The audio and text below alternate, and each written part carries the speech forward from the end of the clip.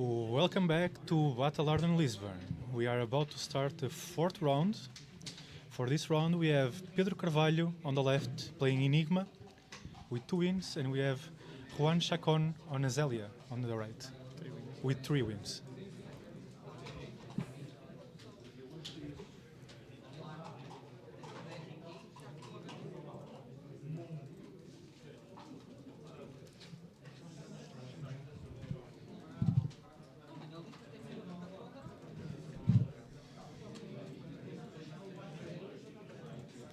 Yep.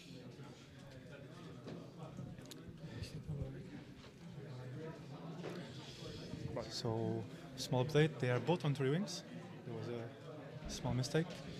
So we hope the camera now is working better and we can all see the cards correctly.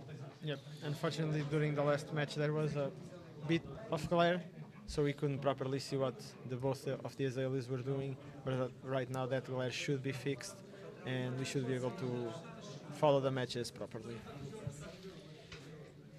So, Azalea against Enigma. What do you think about this matchup, Nuno?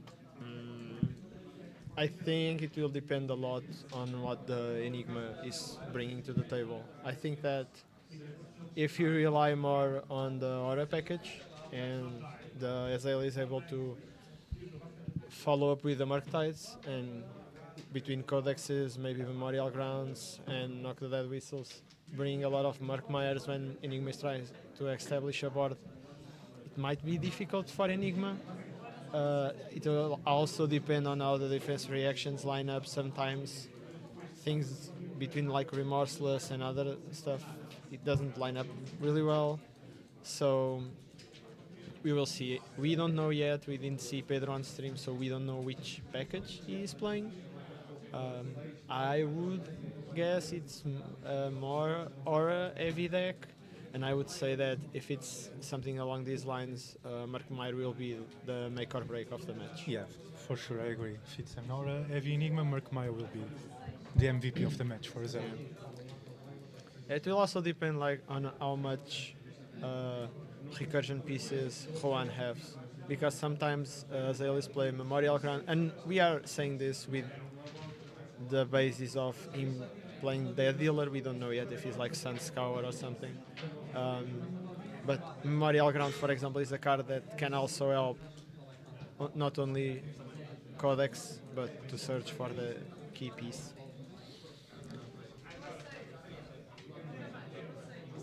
For those that just joined, this is the fourth round of Battle Hardened Lisbon, the first Battle Hardened in Portugal.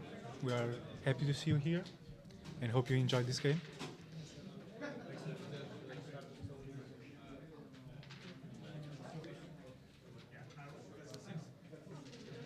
I think Pedro won the dice and chose to go first, which makes sense for me. You don't want to allow Azalea a free arsenal plus maybe a free dominate and some free damage. Exactly, a free activation of cross rep depending on the lists again. So it makes sense that Pedro wants to go first, maybe establish a board, and then if Juan is not able to find the specific answers to the start of the game, maybe take it away from there. One thing that Pedro might have an advantage if he goes first is Ace Bending or Shimmers, because both are extremely hard to deal with for Azalea. You basically have to sometimes throw away your old turn unless you get a bolt and shot into a second arrow, and even then you're trading one resource and one card for an arrow, which is not what you want to do. That has been historically the main problem of Rangers against Illusionists, is the Spectre auras that you need to spend a full card on it instead of just swinging your weapon like most heroes. We also have to see, I think, like if Pedro has tech-ish against Azalea, so if he's packing Warmongers or not. Let's see what the hand piece for Juan is, because Bracers was a very good or a better answer to the blue auras that stay on the field than bolt and shot into reload, for example. But having to play around Warmongers, there's a high chance that Juan is playing the long arms. I think Ruan should be playing the long arms for sure. At least Yeah. the Azalias that we have been seeing all play the long arms. It's one battle worn also, so that is always there, and possibly playing around the warmongers for a full turn is really good. Yeah, and we don't have access to deck lists here. There might be even Azaleas which are not packing other arm pieces besides maybe long arms. So we will have to see. I would say they would still pack bracers for Arcane Barrier. Probably, Because yeah. Kano is still a thing and there's Kanos on the field.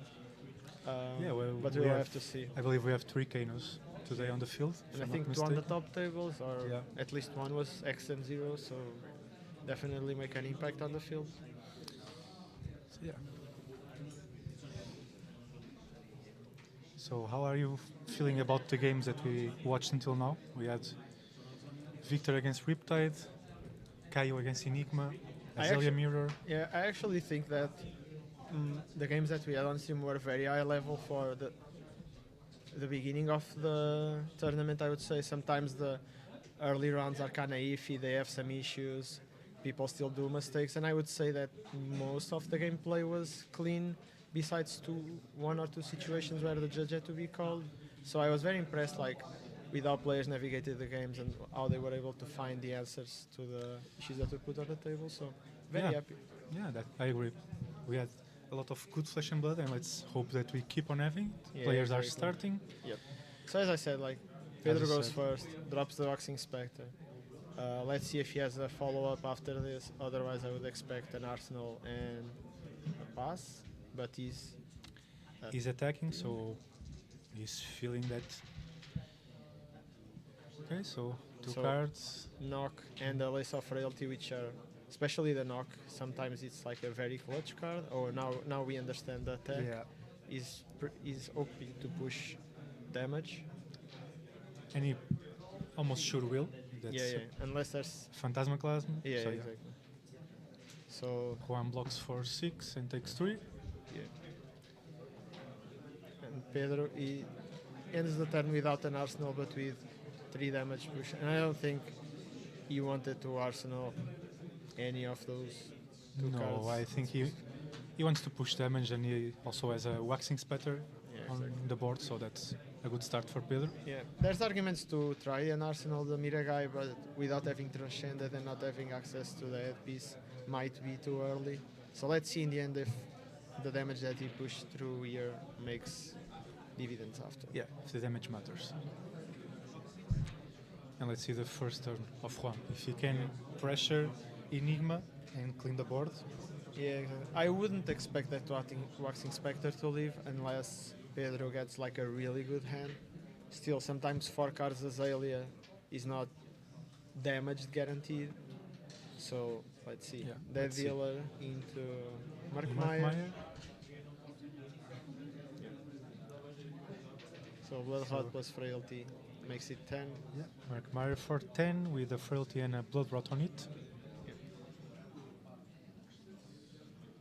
So I think Pedro has a Transcend card in hand, which makes immediately like the blocks kinda rough. Yeah, if he has a non-blocking hand. So there's a Rage Spectre, there's Rising Sun New Moon, if I'm not mistaken, is the last card. But he has a sync below, I believe, so He could still block 10. he could fully cover the 10. I see. But do you want? That's the real question. I'd say so. You prevent a Bloodhot. You, It's true. It's in theory, save 3 life because the Waxing Spectre stays alive. And you get to Arsenal a Transcend card. So Yep. I think this is basically your plan. You develop your future Transcend with putting the card in Arsenal. You basically save 5 more life if you count the Spectre plus the Blood Rot. Yep, true. And from the cards that he used to block, I don't think it would make much of a difference playing them. Like you don't have a window here to play the Rage Spectre and attack. So Pedro chose to attack with the Waxing Spatter instead of saving the Transcend. Probably not valuing having the Transcend in Arsenal as much as you would think. Yeah, it's always tricky to Arsenal cards against Azalea because between Lace of Inertia and Seek and Destroy, there's a lot of effects that disrupt your Arsenal, and like we see now. Like we see now, Seek and Exactly. Destroy and Bolt and Shot for 7 go again, Yeah. reload on it, Yeah. and the Seek and Destroy on it. Yeah. So it kind of makes sense because he might get into a situation where he cannot transcend, but cannot also use the card on Arsenal. So just pushing the damage and Yeah, it's 4 more damage, so yeah. Azalea is taking the damage till now, so... Yeah. And we probably will not see Juan blocking a lot in this game until Yeah, I he's don't expect forced to. neither. Yeah. So, Unless there's like a Yes. random command and conquer that threatens a key piece on Arsenal or something. I or don't he has expect. an extra card, let's say. Yeah, If he has a hand Too with many a lot of arrows, arrows. exactly. So, yeah. So this is coming for 7. Yeah, Uh, 7 go again with the unit of Seek and Pedro Destroy. doesn't seem to have a clean block here, but he has an unmovable. So he might be thinking about playing the unmovable here.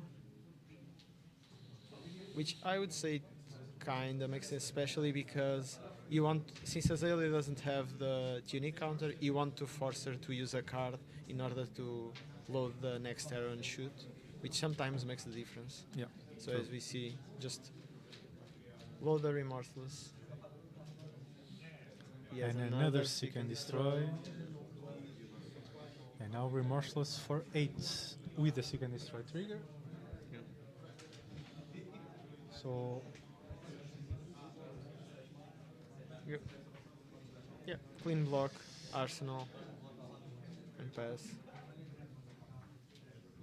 clean block, no Arsenal, I believe. No, Arsenal from. From Azalea. Yeah.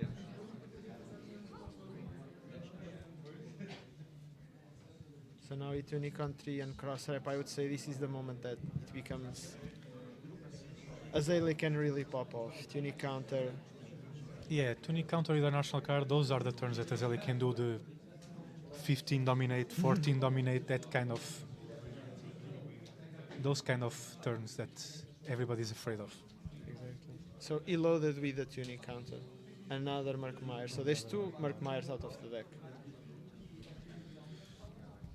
But like you said, Codex of Frailty is there, maybe Memorial Grounds is there, so Murkmire can come back from graveyard at any time.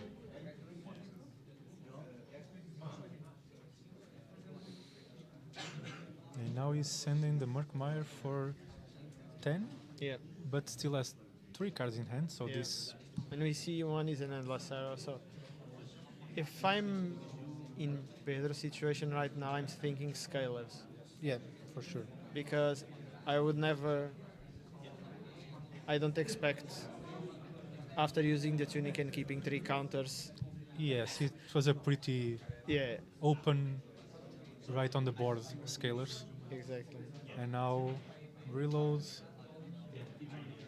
and it's an endless arrow for 10 with an inertia on it. Yeah. So I think this is the moment that Pedro wished he didn't put the Rage Spectre in front of the Murkmire, especially because there was no one hits attached. Because now, if the endless arrow hits, there's not only an inertia, but you are allowing your opponent to have another arsenal card. Yeah, an arsenal card in endless arrow. Yeah. And Pedro took the 10 damage, Yeah. so let's see what he can do. So I would say a very guided turn by Juan sent a big enough arrow that would threaten Pedro's life total, got a card, then make sure the on-hits were there for the next arrow. Yeah, it was a pretty good turn from Juan, and let's see Pedro, he goes for another Wax Inspector for 4. Yeah, so there's no pitch left, so I imagine this is a blue aura that he's going to follow up with. Oh, using the tunic counter for the miraging metamorph. Perfect. So my understanding of what Pedro is trying to do is trying to kinda race, right? Yeah, looks like he's trying kind of race Azalea. That it can work if you force Azalea to start blocking with cards from the end. The power level of the deck goes really low. Yeah. in some turns. If you have to block like with the pumps, then your arrow is just a normal arrow. That's not what Azalea wants to do. Yeah. But he's also taking some damage for that. So let's see if it works out for him. Now I can imagine, depending on the hand, he could search for the third Merkmeyer of the deck to make sure that he cleanly sweeps that Waxing Spectre. Yes, Exactly. there is the third Merkmeyer. So Yeah, I was going to say that this is the moment where sometimes Azalea doesn't shine is when you use Scalers and you have an arrow in Arsenal. Sometimes the top of the deck doesn't line up and you get stuck with his hand that has like 3 arrows and 1 pump and you cannot do much. But I guess that knock at least guarantees that you dominate and push through that Waxing Spectre that's on the field. So yes, 2 pumps, dominated Merkmeyer, 4-10 with a Blood Rot. So this is exactly what Juan wants to do in this game. And let's see, Pedro is lining up 1 block. Yeah.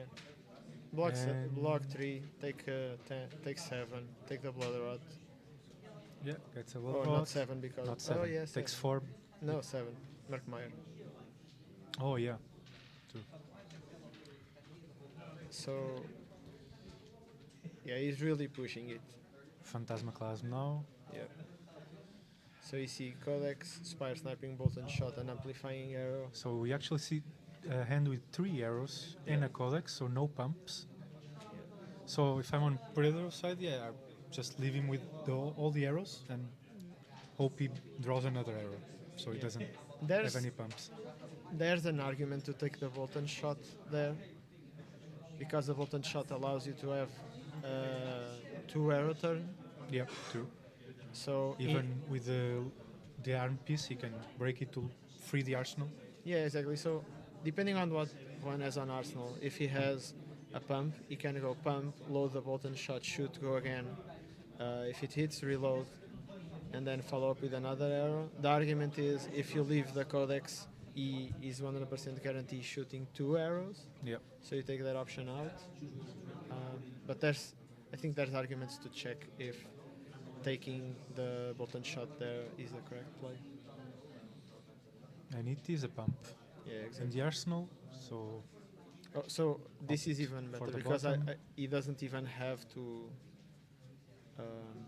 if he wanted to load.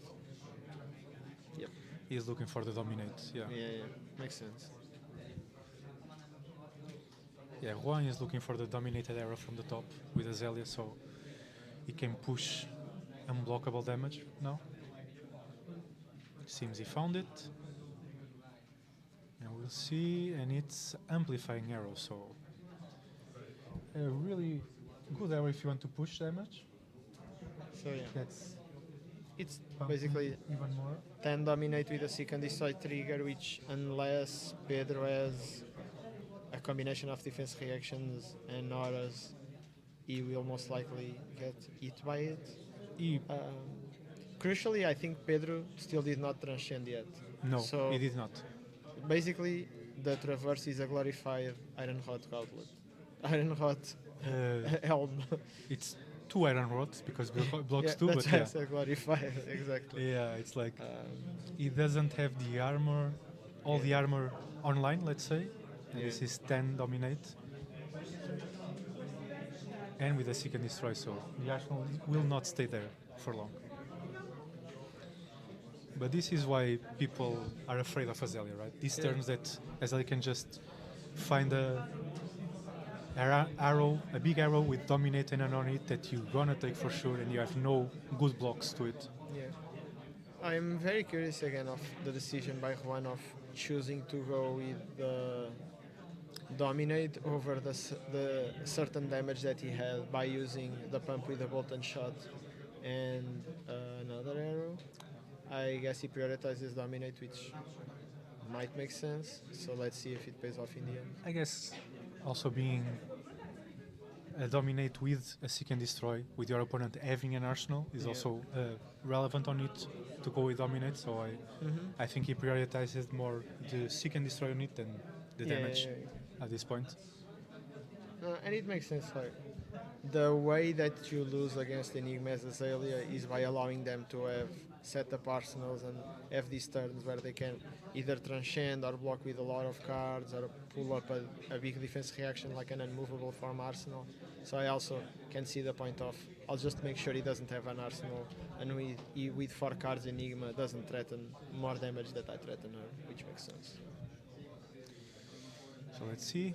Pedro is deciding on the Fate Foreseen opt, and this came from hand, so he still can play a defense reaction from Arsenal if he has it. Yeah, but that again, he didn't use the head. So if you wanted to fully cover this, you need to have a defense reaction and an arsenal plus, and or you could play like a waning vengeance or something. Or, well, he can have a movable in Arsenal, right? That will Yeah, cover, yeah, yeah. but no, seems just a Fate Foreseen Yeah. and taking the damage. Goes down to 8. If effect of Seek and Destroy gets in, and now we are. So Pedro with a 3-card hand plus an Arsenal. Let's see what he can do. He has to do something because... Oh, that's a pummel. Oof. Oh! Okay, so we are seeing what Pedro's plan is now. So, oof. So the immediate pop from Juan on the Mirage Metamorph. In response, Pedro plays the Miragai and gets a copy of it. Okay, so it was a really good turn for Pedro. Play around the popping and getting 2 Miragais, even though they are just 2 counters each because he has no Shi yet. He didn't transcend yet, but still. And now Pedro knows that there are no more Murkmires in the deck, so the only way that Juan can get them is through fetching them on the graveyard. Codex obviously is like the perfect tool for it, but let's see what Juan can line up on this From the turn. top. And is a Ready in a Leisure from the top.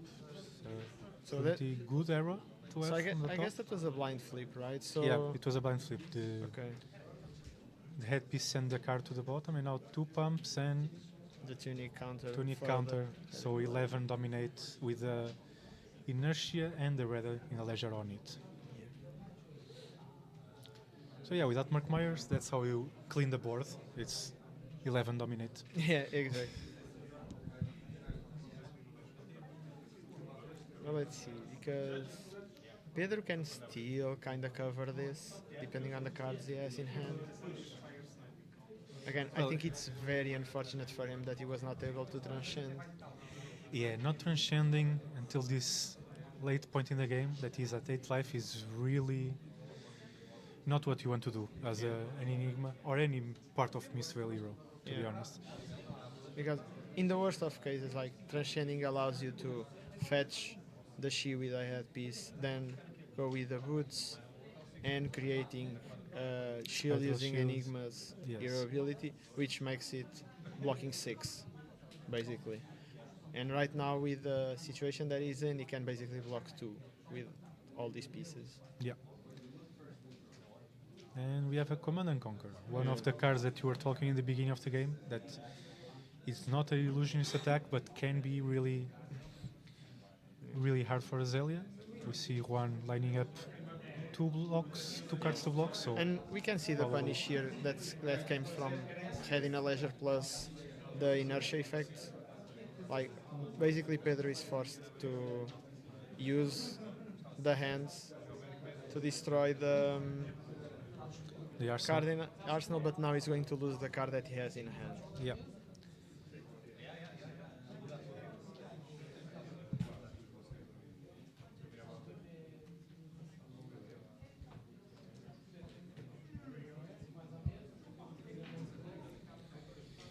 He also couldn't use the card in hand because Ready in Leisure has the on it of only allowing 1 action on your turn. If it's a transcend card, he could use it as an instant just for the effect, but he wouldn't be able to transcend, right? Yeah, exactly. So now, yeah, he loses the card thanks to the combination of Ready in a Leisure plus inertia effect. But he took 3 cards from Juan, so that was No, a yeah, really yeah. good Command and Conquer. Yeah, it's if there was a play that Pedro could do that could get him back in the game, it's definitely this one. Like, he was able to basically trade damage and 3 cards for Yes, 1 One. damage, 3 cards for Yeah. 1 card. And now he has 5 to block. is blocking with the hands because they're gonna be destroyed at the start of his turn. So no point in keeping them. And let's see how he chooses to block. So yeah, just blocking block. 5. Yeah, blocking 5 with a sync below plus arms piece is perfect. If he could have a 3-card hand that could really do damage, I'd say the best thing he could have had is 2 Transcend cards out of blue and a Transcend plus a Miragai. That will be the perfect hand, yeah. But And he's searching for the hand. let's see what he can Let's come see up what with. he can do. Problem for Pedro is that even if he gets the tempo back of the game, Juan is still at 15 and he's at 4. So okay, so Miragai but no Shi for now at least. Another question is, does he attack or does he arsenal? Seems he's going back.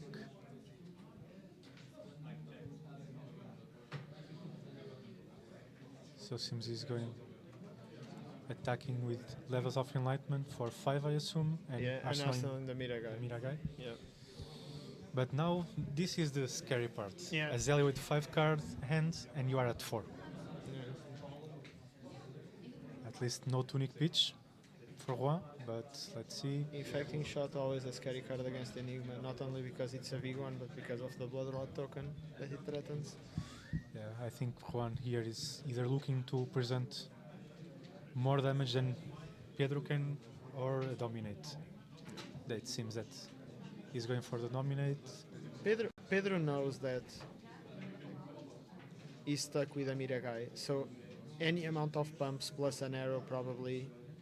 And we see the half love being used for +4, so this will be an endless arrow for 14 dominate, Yeah, if I'm not exactly. mistaken. And So this should be game unless Pedro can show us something really special here. I think that would have to be transcending plus being able to pitch for Miragai boots, and uh, blocking with the equipment. exactly. So Okay, that- seems Pedro was preparing to block with 2 cards, but Juan, remember Yeah, him yeah. that it was dominated.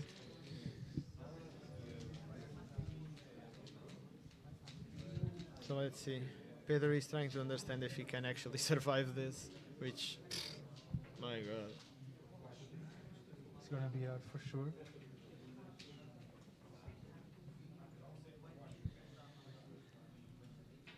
Especially because of one of the pumps is released attention, so he can't play defense reactions from Arsenal. We know he doesn't have one there, but for Juan that surely is something he also considered because I'm trying to understand what combination of cards would get Pedro out of this situation and leave him in a comfortable spot.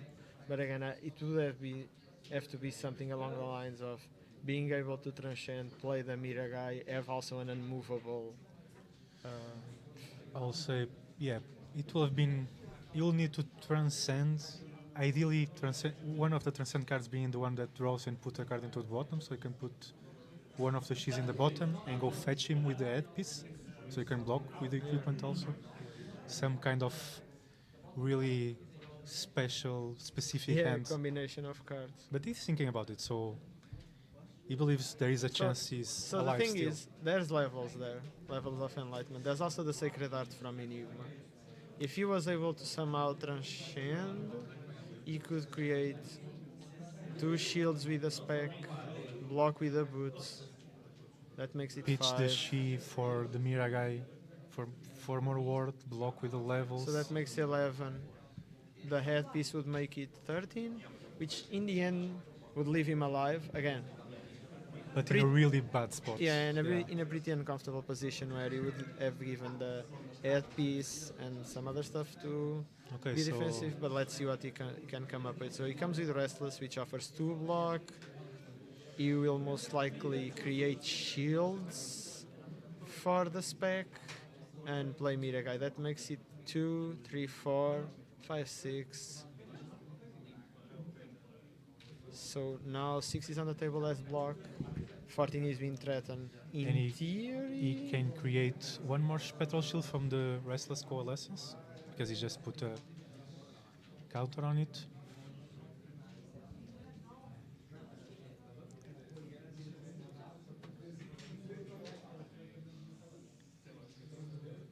So yes,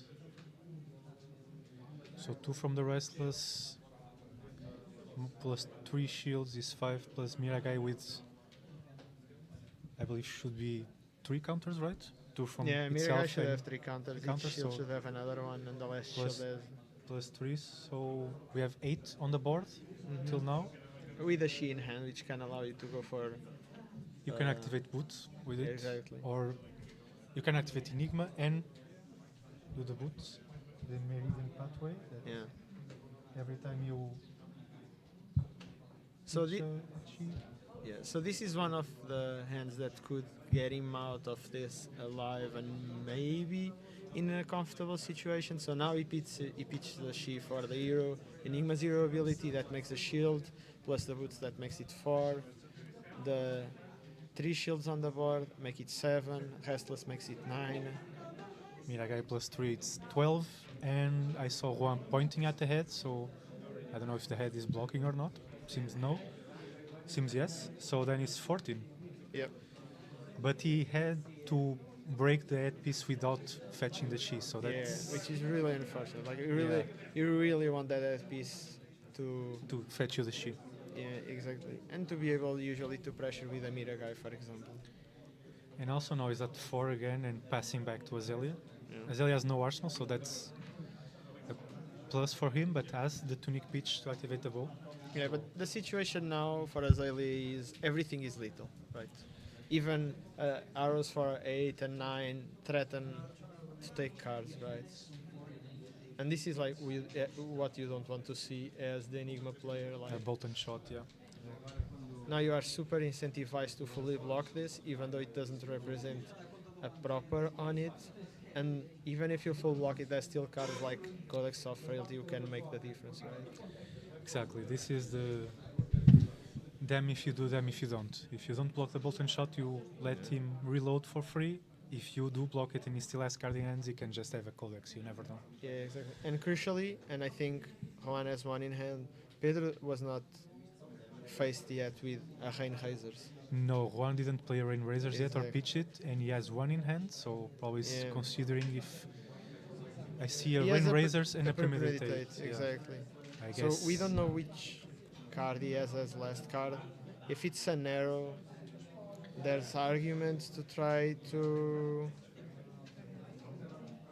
not play the Rain Razors here, to use it as pitch. But And I believe it is an arrow. it's complicated because if I'm Pedro,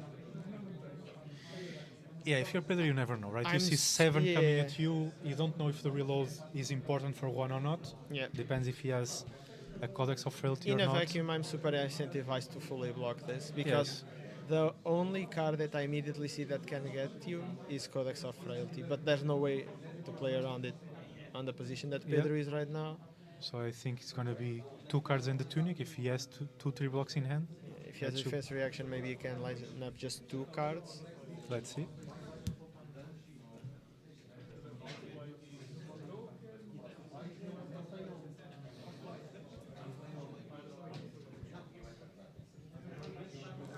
Seems he's going for 3 cards. Yeah, so I think 2 Miraging Metamorph and 1 CNC. So he fully blocks it again. Stops Juan's turn. and now- plays around Rain Razors that we were talking about. Yeah. But this turn is again just pass. Yeah, but this is the issue, right? It's repetition. Like Yeah. now you're facing 5 card hand Azalea with Activating the headpiece to find the dominate of the top. exactly and the Rain Razors in hand, which every like bolt and shot, 2 arrow, etc., makes it so tough for Enigma to survive. But let's see. Ooh, and he's a battering bolt from the top with dominate. So Now he needs to pitch for it. That's the only issue in these lists with battering bolt. Is it's such a costly arrow. and he has to that- pitch 2 cards because he had 2 red arrows in hand. But even then, is a 9 dominate. Yeah, exactly. It's presenting little, depending on the card that's on Arsenal, right? Yeah, and he still has the Rain Razors to make it an 11 dominate. So Exactly. for And Pedro to leave, he has to block 8 yeah, in and total. maybe there's no chance that Pedro can play around the Rain Razors. So he has to pitch, unfortunately. 2 red cards for an immovable. Exactly. So blocking 9. Juan opts to keep the Rain Razors in Arsenal Yeah. for the next turn to activate the headpiece again. Skull on cross wrap. Yeah, but it's inevitable, right? Juan will find eventually the kill, unfortunately. Unless there's like a really bricky hand where it's like pump on top plus 4 pumps in hand, like he sends the cards to the bottom, sees another one, something crazy along the lines. Yeah, Pedro is hoping that Juan really bricks. It can happen because he doesn't have the gloves again. So Yeah, if he finds a okay, but now it's so it's 13 with 2 blood rods and an inertia token. Yeah. So even though it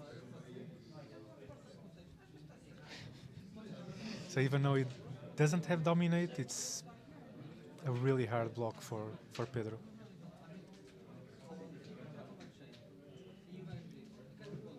Let's see, we cannot see the card that's under the Fate Foreseen, so we don't know. Yeah, I believe it was a Enigma camera, so it's a 3 blocks. And under that is another 3 block. I believe so. So I think Pedro at the moment is blocking 10, but that means he's taking 3 plus the blood rod. So either needs to block something more or have a blue in hand to pay for the blood rod to not die. Okay, so comes sync. with another direct. So I think even Fully though blocked. Pedro is in like a precarious position, I think the defense reactions have been lighting up perfectly. Yes, for sure. Now the defense reactions have been lining up, but again he just passes back and Juan again. Here we are again, Here right? we are again, yeah. Unless Pedro can do something, and we already know that the Arsenal card is not a card that he can play by itself. He needs something else to do it. So it's possible that one can break, but Pedro is gonna need to pray to the Fab gods so that happens. There's like a really awkward world where Juan gets fatigued, but I find it really fetched to happen. Well, It can happen. it can still. happen.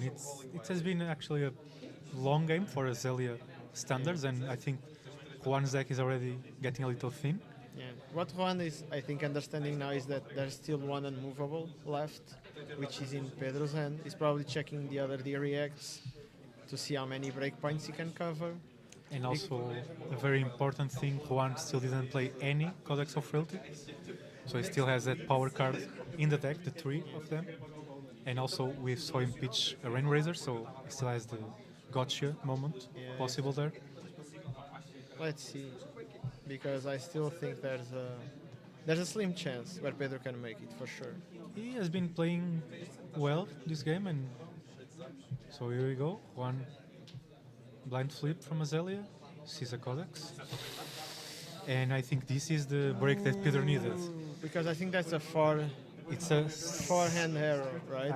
I believe so. I think Juan has a four arrow end plus a Codex from the top. So this is the break Pedro needs to turn over the game. So Let's see. Because yeah, I think it would be super clutch if Pedro didn't have to spend unmovable here and could put it on Arsenal, even though it's risky because release attention and remorseless and whatnot.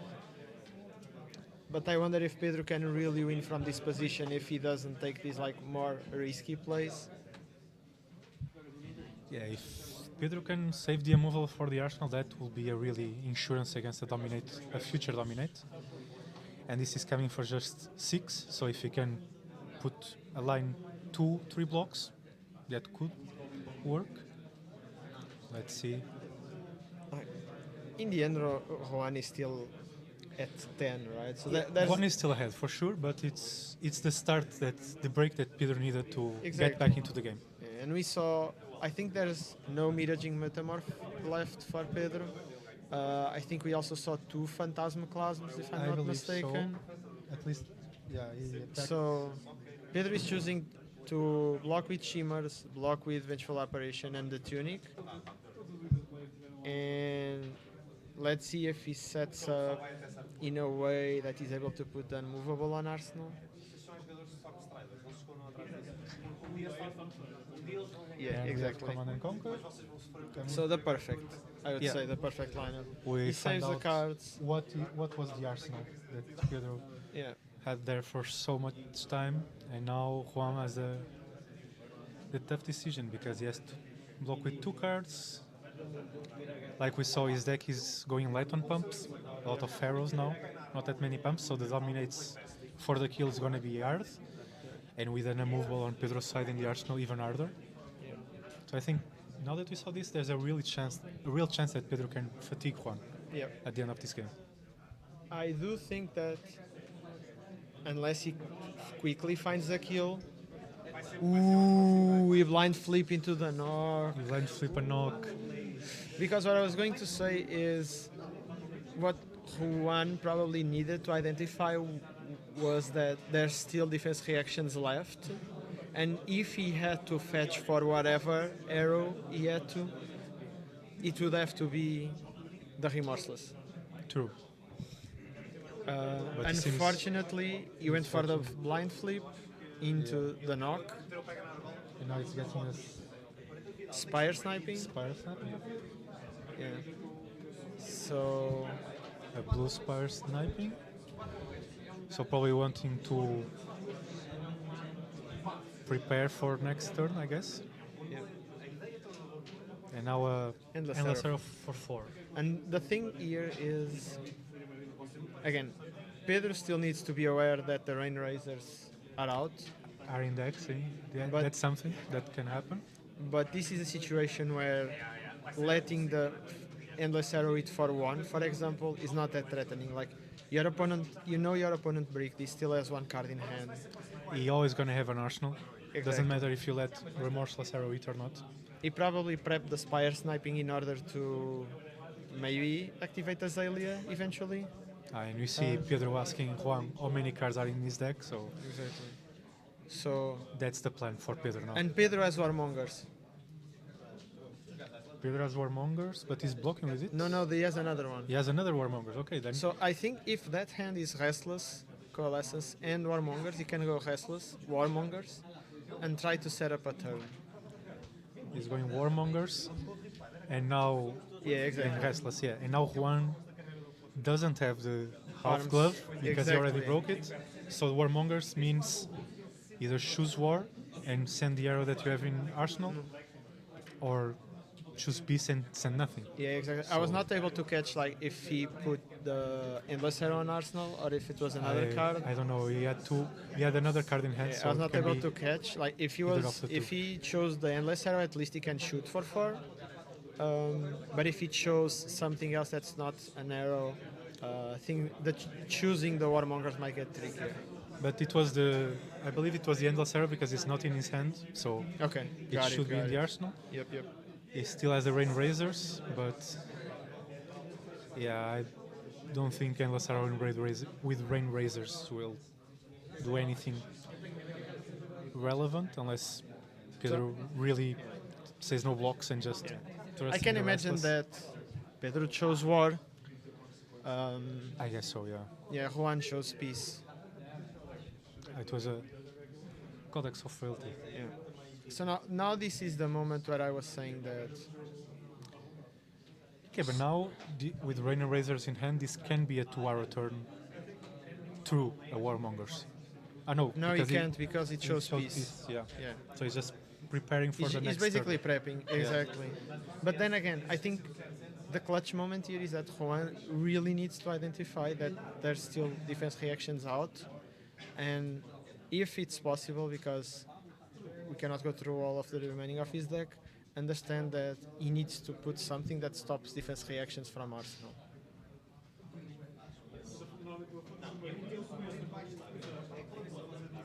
So I think Pedro, in this case, will just choose to shoot the biggest attack that he has in hand, most likely an Enigma Chimera or something. Oh, he's choosing the second Warmonger. So if he goes for Warmongers here, that means that it shows peace. Ah, yeah. And he's transcending now, so you can activate Enigma with the chi Yeah, still. and You do can, one more shield, so you can yeah. start to do some more board presence. Yeah, And I think if Pedro ends up in a situation where Juan doesn't have a clear choice on what arrow he must get between Remorseless and Markmeyer, it's a pretty good position, right? I'll say yes, and also as we saw, Juan's deck is mostly arrows now, so the big dominate for little will not be easy to find. Yeah.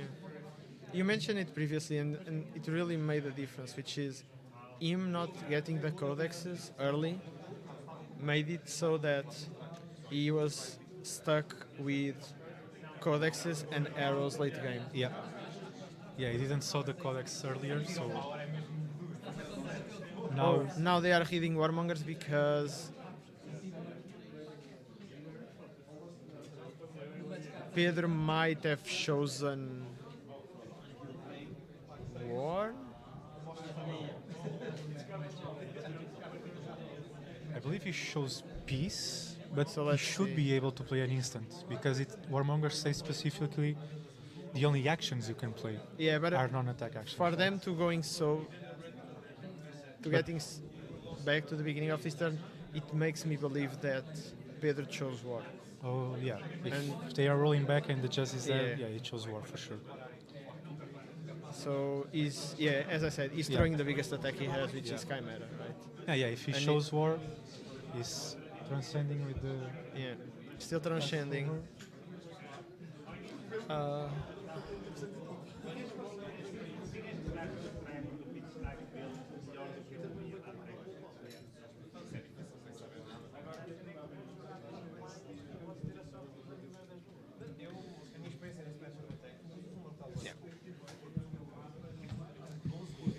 So yeah, Pedro sends an Enigma Chimera, Juan takes it, and it's 4-4 now.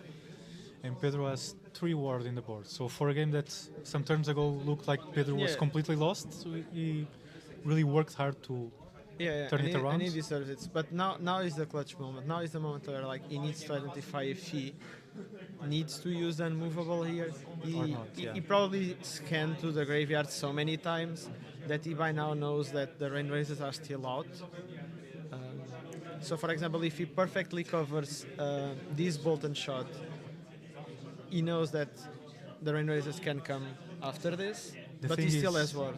Yeah, that's the thing. He has 1 shield and a restless that has ward 2. Exactly. So he can block with, if he has 2 block trees in hand, he can just block them- 6. Yep. If the Rain Razor comes, he's still blocked by the restless plus the spectral shield. But I would now be curious to see in Juan's deck, or in this case the Juan's graveyard, if he still has Remorseless and Release the Tensions. Because from my understanding, I think he has a Remorseless in the deck, which if Pedro doesn't use the unmovable now could really punish him. Okay, so Pedro seems he was thinking about using the whole ward, but he's thinking again. Okay, oh, okay, he has the double chi transcend, sending one of the chis to the bottom. Yeah. We don't know like the rest of the content of his hand, but I can imagine by the way that he sequenced the things, he can just basically transfer this she to another thing, basically. And yeah, that's exactly what he did. And this is perfect for Pedro because he found the tree block that he needed. So he's not only able to transcend, but also able to filter the card from his hand, which probably now makes this block way cleaner because he's going to use the tree block that The he 2-3 drew blocks plus the spectral shield, to block this card. and Exactly. even if Juan sends the Rain Razors, Yep. he's still covered. Yeah. So the Yeah. hand raises is covered by the coalescence. Now Juan's gonna activate that dealer. Another Bolton shot, draw. and I believe it's 2 Bolton shots in hand. So Yeah. So this Bolton shot is coming for. 4, if it's the red, I believe. It seems a yellow. Seems a yellow, so could be for 3. Yeah. But I think it has rain razors attached, and then So again. it's 5. And Now the question is, does he fully block this? I believe he has to, right? Because the rain Yeah. razors, you don't know what could come from there. Yeah. So yeah, fully blocks. Juan seem to have arsenaled another Bolton shot, Yep. and he has the other rain razors in hand, so he's lining up another multiple arrow turn. Yeah. But that spectral shield is gonna start to be lethal from now on. I So think now is the moment. Now is the moment where the game breaks or breaks. The rain razors is in hand. The Bolton shot is on arsenal. I think, There's not too many cards left in the deck, yeah, so I think if Juan can take the hand plus the shield of Pedro, then it's gonna start going bad for then him. I would say it's game. Yeah, Like, because the spectral shield is gonna start taking one card from one hand every time. yeah, And yeah, you can see the deck is almost at the end. yeah. So now this is the make or break.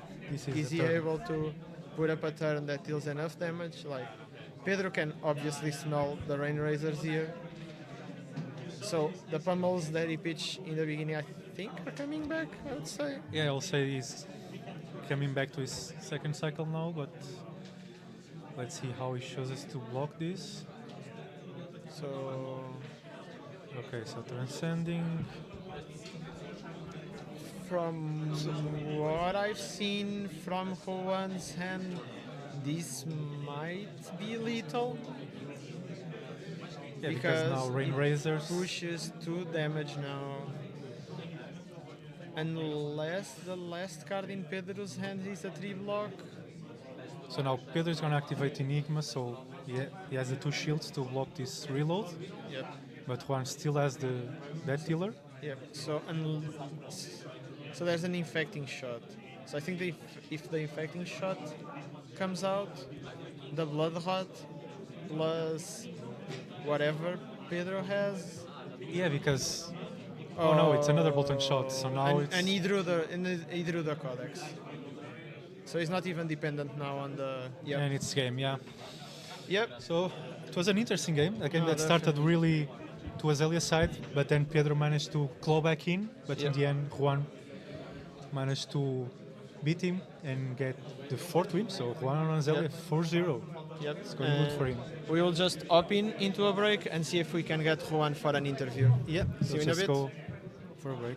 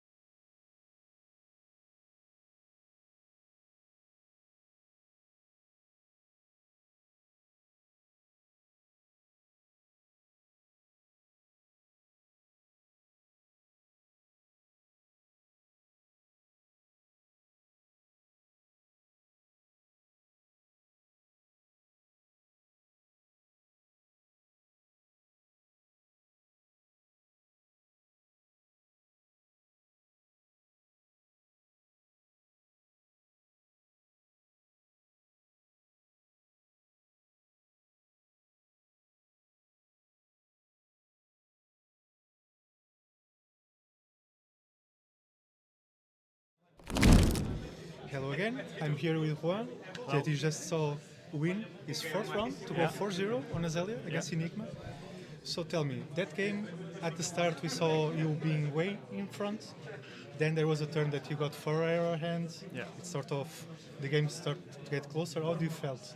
Yeah, I mean, it was a really strange game because I started like drawing a lot of pumps, so I knew that I was gonna have like these turns of drawing 4 arrows and doing really little things. So I just started to pitch stack bolt-on shots and ring racers and say, well, if he tries to fatigue me, I'll just kill him with this at the end, and that's And how that's what it went. happened. Yeah. As we saw, I believe that was the last ring razors. Yeah, that was my last ring racers, but that turn he was dead for sure with codex and all that stuff. Nice, and so you are 4-0, you are Yeah. way ahead to make top 8, and let's see what's gonna happen next. So, have you been to Portugal before? Are you liking it?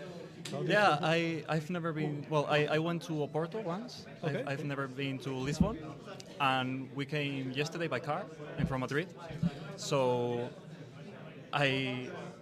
if I was doing top 8 today, I was not gonna play tomorrow. So I guess tomorrow I'll be visiting the city because Makes sense, yeah. Tomorrow Yeah. go visit the Yeah. city, and today you are really good to make top 8. Yeah. So maybe just for the persons at home that don't know the matchup well, how do you think is the most important part for Azelia to win against Enigma?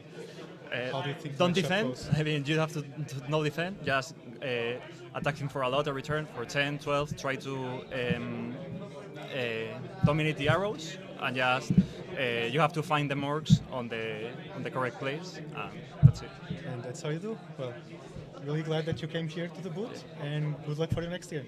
Thank you. Nice to meet you. Nice to meet you, and see you around. And now we're gonna go for a little break. Stay tuned for the next round, the 5th round. Today we're gonna have 6 rounds and then top 8, so almost at the end of the Swiss. See you in a bit.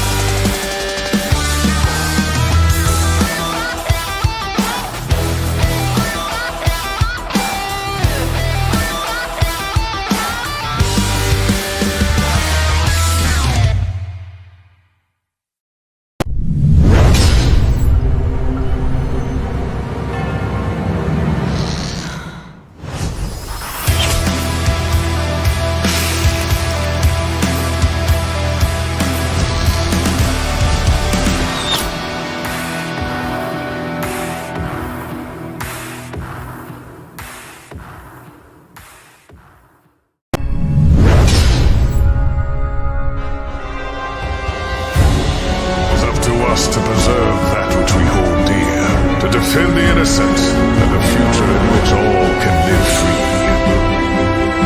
Bravery is born of the light.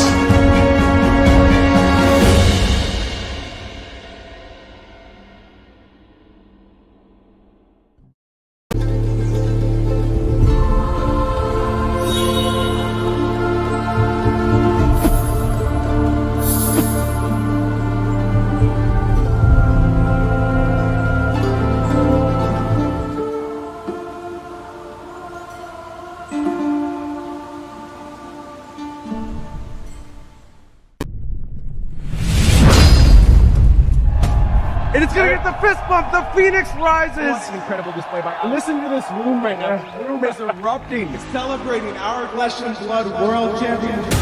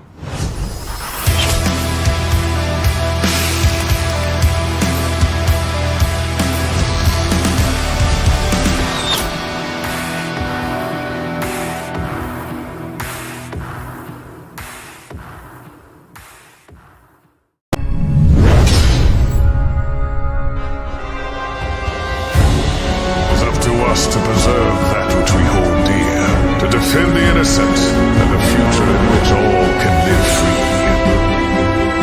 Bravery is born of the light.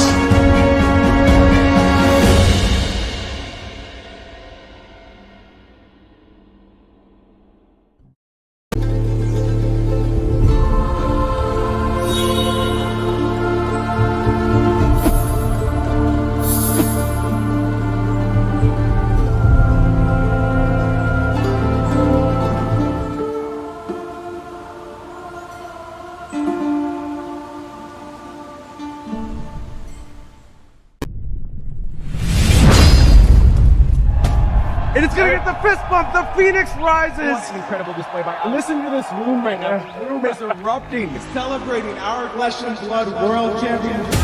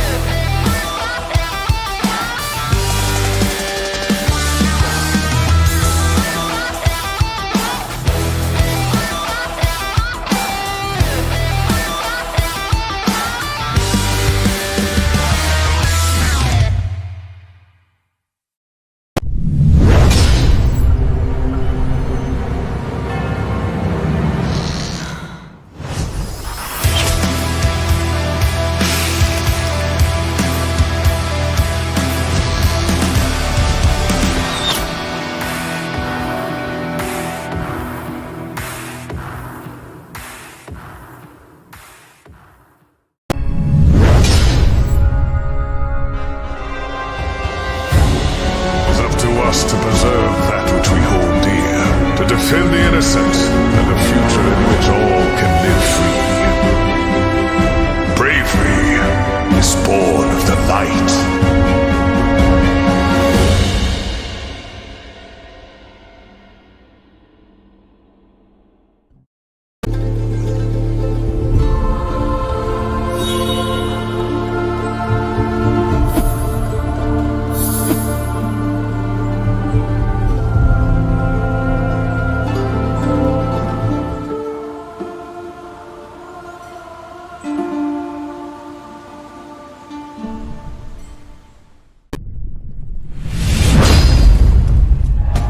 And it's gonna get the fist bump. The Phoenix rises. What an incredible display by. Listen to this room right now. The room is erupting, celebrating our Flesh and Blood World Championship.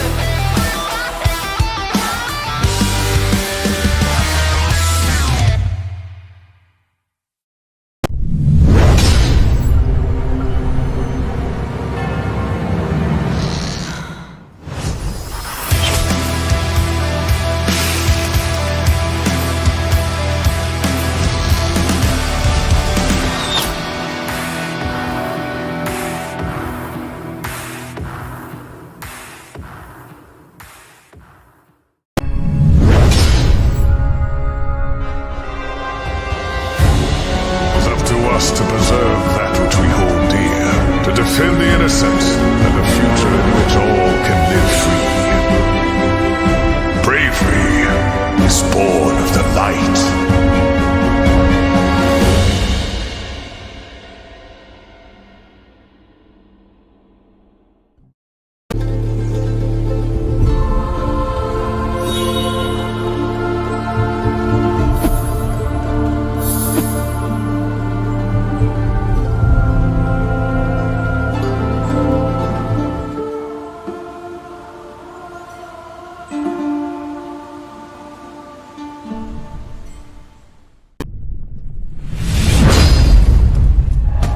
And it's gonna get the fist bump. The Phoenix rises. What an incredible display by. Listen to this room right now. This room is erupting, celebrating our flesh and blood world champion.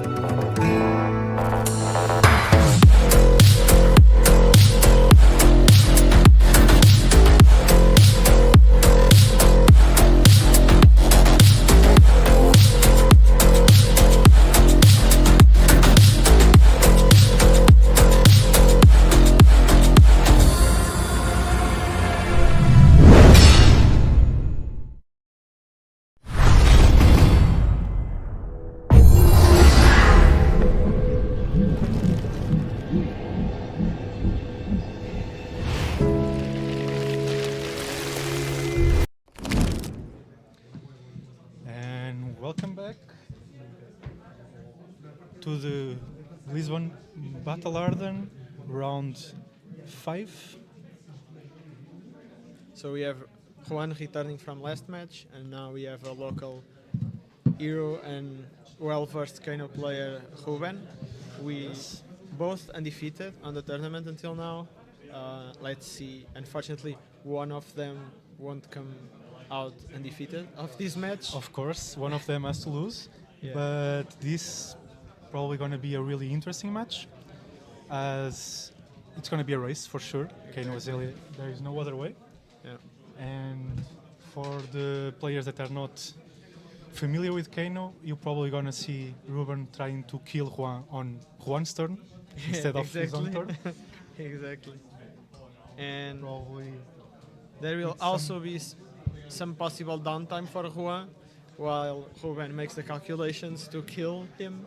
So yeah, these Kano games are a bit weird or a bit different from the normal Flesh and Blood game, Exactly. because Kano deals only arcane damage and also has this card that is on screen, Wildfire, that attack. It's for 4, and if it hits, it pumps every other arcane damage spell on that turn if it was played on your opponent's turn. Exactly. And So that is the combo play of Kano, and that is the main tool Kano has to beat his opponents. Yep. And now, hopefully, people will get more familiarized after Rosetta releases with the Wizard gameplay, because previously we had Icelander, which unfortunately is a living legend, but now we'll have 2 new Wizards, which will... Obviously, they won't play the same, most likely, as Kano plays because of the hero powers, but it will still deal arcane damage. It will probably still incorporate some of the mechanics and ideas that Kano has. But let's see. The set is almost out. Probably Yes, shift the it's meta. gonna. So I believe the pre-release event is next weekend or the week If I'm not mistaken, the world premiere is next weekend. is next weekend, and and then the pre-release is the events weekend are after, after that. Exactly. so the world release is in Tampa by this time. Yep. So if you are around, you can go there and see and play with Rosetta cards for the first time ever. Exactly. We already had some cards spoiled that were really interesting. Some for Wizard, like you said, and some interesting for Kano. But for now, Ruben has no access to those. Yeah. Yeah, I saw a lot of like blues that my be the replacement for some blues that Kano plays. Some Yeah, zero that's true. costs and Yeah, one zero cost. cost blue that blocks 3 is the bread and butter of the Kano deck. Yeah, And we got some that look to be really good in the new set. yeah, exactly.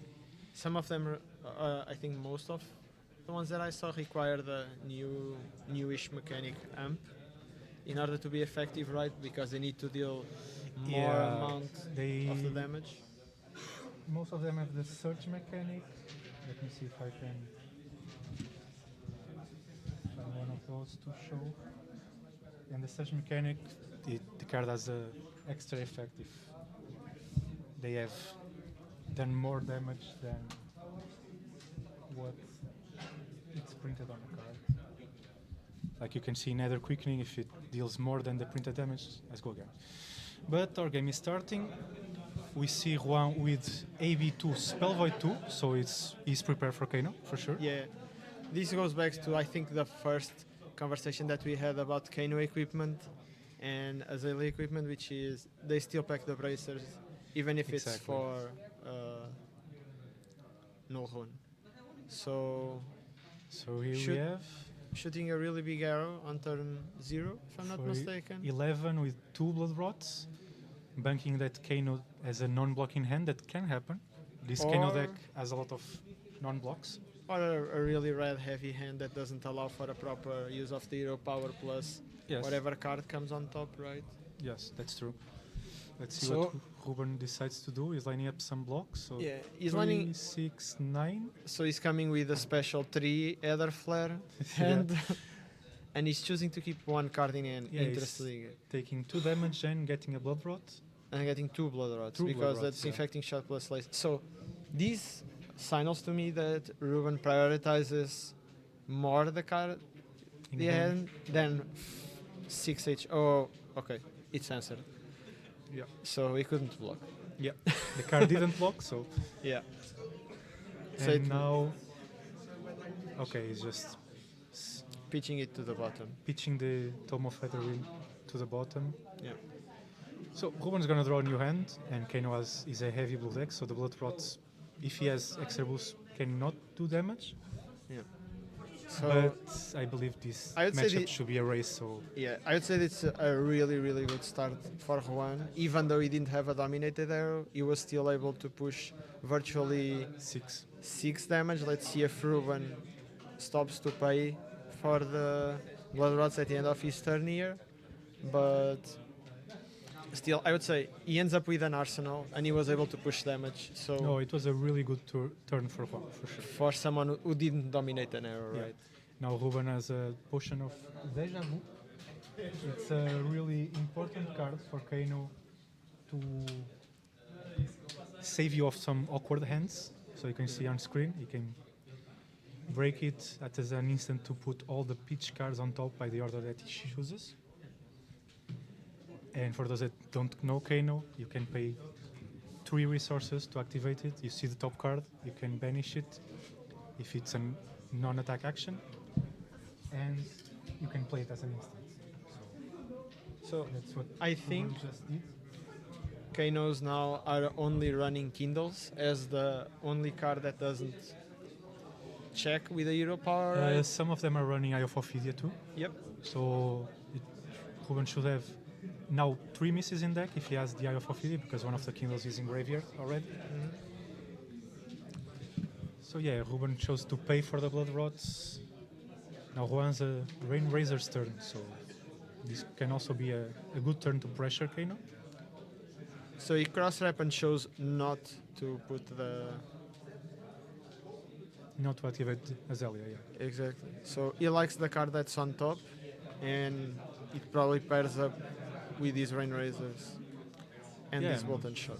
When you have Bolt and Shot, that's always a good start with Rain Razor's turn. It's a Uh, multiple arrow turn, so So I was going to say, like, if he already used Dead Dealer and kept the cards, he was signaling Codex, and we can see by his hand that he has 2 pumps plus the Codex. So most likely what will happen now is just drop the pumps, Codex, get the Infecting Shot, play the Infecting Shot, and see how Ruben responds.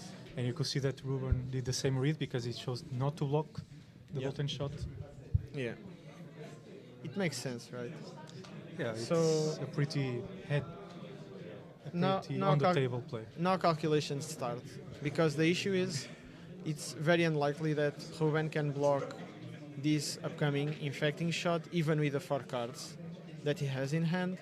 So now he needs to think, can I deal damage? Because Juan has 1 pitch left and no cards in hand, right?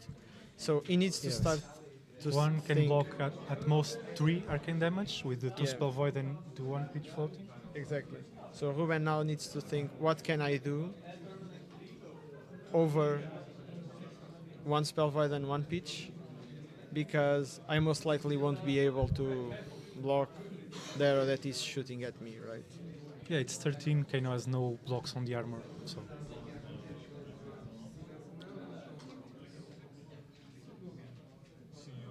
But it's also an arrow that is not lethal, so if Ruben sees a chance that to. Okay, so. It's nice. a 4 red, 3 red hand with a potion. No, it's at least Sap at and- least one. At least he activated Kano twice, so at least 2 blues were in there, or 1 red So I and saw 1 yellow. Sap and I think I saw a wildfire. Maybe there's one out, so now he goes Kindle. So he's The resolving Kano will the resolve. wildfire. Can't see the other one. It seems like a tome. Yep. Yeah, it was a yellow. So, and this is where Kano is scary, right? You start by revealing wildfire. That is a Wildfire, card. possibly pumped by the Kindle. Yeah. 2 pitch still on the air, and now it's up to Ruben to make the calculations for how much damage can he pull off on this turn. So the wildfire will always be blocked by 3 from Juan. So at base it will hit for just for 1 plus 1 from Kino. That's 2. If he can find a pitch to use the weapon, it's 3 from the wildfire. With Metacarpus, it's 4. And 4 starts getting scary because depending on what Ruben finds and what he has in arsenal. Ooh, we're now activating Kano with Eye of Ophidia. So he's gonna opt twice before resolving the Kano. So here, if Ruben has the Blazing Either in arsenal, the combo finisher is looking for the middle spell of the combo. Because the combo normally goes Wildfire, then some other spell, and then Blazing Either.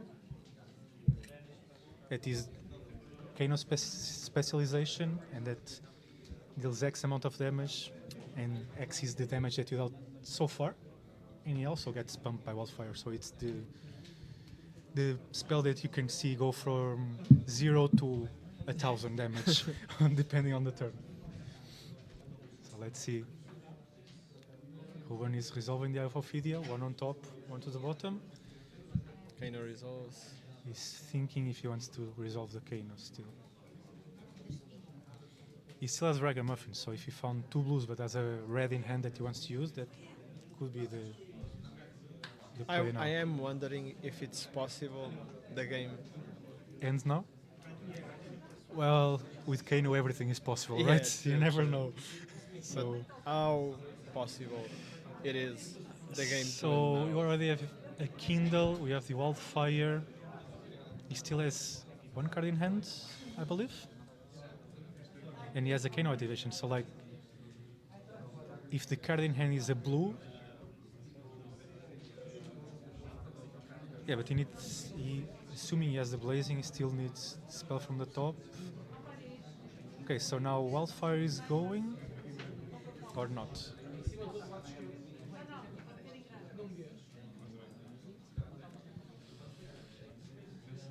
Okay, so Wildfire is going with the Metacarpus pump. He's thinking. He's thinking on the Metacarpus. He signed all the Metacarpus trigger on the stack, and now I think he's thinking if he's going to pay for it or not. Yeah, that's the thing. Like, he has 2 pitch floating after playing the Wildfire. He has the Kano already on the stack for the second spell of the combo. And assuming he has the Blazing, he needs the boots to play that, but he can. So yeah, Wildfire is going for 6 because of the Kindle and the Crucible, and Juan can block 3 of it. with the pitch floating for Arcane Barrier and the 2 Spell Void. Yeah.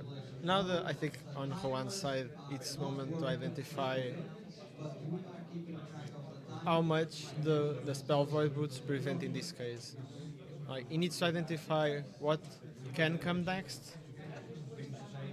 Exactly. So he's choosing to take 5, only preventing 1 and keeping the boots. So what I think Juan is thinking is, I will not die from whatever. This is not the time that Ruben kills me. Yeah.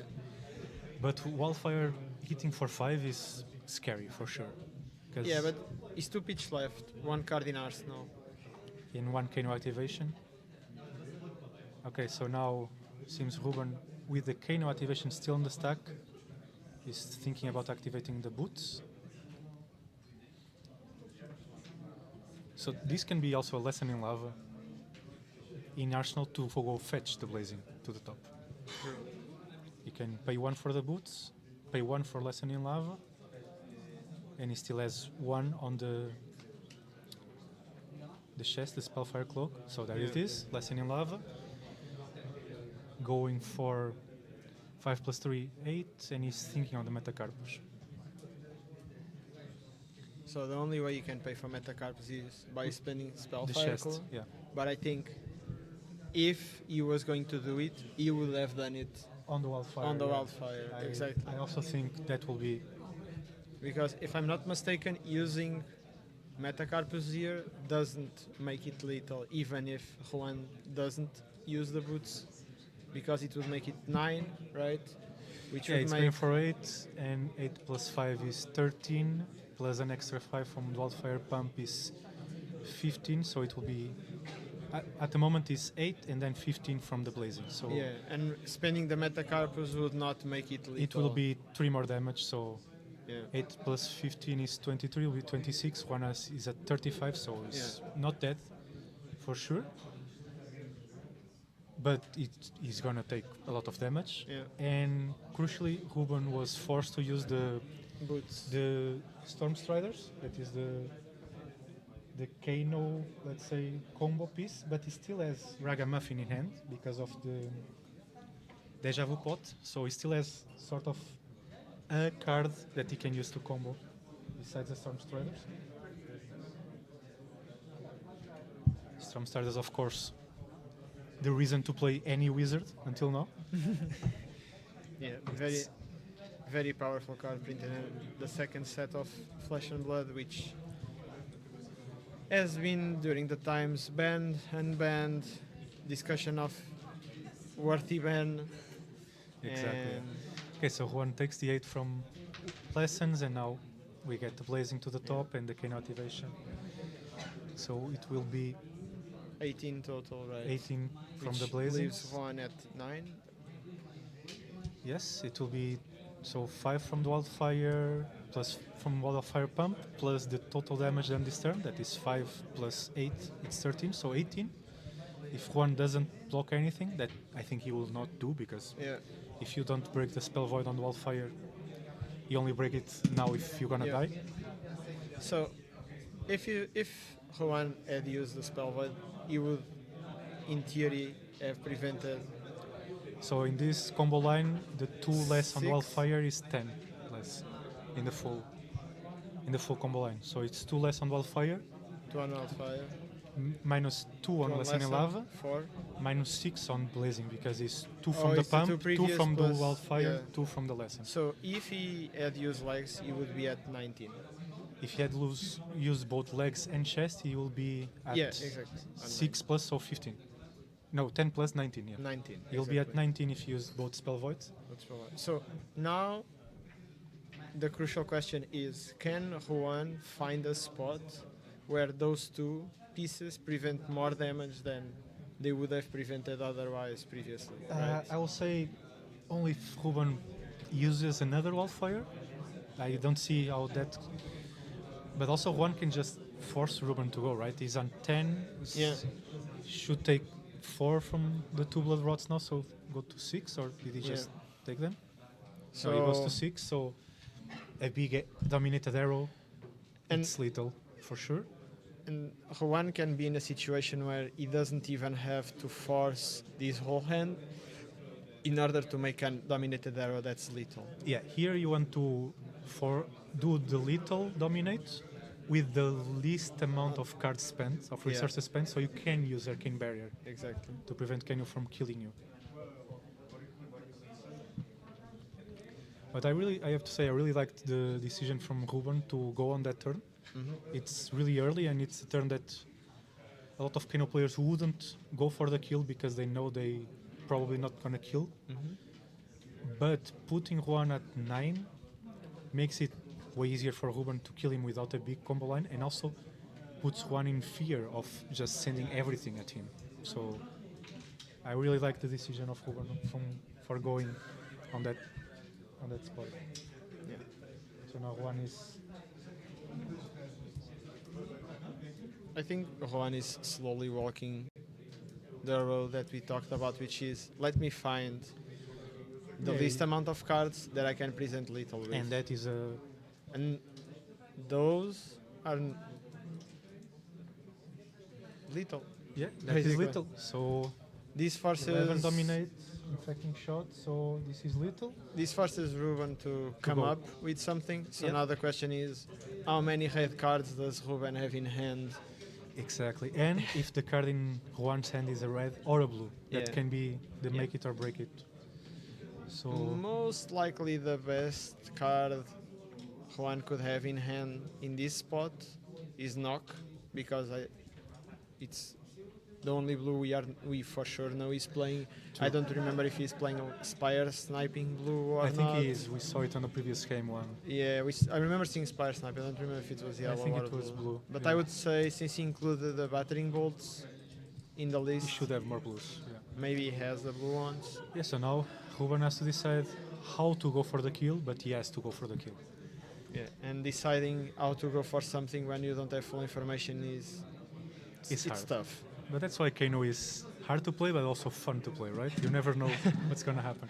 You never know if you are going to win or not. So Ruben has at least one red and probably another red in hand to use Ragamuffins. Spindle is a good way to start, I would say, but it requires a lot of resources. Yeah, it's a good way to start, but it's a lot of resources. So Like, unless Yeah. he has two blues in hand to try to follow it up. but that's With the the thing. Kano activation? If he pitched like he did, he pitched a red card for Kano, and he still has Ragamuffin. So I'm assuming he has another red that he wants to Switch. switch with the blue.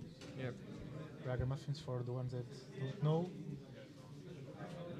is the headpiece that Rainer is playing right now. And if you have only one card in hand, you can break it as an instant, draw a card, and then choose a card to put on the top or the bottom. So what Kano normally does is he has one of the combo pieces, red combo pieces in hand, and he uses Ragamuffins to change it for a blue and put it on top so he can play it with Kano. This is also a combo piece that Kano has on his equipment suite for now. I believe now what Ruben is thinking is if he wants to send the Spindle first before Ragamuffin, so he can for sure get a blue on top. Blue on top, yeah. But he also has to think if that kills Juan. He's also probably thinking about how many resources can he spend on Spindle with the Metacarpus and Yeah, exactly. the Crucible, right?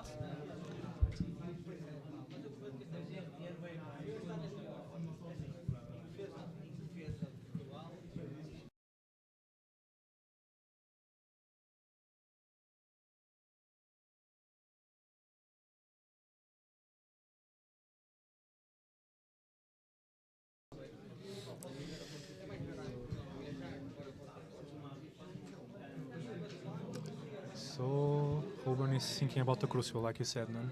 Yeah. That's the thing that happens when you don't play with perfect information is you need to make decisions based on how can I get away with a win here and how much can I spend without screwing myself Yeah, up. I'll say my rule of thumb in these situations is first go through the, let's say, easy, safe route and see if that kills. Yeah. And if that kills, depending on if he has a red, if he has a blue in hand, your opponent. if you're sure you're not gonna kill, you have to take a chance, right? Yeah. It's also something good. Ruben is checking how many tomes he spent because that's a really good card to find with Spindle on this situation. But that's also one of the unfortunate things, and the reason why it's, even though it already, I think we spent like 20 something minutes already, it's still on Ruben's second. No, Third turn, maybe? no, it's on Juan's third turn, Juan's third turn, yeah. if I'm not mistaken, exactly. So there's not much information that Ruben can take out of checking the graveyard and seeing, oh, I have X, Y, or Z on the Yeah. graveyard, because so few cards have been played, so few cards have been pitched. Yeah, it's against Azalea, so it's a really... Okay, so Juan has a red in hand, so that's the Yeah. best case scenario for Ruben. Now he's gonna check the top card. So he prevents the whole Spindle. No, one goes is 4. You prevented 3 with a red and Oh, 2 true, spell true. void. So one goes. One goes to the bottom, I thought he had one floating. and now Let's see. There most likely be a Kano activation into a Hagamuffin's head. I guess, but Activation. He sent the top card bottom. bottom, so I imagine that's not a blue card. Otherwise, he might have kept it. The thing is, unless it's a tome on Ruben's hand, Ragamuff is not gonna save him because there is no card from the top Yeah, that true. can, unless he's playing Sonic Booms, and can like do Sonic Boom into another thing. Mhm. But if he doesn't do that, so Ruben saw and It's a tome. it's a tome, so we have a game. So, So- yeah, this is the exciting part of seeing these Kano Yeah. games. You So- never know when this ends. No, and the thing is, everything is up on the table, right? Metacarp is on the table, Crucible's on the table, Hagamuffin's on the table. He had 2 cards in hand, so there's a bunch of things that literally can still happen. So now he has 3 cards in hand and he needs to send 8 for Juan, and Juan has no pitch left, no spell void, so if Ruben can find 8 damage, he has the game. Let's see, exciting times.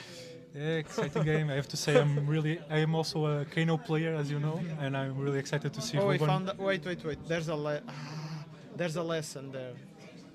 There's a lesson in his hand. I could not see the 2 other cards. So I'm thinking, is there a way you can line up lesson with Hagamuffins and get something? If he has 2 blues and a lessons, he can activate Kano twice, use Ragamuffins to exchange the lesson for another card, and with that card, even if it's a red, he can go lesson, Resolve the first Kano activation, go lesson, get go into blazing, and he's... It But takes that is... 1, 3, and 3, so that makes it So, 6 damage, 7 So- damage. So he would leave yeah, so that 1 line... at 1. Yeah, that line only works if he, Yes. if he doesn't see a red from Ragamuffins. If he gets a yellow, yeah, or If he best. gets a yellow or best, blue from yeah. Ragamuffins, assuming that he has lesson 11, 2 Two blues in blues, hand, Yeah, he needs to not see a yellow, not see a red card from Ragamuffins to kill him yeah. at this point.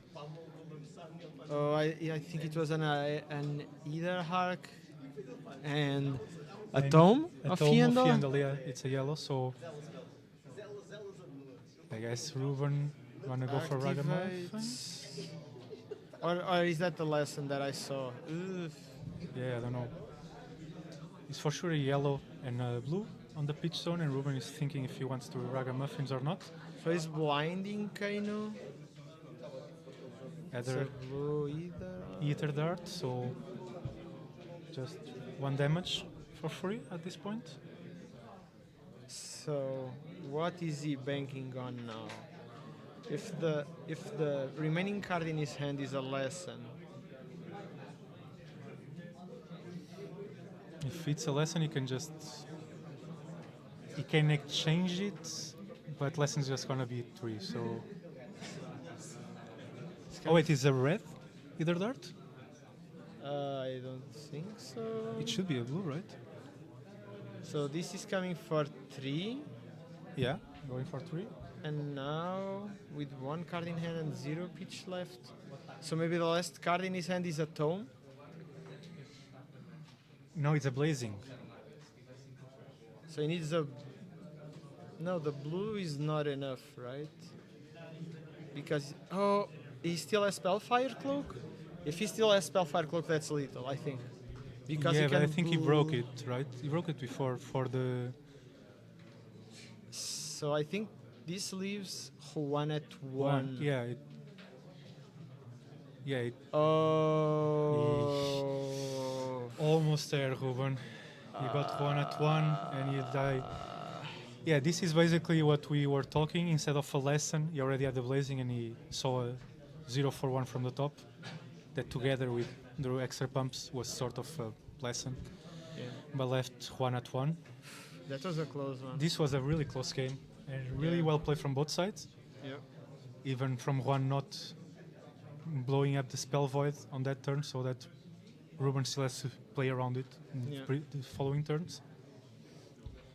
So yeah, that's how the game goes. Kano, sometimes you win, sometimes you lose. That's how it goes.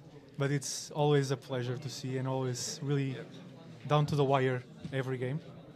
So now I think we're gonna go for a small break and maybe get an interview maybe with the Kano player, so he can tell us a bit about what he was thinking about the game. So see you in a bit and enjoy.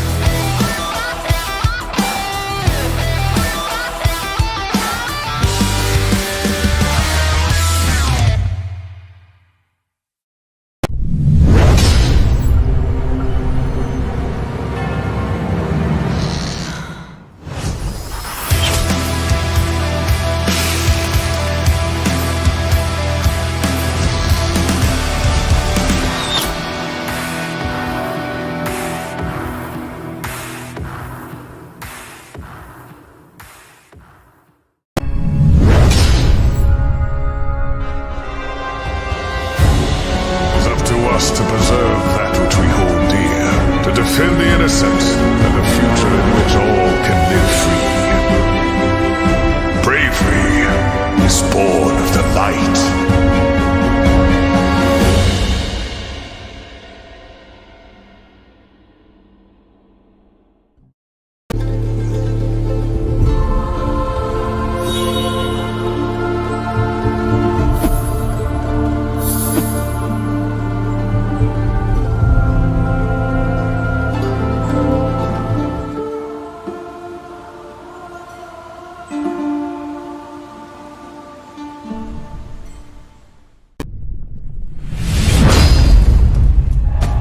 And it's gonna get the fist bump. The Phoenix rises. What an incredible display by. Listen to this room right now. The room is erupting, celebrating our Flesh and Blood World Championship.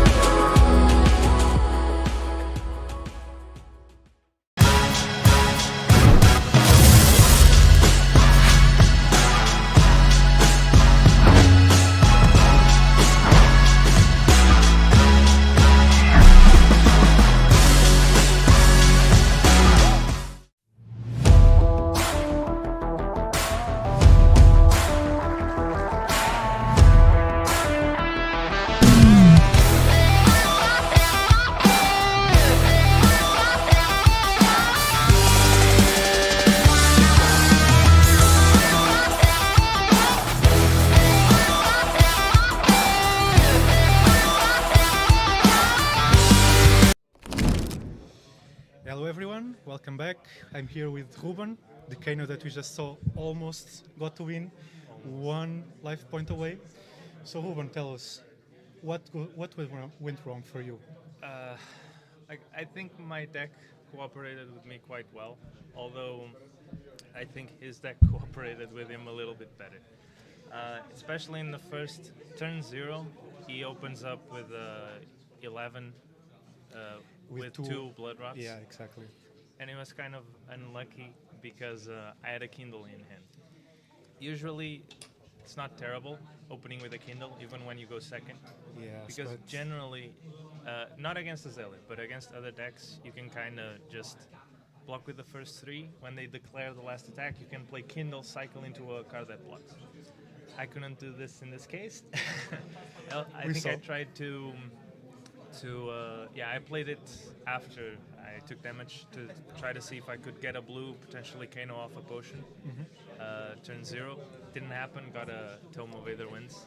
Yeah, we saw. He also opened. Bottom also. He made a very similar play, if not the turn after that. Yeah, he always pressured you really a lot, and that's something that Kano players don't like to do, don't like to see on the other side.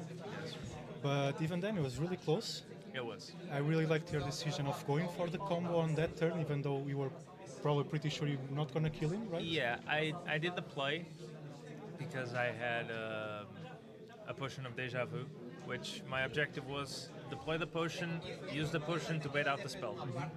And in that spot, if he, because I had the lesson in Arsenal that you guys saw, if he used the spell void, I wouldn't commit my boots and I wouldn't go for the lesson into blazing. I would instead let the Kano resolve, banish the lesson that I kept on top after the op 3, I think, and then use that to fetch a wildfire to the top of my deck, and then I would still have combo. Right? Okay, so that first wildfire was sort of a bluff to see if you would commit the spell I was void? trying to see. The play was safe in the sense that if he committed the spell void, I could keep my equipment and use the lesson that I had also on top of my deck to fetch a new wildfire, and then I draw 4. I have a lesson with boots in Arsenal, I have wildfire, and I still have ragamuffins. So I can still present full combo. If he did what he did, which was choose not to use the spell void, I could always not let the Kano resolve and do the play that I did and push as much damage as possible. I would lose my boots, but I would still have the ragamuffins. And I you, would you push be a in lot a- of damage. Yeah, you put him at 9 and then almost got it. Yes.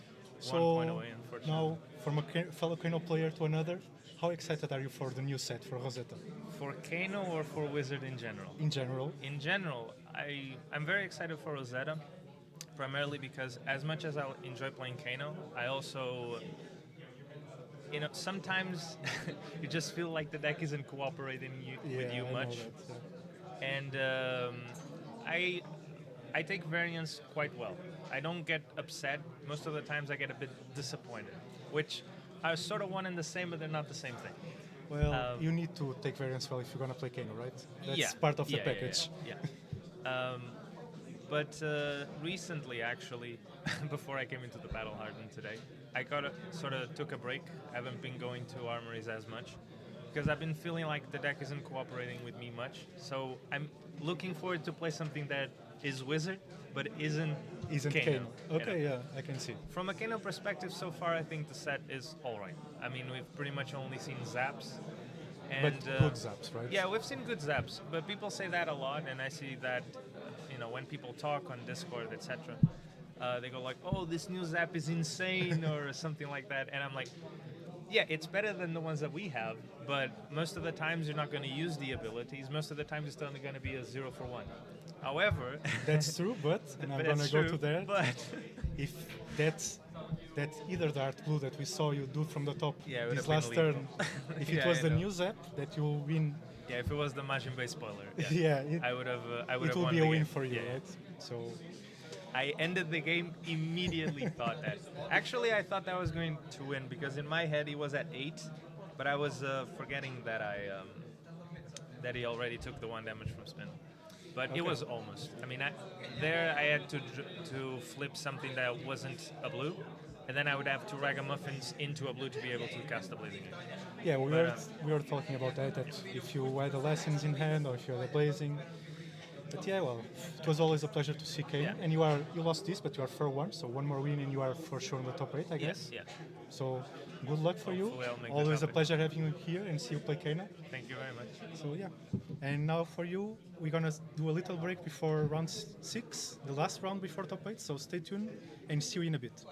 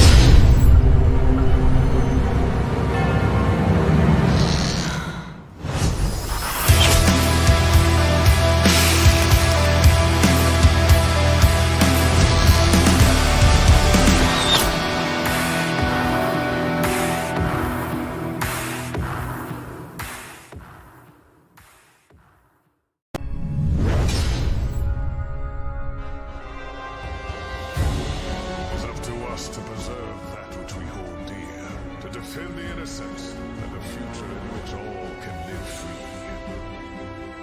Bravery is born of the light.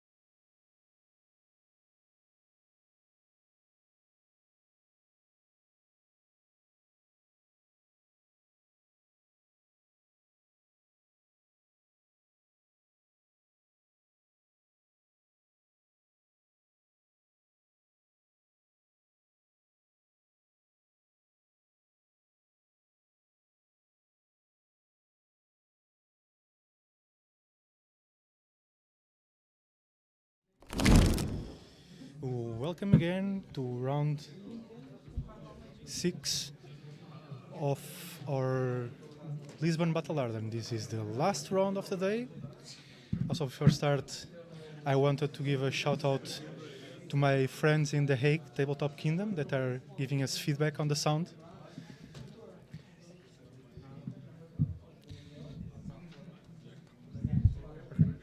Yeah, so we'll just update the points in a second. The thing here is both players are playing for a possible win and in situation.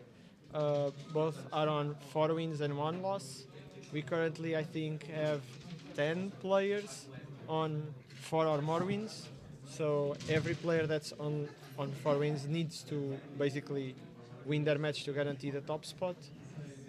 If I'm not mistaken, Juan already played an Enigma previously and lost. I think it's only lost it's to another Enigma player. So he's probably more versed now than he was before on the matchup. On another end, Pedro only lost to an Azalea and he lost it on stream, as we saw previously. So these were the 2 losses for these 2 players. Now they will battle most likely for the spot in the top 8.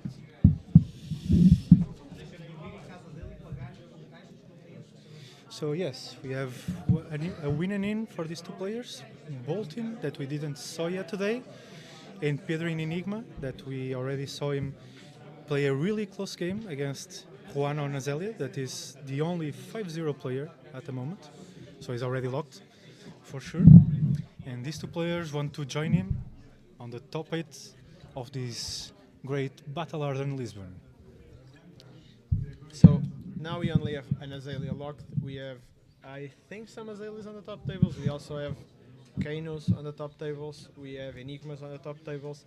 And if I'm not mistaken, there's only 1 Zen in contention for the top 8. Yeah, that's, I think, is the big surprise of the day. We only have 1 Zen playing in the top table, so I don't think people were expecting that. It even is the most played deck, not by a large margin.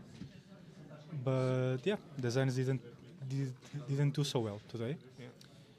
We have some Azalea, some Enigma, some Kanos. I believe the Bolton, and I believe maybe a Victor is in contention. Maybe, not sure. So yeah, let's focus on this Enigma versus Bolton. Yep. So how do you think that this game goes? I know that Bolton against Prism, the other illusionist, is really Bolton favor normally. Is it the same against Enigma, or do you think it's different? So we don't know yet in which version Bolton is. By the card that he has turned right, I would say it's Raiden Bolton. And the issue that the Raiden Bolton can find when facing the Enigma is building soul, basically. So, as we all know, Bolton is not the most efficient hero in terms of raw damage. And in terms of cards, average right? turn, exactly. But I would say that I did not play Bolton prior after to the release of the Armory deck. I can imagine that in the equipment slot some things changed. I'm not completely sure if they changed in this matchup specifically, but the decks might have changed a bit. I believe it did, at least from what I saw people playing Bolton. I believe they are using a lot of the new equipment piece, but let's see what Juan brings to the table. So I believe 2 new equipments from the Armory deck, Yeah. the hands and the legs. So Warband of Bologna, a staple. It has been there. It's still there. We then have Tunic, and we have the 2 new pieces Exactly. from the Armory deck. Again, I expect him to just be on Hayden since he only has a card flipped down. He should have shown us already, but Yeah. probably forgot. Yeah, but eventually we will any attacks. Yeah. So Pedro won the dice, I think. He Yeah. went first. And just seems the Arsenal impassed. Yeah, unlucky for him, he didn't have an aura to drop Yeah, on it's turn true. 0. But at least he didn't allow the Bolton to get a free charge on his turn 0. So now we see. Yeah, so this for the ones that are not familiar with Bolton, most of his attacks can charge.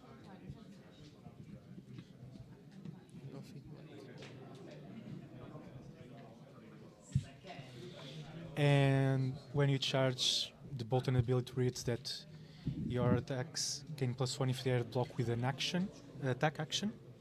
In the case of Enigma, I don't think this is going to happen a lot. Yep. And also the other thing that Bolton can use with the soul is to give go again to attacks that have more than the base damage. So if the attacks are not bumped by a courageous steel hand like we saw here, or the blocking with an attack action card, it's hard for Bolton to get the go again. So as I was saying, like it is hard for Bolton to get soul. Immediately after I say that, he just follows up. I think an engulfing light with the courage attack reaction. But this is the power of Enigma. This is the reason why you play Enigma. I think Pedro in the last game was really unfortunate. He was not able to transcend, and now you just see the power of transcending on your opponent's turn, on your turn just dropping a Mira guy and following up with a perfect set it up CNC. So I would say almost a perfect start for Pedro in the sense that he got every tools that he needed. He now transcended, he has a Mira guy on board, he took blocking equipment through the usage of the CNC. So now I think, and in my opinion, a commanding lead for Pedro from now going forward. Yeah, for sure. The Mira guy with 4 counters so early in the game is really strong. Also the CNC after makes that Bolton has to either spend cards from hand or the armor like he did. Let's see how Pedro wants to block this. So now they notice that the Raiden was facing down. So Raiden is interesting. It attacks for 0, costs nothing, but you need to charge. Yeah, Clutchly here Pedro cannot forget that charging makes Bolton give +1 to the attacks, because through the course of the game sometimes that might slip, and the issue is in this specific game where you're trying to keep the auras up, 1 point of damage might make it as you just lost your board presence or lost a little bit of your board presence. And in this case, for example, the take flight was charged, and if Pedro doesn't block correctly, he might get caught up by the 1 point that Bolton gives to its attacks after it charges. So Pedro is thinking about this block really hard. The take flight as go again because Bolton charge, so Raiden is always a possibility here. Yeah. Pedro, I think, reached the conclusion that he couldn't properly block this take flight plus whatever was coming next. So he simply decided, okay, I'll just let the Mira guy go with the take flight. Again, I think the Mira guy did his job, right? Did 8 damage, now he's going to prevent 4 more, so exactly. It's 12 in 1 card. And it's already Traverse is rate. up now. Pedro can just wait for the right moment to set up his turns. Now this is a good turn from Bolton. He has a take flight with go again. Raiden gives go again to the Raiden. Yeah. And now we have a Valiant Trust. Yeah. I think the clutch part here is Bolton ending up the turn with an Arsenal card, because what can tip the matchup is Bolton not having enough go-agains and enough pressure to take out the auras that are put on the table by the Enigma player. But if Bolton is able to have an Arsenal constantly and keep up these go-again turns, then Enigma kind of falters on that sense. Yeah, I think the crucial thing there is, like you said, the soul of Bolton, because normally to do this turn of multiple attacks he needs at least a card in soul or more to give go again. And we saw that when he blocked with the equipment, crucially he couldn't charge cards from the soul, or didn't want to when he blocked with the new equipment because he wanted to do this good turn. But now I believe he's on like 1 soul card probably, or 2 max. I think 1. So yeah, he needs to keep on charging, and that crucially is one less card that you can block or use to attack every turn. So he's getting the. So Pedro drops the Shimmers, which obviously is a key card in the Enigma deck. The thing is, again, Juan is able to follow it up with a Go Again, charging a card that gives a quicken Yeah, the on banneret board. that creates a quicken. So now Juan basically has a perfect avenue to pressure Pedro's life total and still end the turn with the Shimmer skill.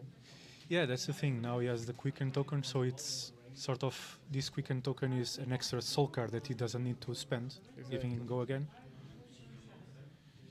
So let's see what Pedro thinks Bolton is doing. So I think Pedro knows that he's losing the Shimmers, right? I assume so, but let's see. So this is the Dense Blue Mist with the Tunic counter, makes sense. Yeah, Dance Blue Mist gives -1 to all the attacks targeting you this turn. So take Flight Red only dealing 3 damage in this situation. So it can be fully blocked by 1 to reblock, so as long as it's not an attack action Yep. because of Bolton's ability. Yep.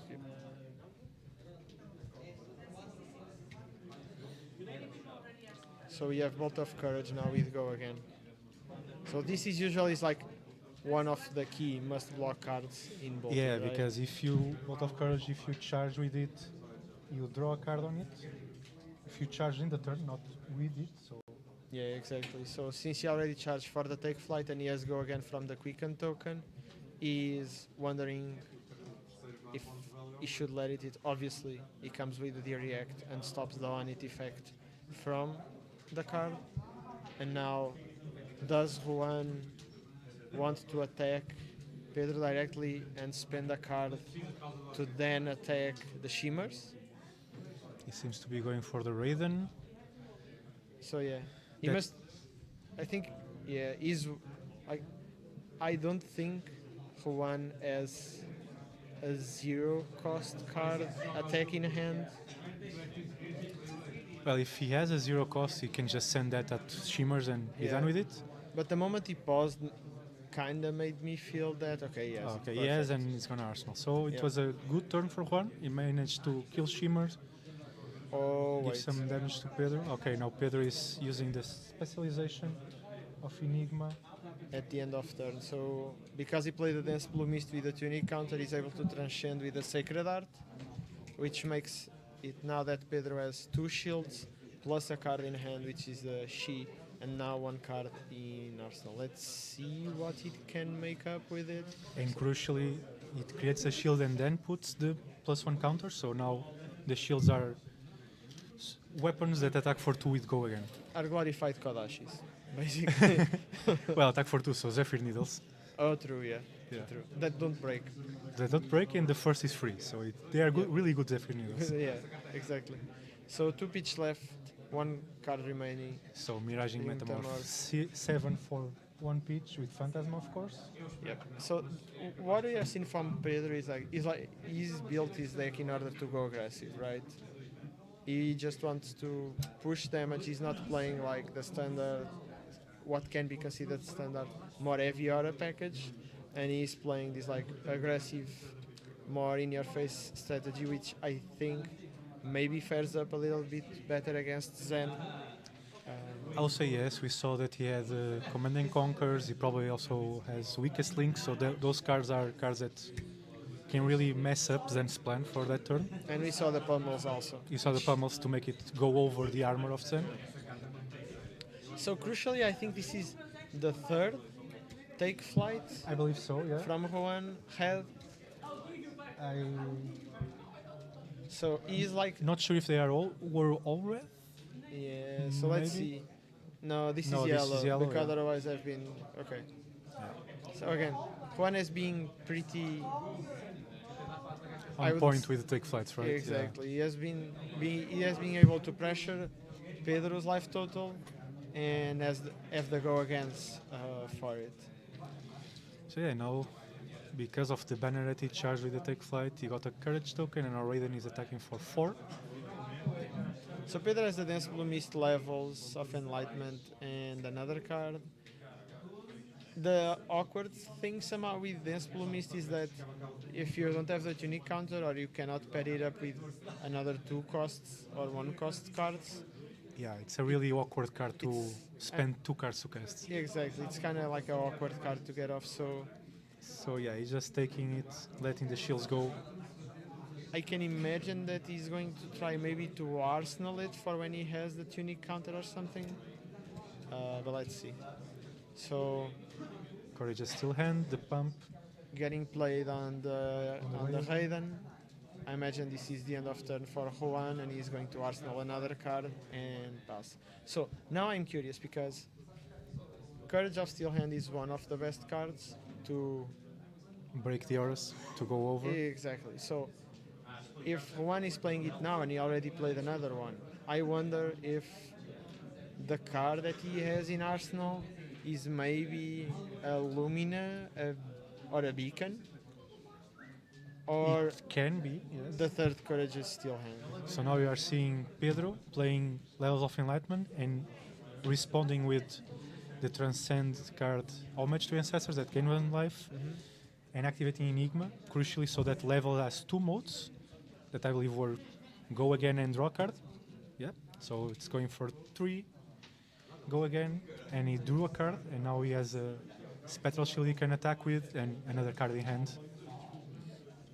Enigma is not as versed as Zen is in terms of getting value out of the card that you draw from levels, because sometimes Enigma cards are either like 0 cost, 3 cost, and you have some 2 cost cards that usually line up, like Waxing Spectre and Command and Conquer and whatnot. Yeah, that's true for most Enigmas, but we saw Pedro playing a lot of attacks for 1 and 2, so Yeah, in this case, okay, it's just a Rage Spectre and pass. and pass. Yeah.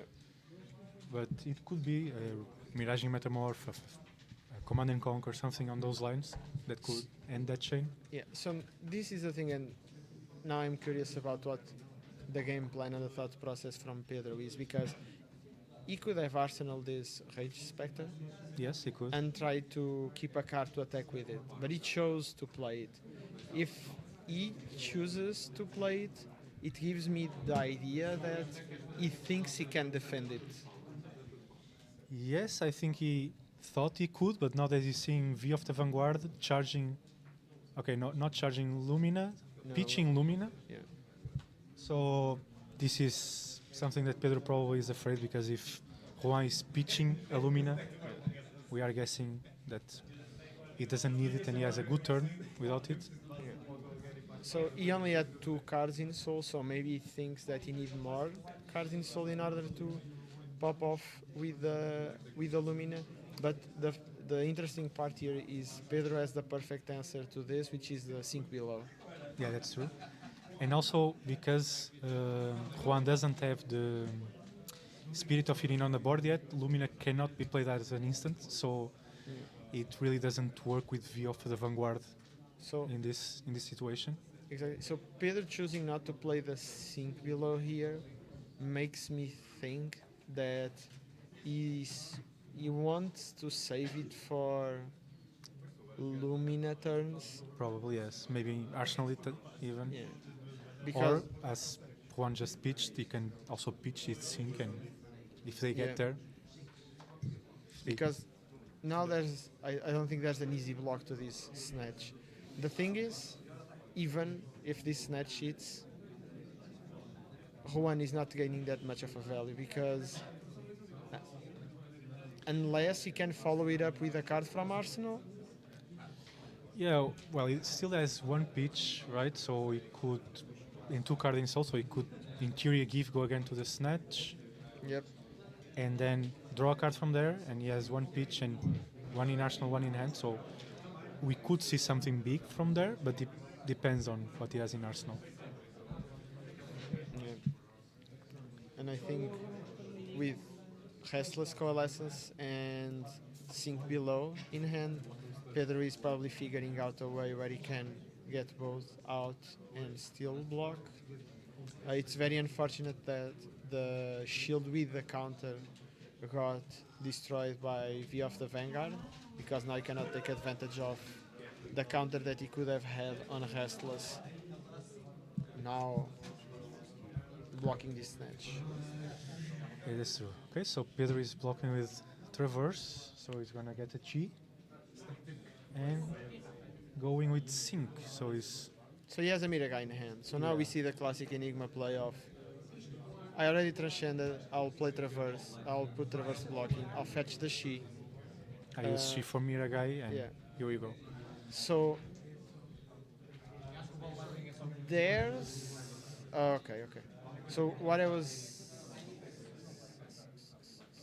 going to say is Pedro, I don't think he fetched the Shi from the Traverse, right? Yeah, I Okay. think I forgot, but Yeah.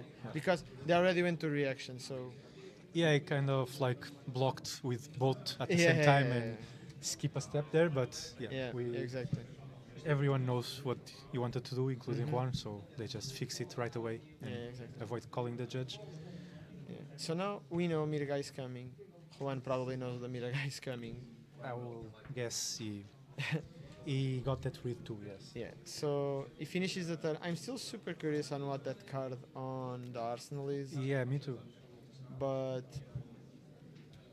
now this is, I think, the big turn, which is drop Miragai and So for those thinking about Miragai from Dromai, is not that one. It's a new manifestation of Miragai that you can see on screen. That if you pitch a Chi, enters with 4 counters and attacks, in this case for 8, go again. yeah. Because So it now has what will ward 4. happen is Pedro will attack with the tunic counter for 8. He will then transcend with the passover that he has in hand, and he has a restless coalescence. So Oh, okay, so it transcends. He can use that Shi to activate Enigma, make another Spectral Shield with a counter, attack with it for free, and play restless. play Restless, take counters of both Spectral Shield and Manifestation of Miragai, whatever Yeah. he wants, and then attack with the Restless and create another shield and attack with it. So it's a big power turn from Yeah. Pedro. Now the situation is how Pedro wants to manage his resources in a way that protects the board, because he now has to decide what do I prioritize, because taking a counter off Miragai basically means taking 2 cards, 2 value To value, yeah. out of it. So now I wonder. Oh, and he activates Uphold. Oh, okay. He activates Uphold instead of activating Enigma. Okay, so Yeah, I- makes sense. He's 2 more damage, like the shield was, 1 more counter, the same as Yeah. the shield was, but he has more. He has the pitch enough to attack with the rest of the yeah, auras. and now there's a reason to play a restless and attack with it and attack with the shield. Yeah. Now he's probably making the calculations of is it worth it to take a counter out of Miragai to create a shield and attack with it? I would I'll say so. Yeah, it is. Yeah, it makes sense. It's going to be an attack for 3 now, and Yeah. then for 1 with the shield, so it's 4. That puts. So now Juan blocks. So forces a block from Juan, because if not, he will be going to 2, and that is the break point where the Spectral Shield starts demanding a card every time if they have a counter on top. So now is the moment. Pedro needs to protect this Miragai. And we need to see what Juan has to offer. So Juan unfortunately charges with another Lumina. I think this goes in line with what we spoke before, which is it's harder in this matchup than compared to another ones for Boltin to build up soul and to make these like big powerful turns. Yes, it's true. Like So I think that is beaming Bravado for 4. Since he charged with the yellow, it gets to go again. So it goes up to 5. Pedro takes the restless out. Now Raiden comes for 3. box 3, Blocks 3. So go again, loses and the now soul. So now this is the moment. Like, is Pedro able to protect his Miragai, or not. or is he going to falter? I would say he's in a really commanding position because So crucially, this is the last attack of the chain, right? yeah. So I wonder the last possible card I think that can get Juan out of this situation is the reaction that he already played to. The courageous steel hand, right? Exactly. Yeah. So he's identifying correctly. Unless it's that specific card, this is the last attack that the Bolton player can do. And now he has attack for 8 and follow up with a shield. Yeah. So now 8 plus 1 is 9. 1 is at 5 with almost no armor. So Yeah. this Mira guy is doing work for sure. Yeah. And you can see like the difference between an Enigma that transcends early versus an Enigma that transcends later in the game. It's the perfect example of what Pedro had going on in this matchup compared to what he had going on in the Exactly. Azalea matchup. Exactly. We saw the same Enigma, the same list, of course, with maybe some sideboard changes depending on the matchup. But on one game, he transcended when he was already at 8 life and really late in the game. And this game, he transcended on this second turn, or turn 1 if you consider turn 0 the first one. So, and that makes a hell of a difference. So Celestial Cataclysm and Illuminate, if I'm not mistaken, are Yeah. on blocking duties. That leaves Juan at 3. Now the shield, I imagine, that comes through leaves him Yeah. at 2. And this leaves Juan with an arsenal card and 2 cards in hand to kill this Mira guy. So let's see what Pedro's hand looks like, but I cannot imagine that the Bolton player will be able to put something up No, that can this get... turn the Bolton player has to kill Miragai, right? Yeah, If he and- doesn't, Crucially, that's the last reaction. That's left. oh yeah, on he the played 2, commands. and this is a third one. So This- Pedro knows there is no courageous Yeah. steel hand. At least the red one. We don't know if he plays more than those. Yeah. I think not, but So, attacking for 4 with go again. Most likely the weapon is going to come next, which is 7. Pedro has a Restless Coalesces in hand and a Sink Below to perfectly answer this Take Flight. if it's a red one, yes. And yeah, if Pedro can defend the Miragai and keep a card at least to attack with it, I think it's gonna be really hard for Juan to come back from it, because at 2 life, Miragai attacking for 8 is 2 cards and the equipment or 3 cards, and that's Bolton, because of the charge mechanic, doesn't play well with few cards in hand. Yeah, exactly. You can see this right now. He played the take flight and had to charge the other card, so the 2 cards are already gone with just 1 attack. So I'm curious because Pedro has a Dense Blue Mist in hand and the card does not line up well what he wants to do. And he could play the Sink Below, And try to get rid of it. try to get rid of it, see what comes. It So seems that's- jumping to reactions, he will... He had the Waning Vengeance, I believe, that doesn't block, and he chose to put that away. Okay. So I think the Dense Blue Mist will be the pitch. blue to pitch. Yeah, crucially, he drew a non-attack that's able to block the Raiden perfectly. Now, he only needs another non-attack, And Tunic, or losing the shield. losing the shield, but I cannot see which As the card. Dense Blue Mist. If it's a Restless, probably just going to say Tunic, Shield, and Restless, and attack with Miragai. But let's see what... So the card in Juan's arsenal was an Illuminate, right? Yeah, an important breakpoint, and definitely can be a key card in certain situations, especially if you're playing like literally a 1-card hand. Yeah. It's a 0 favor that charges your soul without any... That is also a card that normally Bolton players want to see in the beginning of the game, right? When it's Yeah. more likely that the breakpoint matters. the breakpoint hits because Yeah. the opponent is at higher life total, doesn't have a board, for example, and charges yours. Yeah. Fills up your sword while not costing an extra card. I wonder if what Pedro is trying to check is if playing the Restless and taking the counters of Miragai is more optimal than simply spending Tunic, Shield, and Restless and keep the Miragai. Because at 2, if you present a lot of small breakpoints, you are still demanding cards, right? I can see that, yes, but seems he's going for the Mira guy. Yeah, it makes sense. save the meter guy, now attack for 8. You're demanding 2 cards, if I'm not At mistaken. least 2 cards. And bolting with just 2 cards, I doubt you will be able to keep up the pressure to take out that meter guy. That's the thing. Bolton with 2 cards is not that much. Let's see. Let's say because, like we said, he needs to charge. He has no soul right now, so even if he chose not to charge, even then he can't give go again. So yeah, we see the 2 remaining piece of equipment, a beacon and another 3 block. Yeah. So crucially, like spending the whole soul that he had, and unfortunately, bolting being bolting makes it so that I don't think you will be able to pressure Pedro to a point where And now with this, Pedro can transcend twice.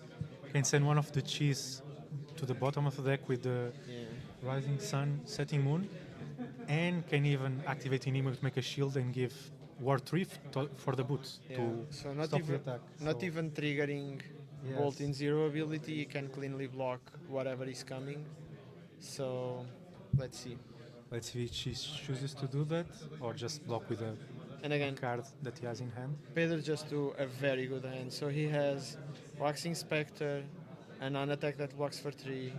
He's now sending the line down, keeping the 2 she's in hand. So I think he's confident that he can just cover this. So he's just gonna cover it. Yeah. On his turn, he can play the Waxing Spectre, Yeah. And attack with Miragai, attack with Waxing Spectre, yeah, and most likely and this will be game because this yeah, will mean 3 cards here. Now The Waxing Spectre demands the last one, and then just repeat the process, and that's it. Yeah. So Bolton is at 1, no cards in hand to attack. Miragai and Waxing Spectre on the field. So this seems like Yeah. is the end for Juan, but also it's Pedro doing top 8, I believe, right? Yeah. If Pedro wins, Pedro locks the top 8 here. Juan, I think, still able to make top 8 appearance. Depends on pairings and stuff, and that's it. Yeah, that's the game. The Enigma player is on the top 8. Juan will have to opt for the tie breaks. We will go on a short break and get Pedro to the interview booth. Exactly. So see you in a bit and stay with us.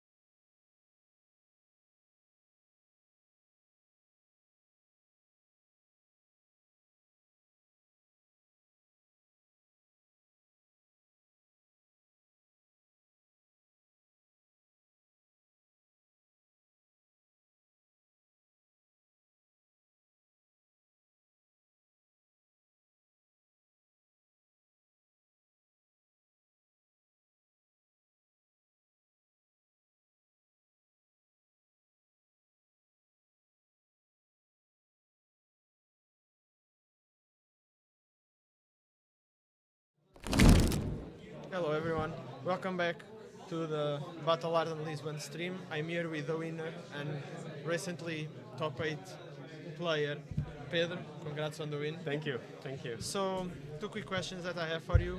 The first one is, how do you think the Boltin matchup versus Enigma fares usually? I think it's very favored for Enigma. You can draw really bad and they can draw really good. In that case, you can lose. But I think other than that, if everyone's drawing normal, I think it's very favored. Yeah.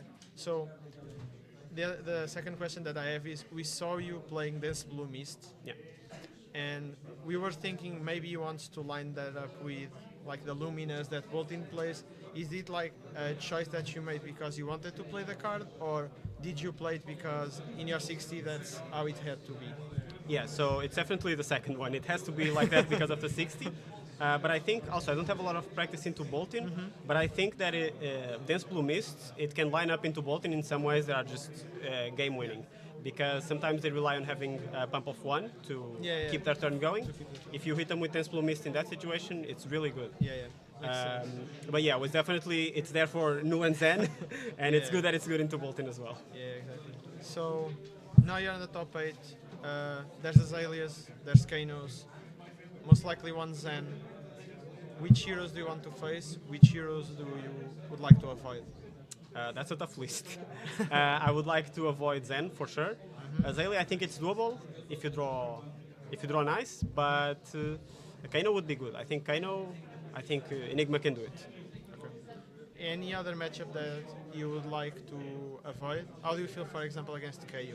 Because there might be a KU on the top table. Yeah, KU I've been favored into. I've done well in that matchup. But Levi, for example, it's just too much damage. And I think if KO is running hot, it's also like super, super hard. Yeah, we saw KO on stream. He was like rolling scabs, 2 action points, killing shimmers. That's terrifying. So I think if you end up facing that KO, yeah, it's gonna be trouble. It's gonna be trouble. But for now, take a rest. Congrats on the top 8. Thank you. See you on the top tables. Yeah. See you guys around.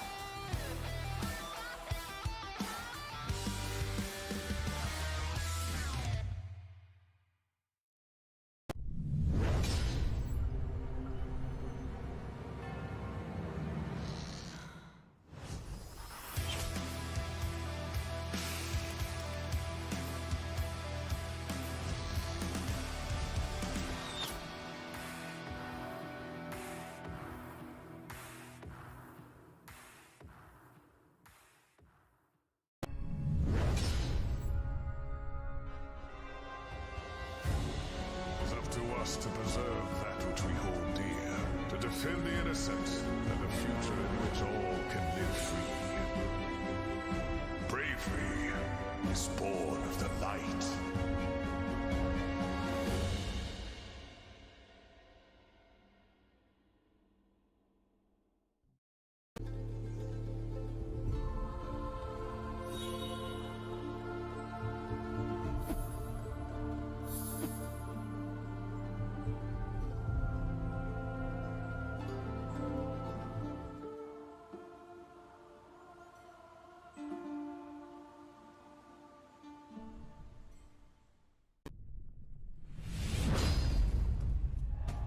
And it's gonna get the fist bump. The Phoenix rises. What an incredible display by. Listen to this room right now. The room is erupting, celebrating our Flesh and Blood World Championship.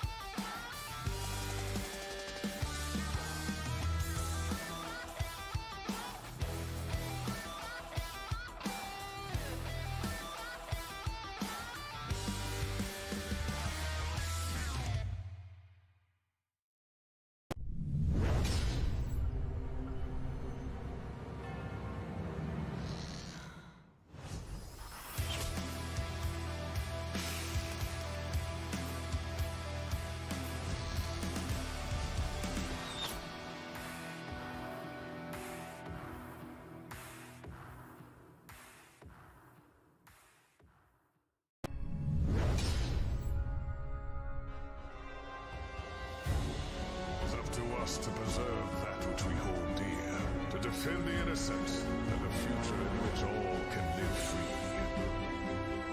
Bravery is born of the light.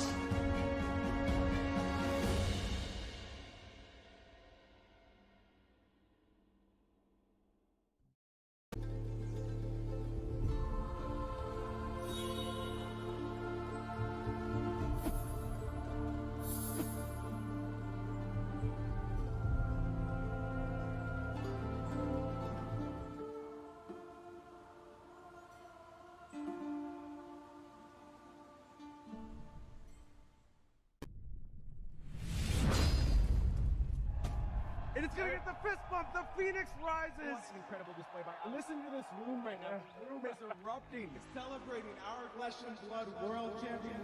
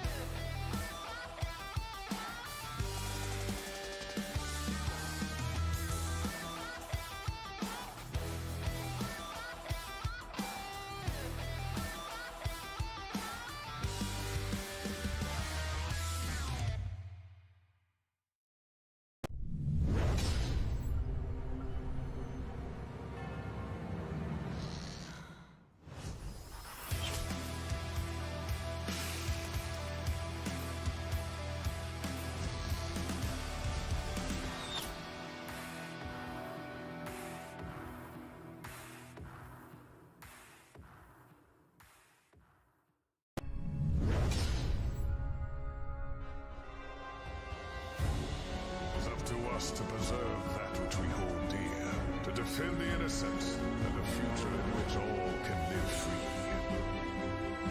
Bravery is born of the light.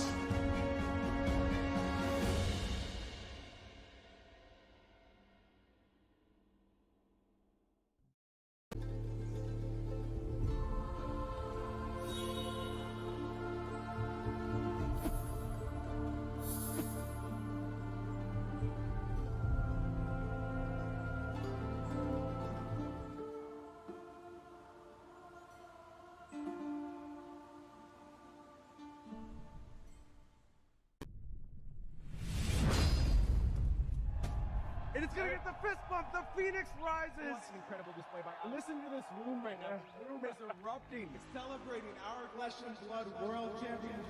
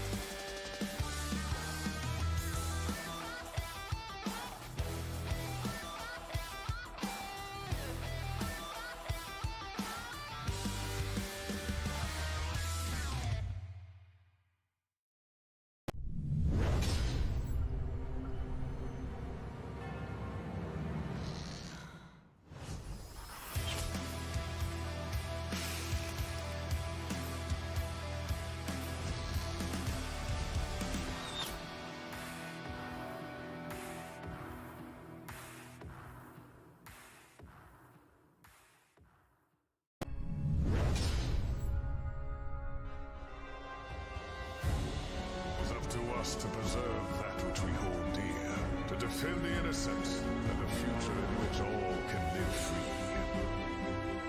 Bravery is born of the light.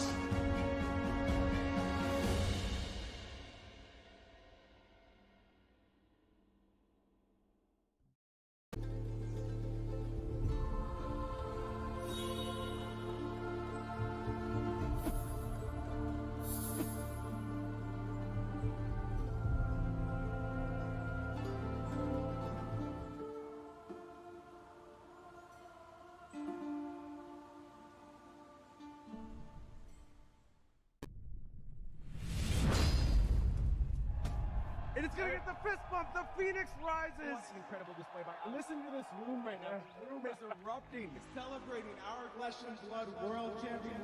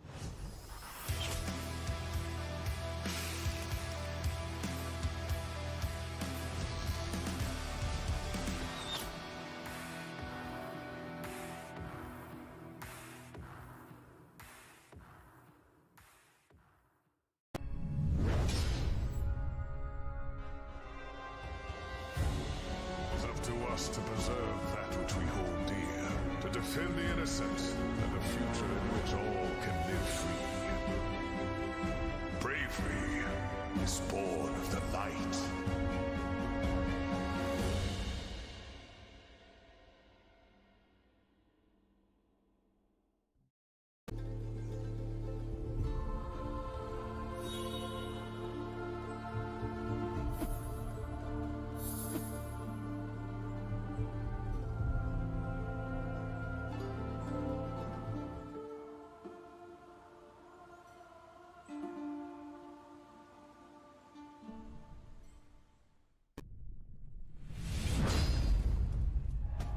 And it's gonna get the fist bump. The Phoenix rises. What an incredible display by. Listen to this room right now. The room is erupting, celebrating our flesh and blood world champion.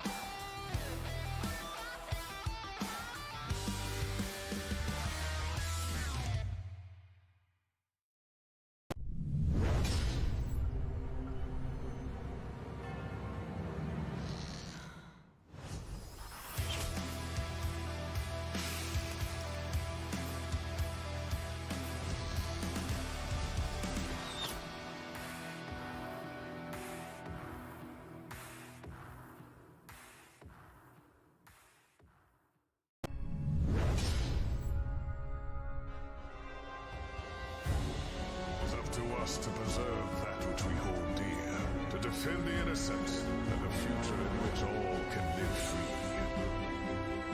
Bravery is born of the light.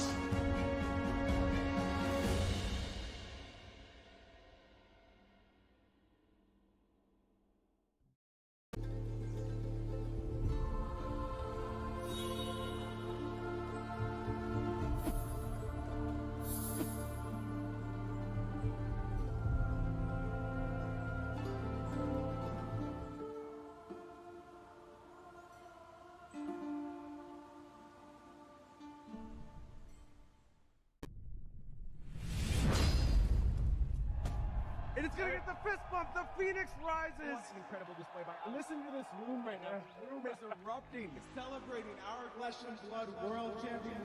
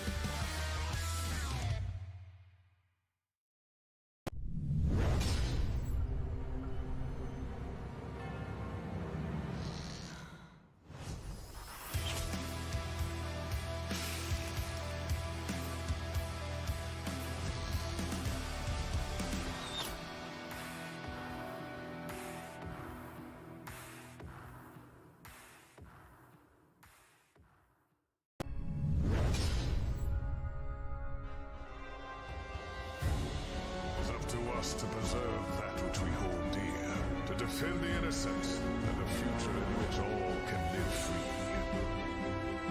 Bravery is born of the light.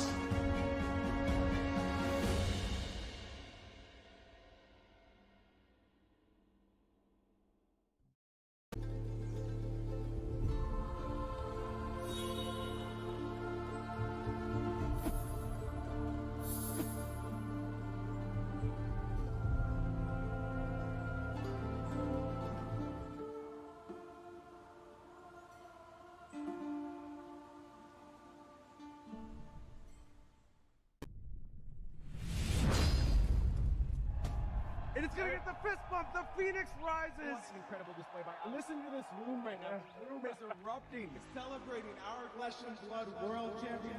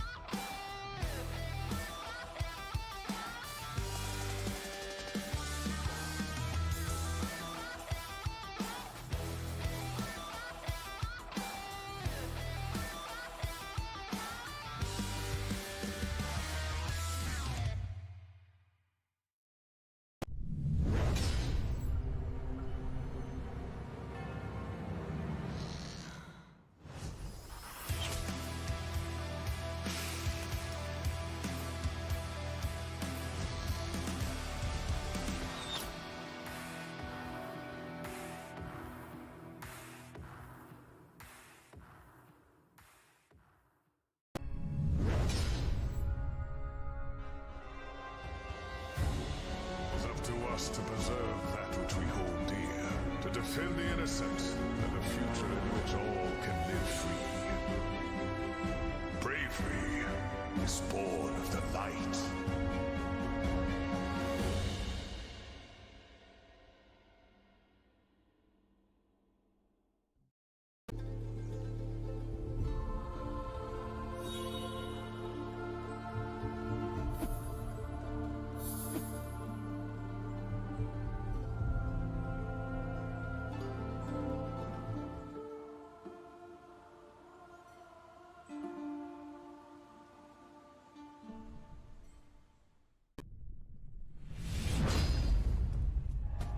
And it's gonna get the fist bump. The Phoenix rises. What an incredible display by. Listen to this room right now. This room is erupting, celebrating our Flesh and Blood World Championship.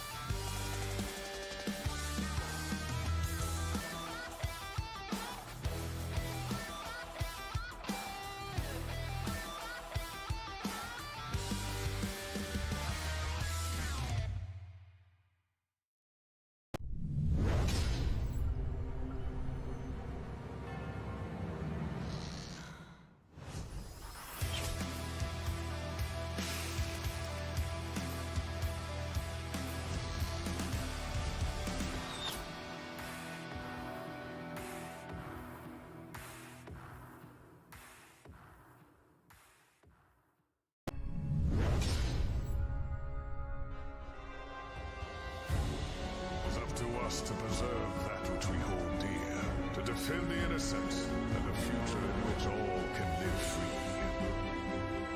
Bravery is born of the light.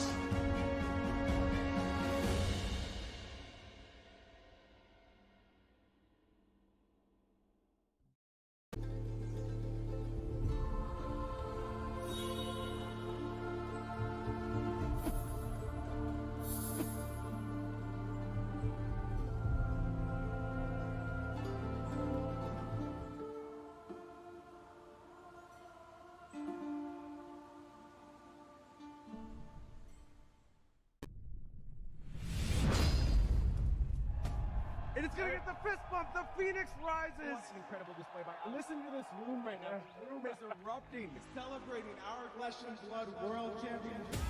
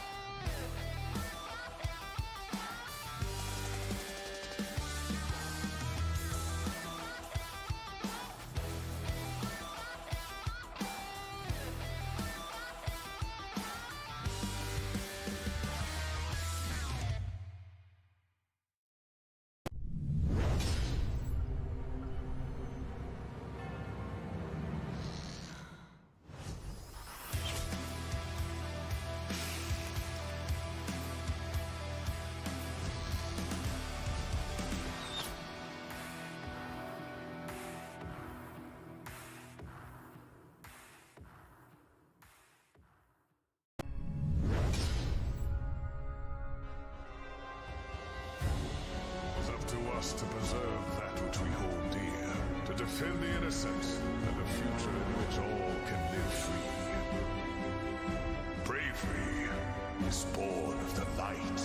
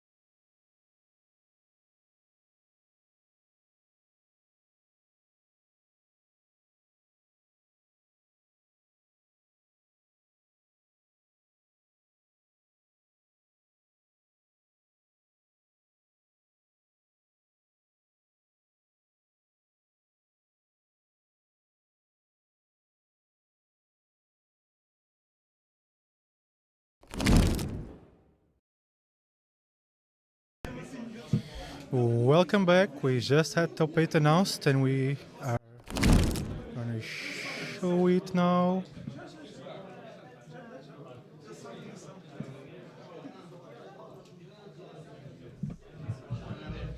Just a second.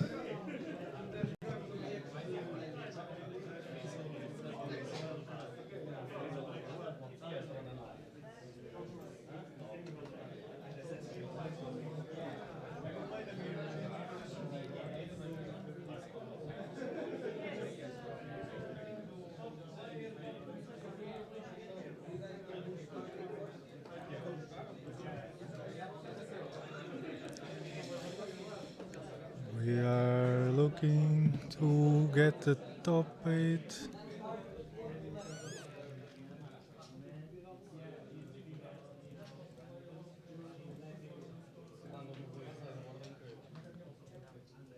Guys, there is no time limit, but please play at an acceptable pace. You will still be warned about slow play.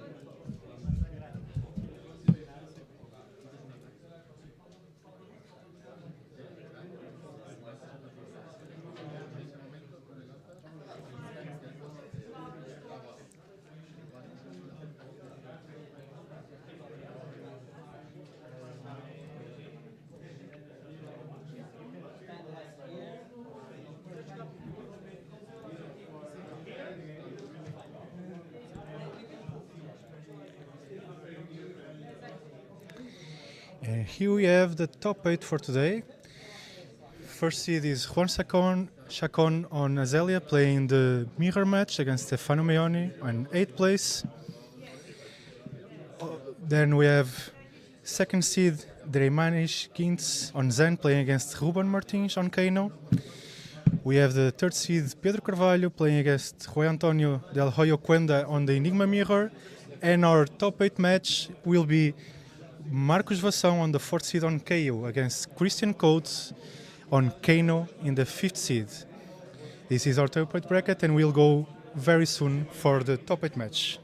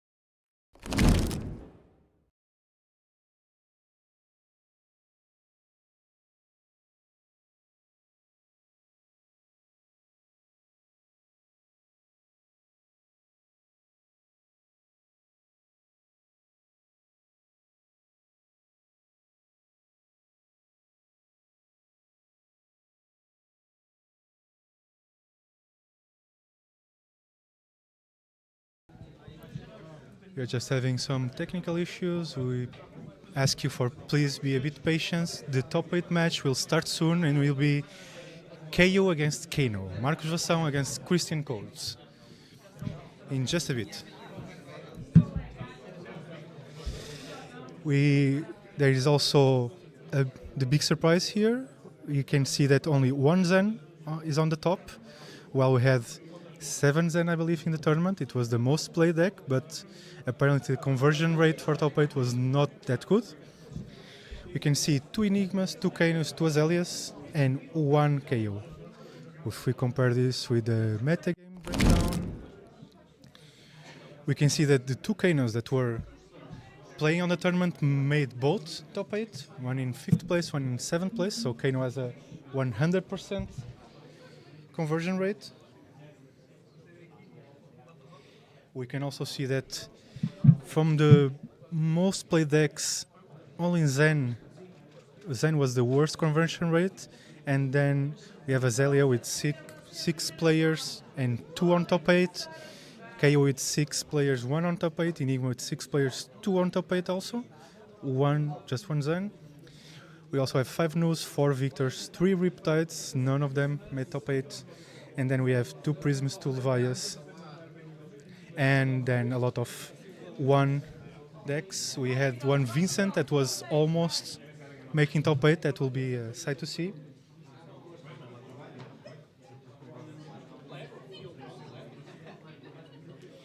And we are almost getting ready for our top 8 match.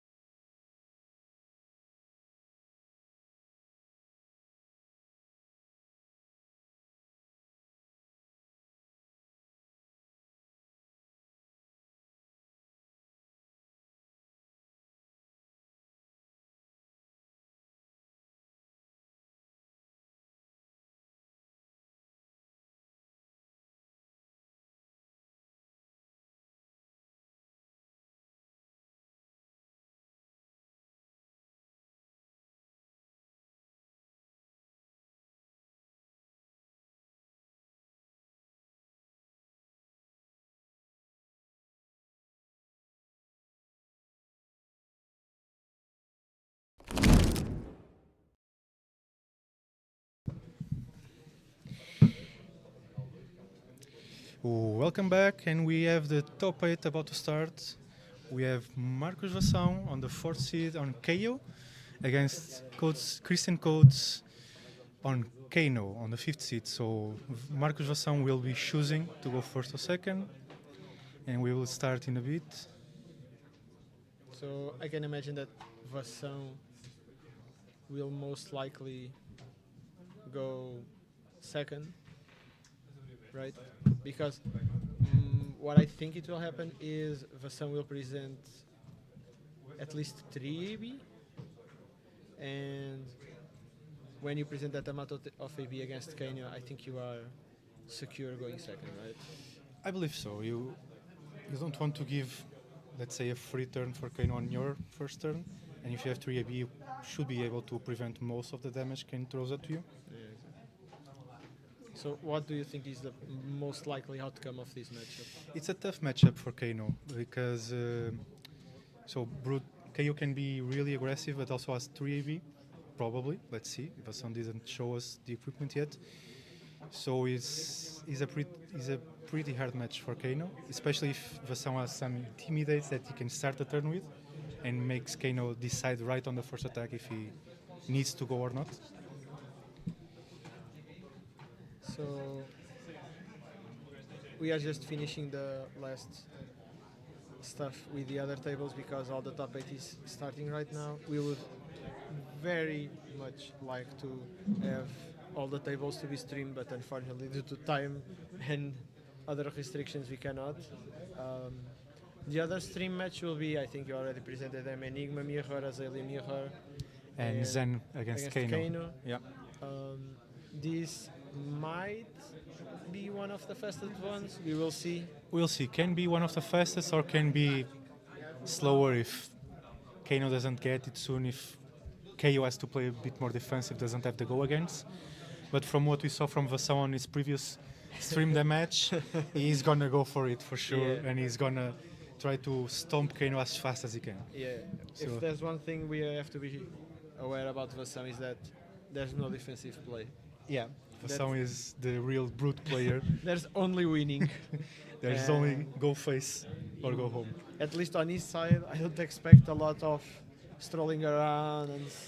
Also, something that I don't exactly know. Back before so we got the information that Christian is starting on Kano, so Vassam put his opponent first, Yeah, which makes like sense. like we assume that he will do.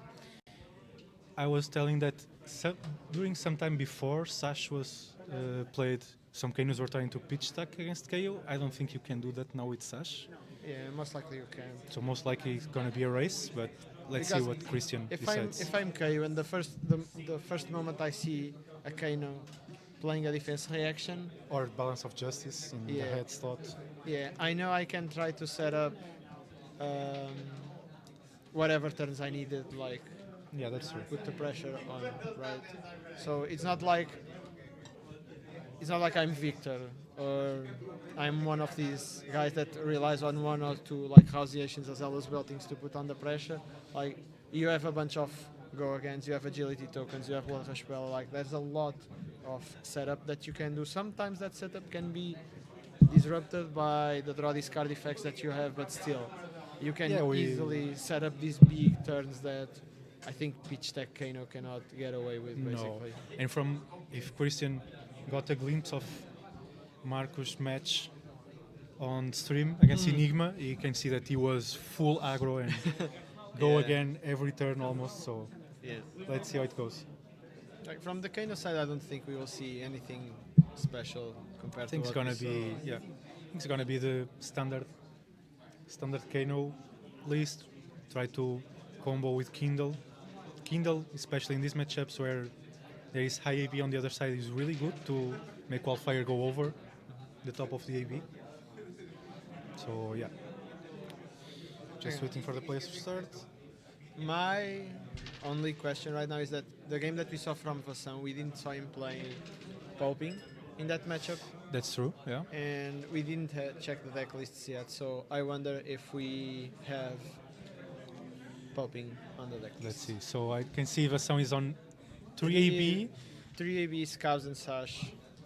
with So- a special arm piece of the Pro Tour Amsterdam for our Dutch Exactly. people watching. There it is. Yep. So we can now check that Vassan didn't care about like some. I've seen some But brutes. Christian is with Balance of Justice. Yeah. So this for me says either he's aggressive with balance or he's gonna try to pitch Pitch stack stacking. and So again, especially after I see balance, after I see Scabs and Sash, I would be afraid to try to pitch stack. To be fair. I will be afraid too, yeah. But we can see a sink on the first Christian end, so he's going to pitch to try He's to going pitch to stack. try to pitch stack. Yeah. So For sure. now it's all on Vassan. I think the moment Vassan sees the first defense reaction, it's Yeah. on him to try to like build the big turns and see what he can come up with. Like again, especially if the Blood Rush line up okayish. Again, I cannot see how on 30 life you would be able to pitch stack it. It's hard, but if someone has some turns without go again and some not as good Blood Rush turns, maybe Christian can get there. But with Sash, honestly, it's Yeah. gonna be Gonna a tall be- order for sure. And I think that's the issue, which is against pitch stack, you are allowed to have smaller turns, right? You are allowed to just attack for 8 because then you are hopefully pumping 20 plus damage, right? Yeah, it's true. You can have setup turns, and you know that it's not gonna really affect the game that much because your opponent is pitch stacking all the good cards to the bottom to try to combo you off when he gets there. Yeah, and I think with like agile wind up and stuff like that, it's really hard to not set up well, if that makes sense. And we can see by the way Christian's playing that he's already thinking about the pitch stack. Yeah, he is. We saw a Blazing going to the bottom. I believe another red card also. Couldn't quite catch what it was, but he's going to try to pitch stack for sure. So, yeah, he's on Vasson to win this game. He's all on his side. Let's see how he managed that pressure. So Yeah, clutch Vassal doesn't have a discard spell on turn 0. that's so, good for Christian. Yeah. So yeah, no might tokens, no agility tokens, just pure pass. Yeah, Vassan would really like to have a agile wind up turn 1, so he could discard and make an agility. Okay, but now we have an Arsenal, we have pass, and now it's on Vassan. So let's see what Vassan is going to do. If we remember, one of his first turns on the previous match was a double Blood Rush Bellow turn. And now he's starting with good old Enlightened Strike.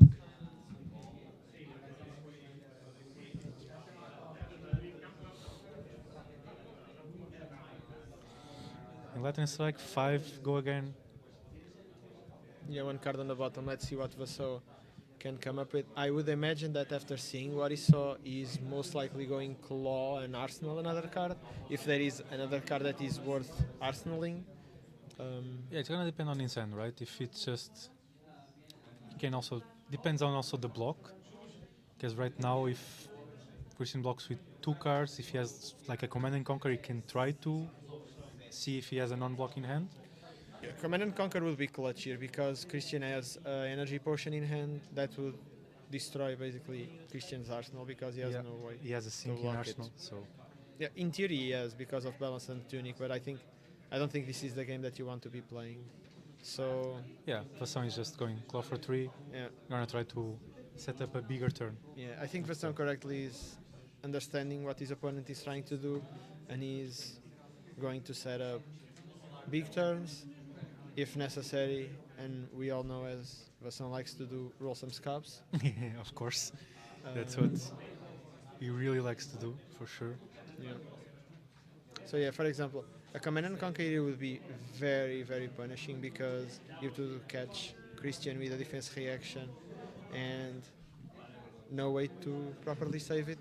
But again, it was not there, just claw. And we see the sink on the claw from Christian. Now Christian says no sinking, and Vassan is deciding on what to do. He discards the wind up, sets up an agility for next turn. Agility and a might for next turn. So no arsenal, but an agility and a might. It's a good setup for next turn. Let's see if he gets a hand to be able to use them to the full extent. Yeah, it's unfortunate that I think that his hand didn't line up in a way that he could just discard Arsenal and pass. Yep.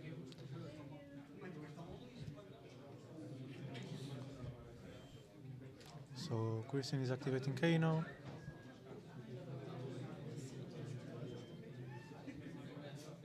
Playing energy post.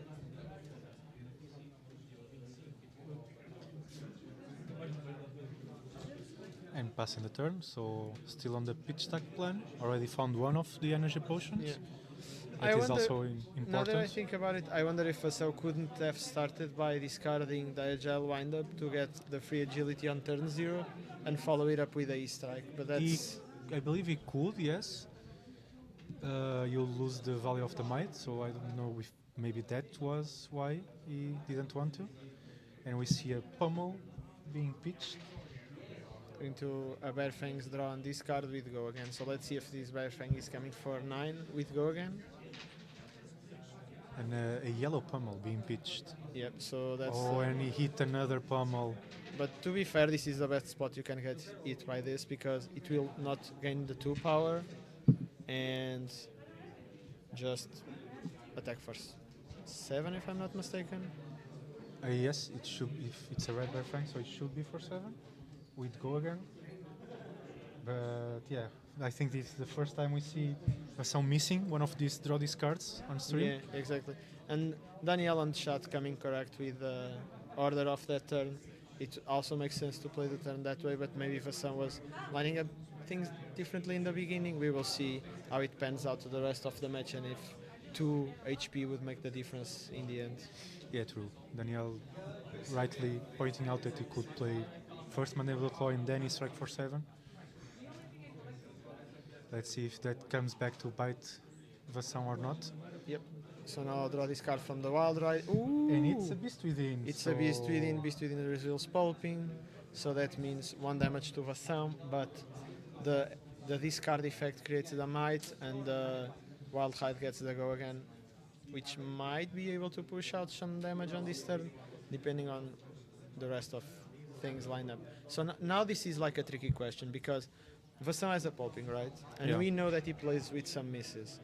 I think in theory he can finish this turn with a Claw, but is it more worth it to just Arsenal the Pulping? honestly, it's not just that he plays with some more misses than the normal list. Also, he knows that his opponent is on defense reactions, right? Yep. So there are 2 ways that Pulping can not have Go Again.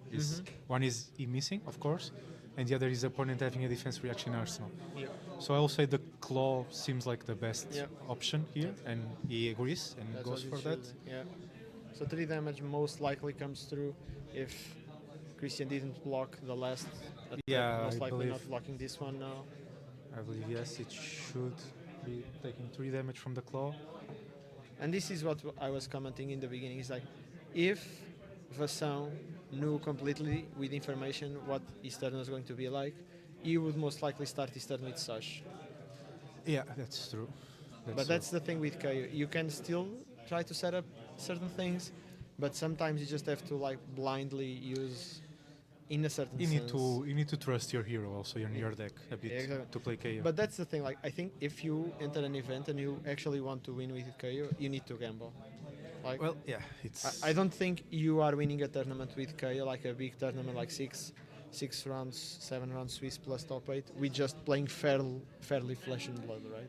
No, maybe before Mistveil came out, before Zen, he could with Sash on that period. Then you could Yeah. just play the value game with KO and win. But now with Zen in the mix and Nu to some extent, I think you need to eye roll with KO to Yeah, exactly. to win You the need big to know tournament. your spots, right? Yeah. And you need to take advantage of those. And we and saw try to take Vassan doing that advantage of in them. the first game against No, Enigma, yeah, yeah. rolling scabs in turns that it really panned out for him, and Yeah. he won because of that. So Yeah, no. Against the Enigma game, I think it's a very good example of when to attack face, when to destroy auras, what do you have to do in order to make sure that Enigma doesn't have place in the field, and now he's rolling scabs. So might pops, his hand might be lacking go against, so he's just choosing, okay, I'm rolling I believe scabs. if he's rolling scabs, I believe he doesn't have go agains or has some awkward hand Yeah. to play them. So this is a 6, 3 action points. Matagon, he had after, if He he had- discarded the Jala wind-up that he ended up discarding at the end of the turn when he attacked with the claw. So he could have lined up things differently, I think.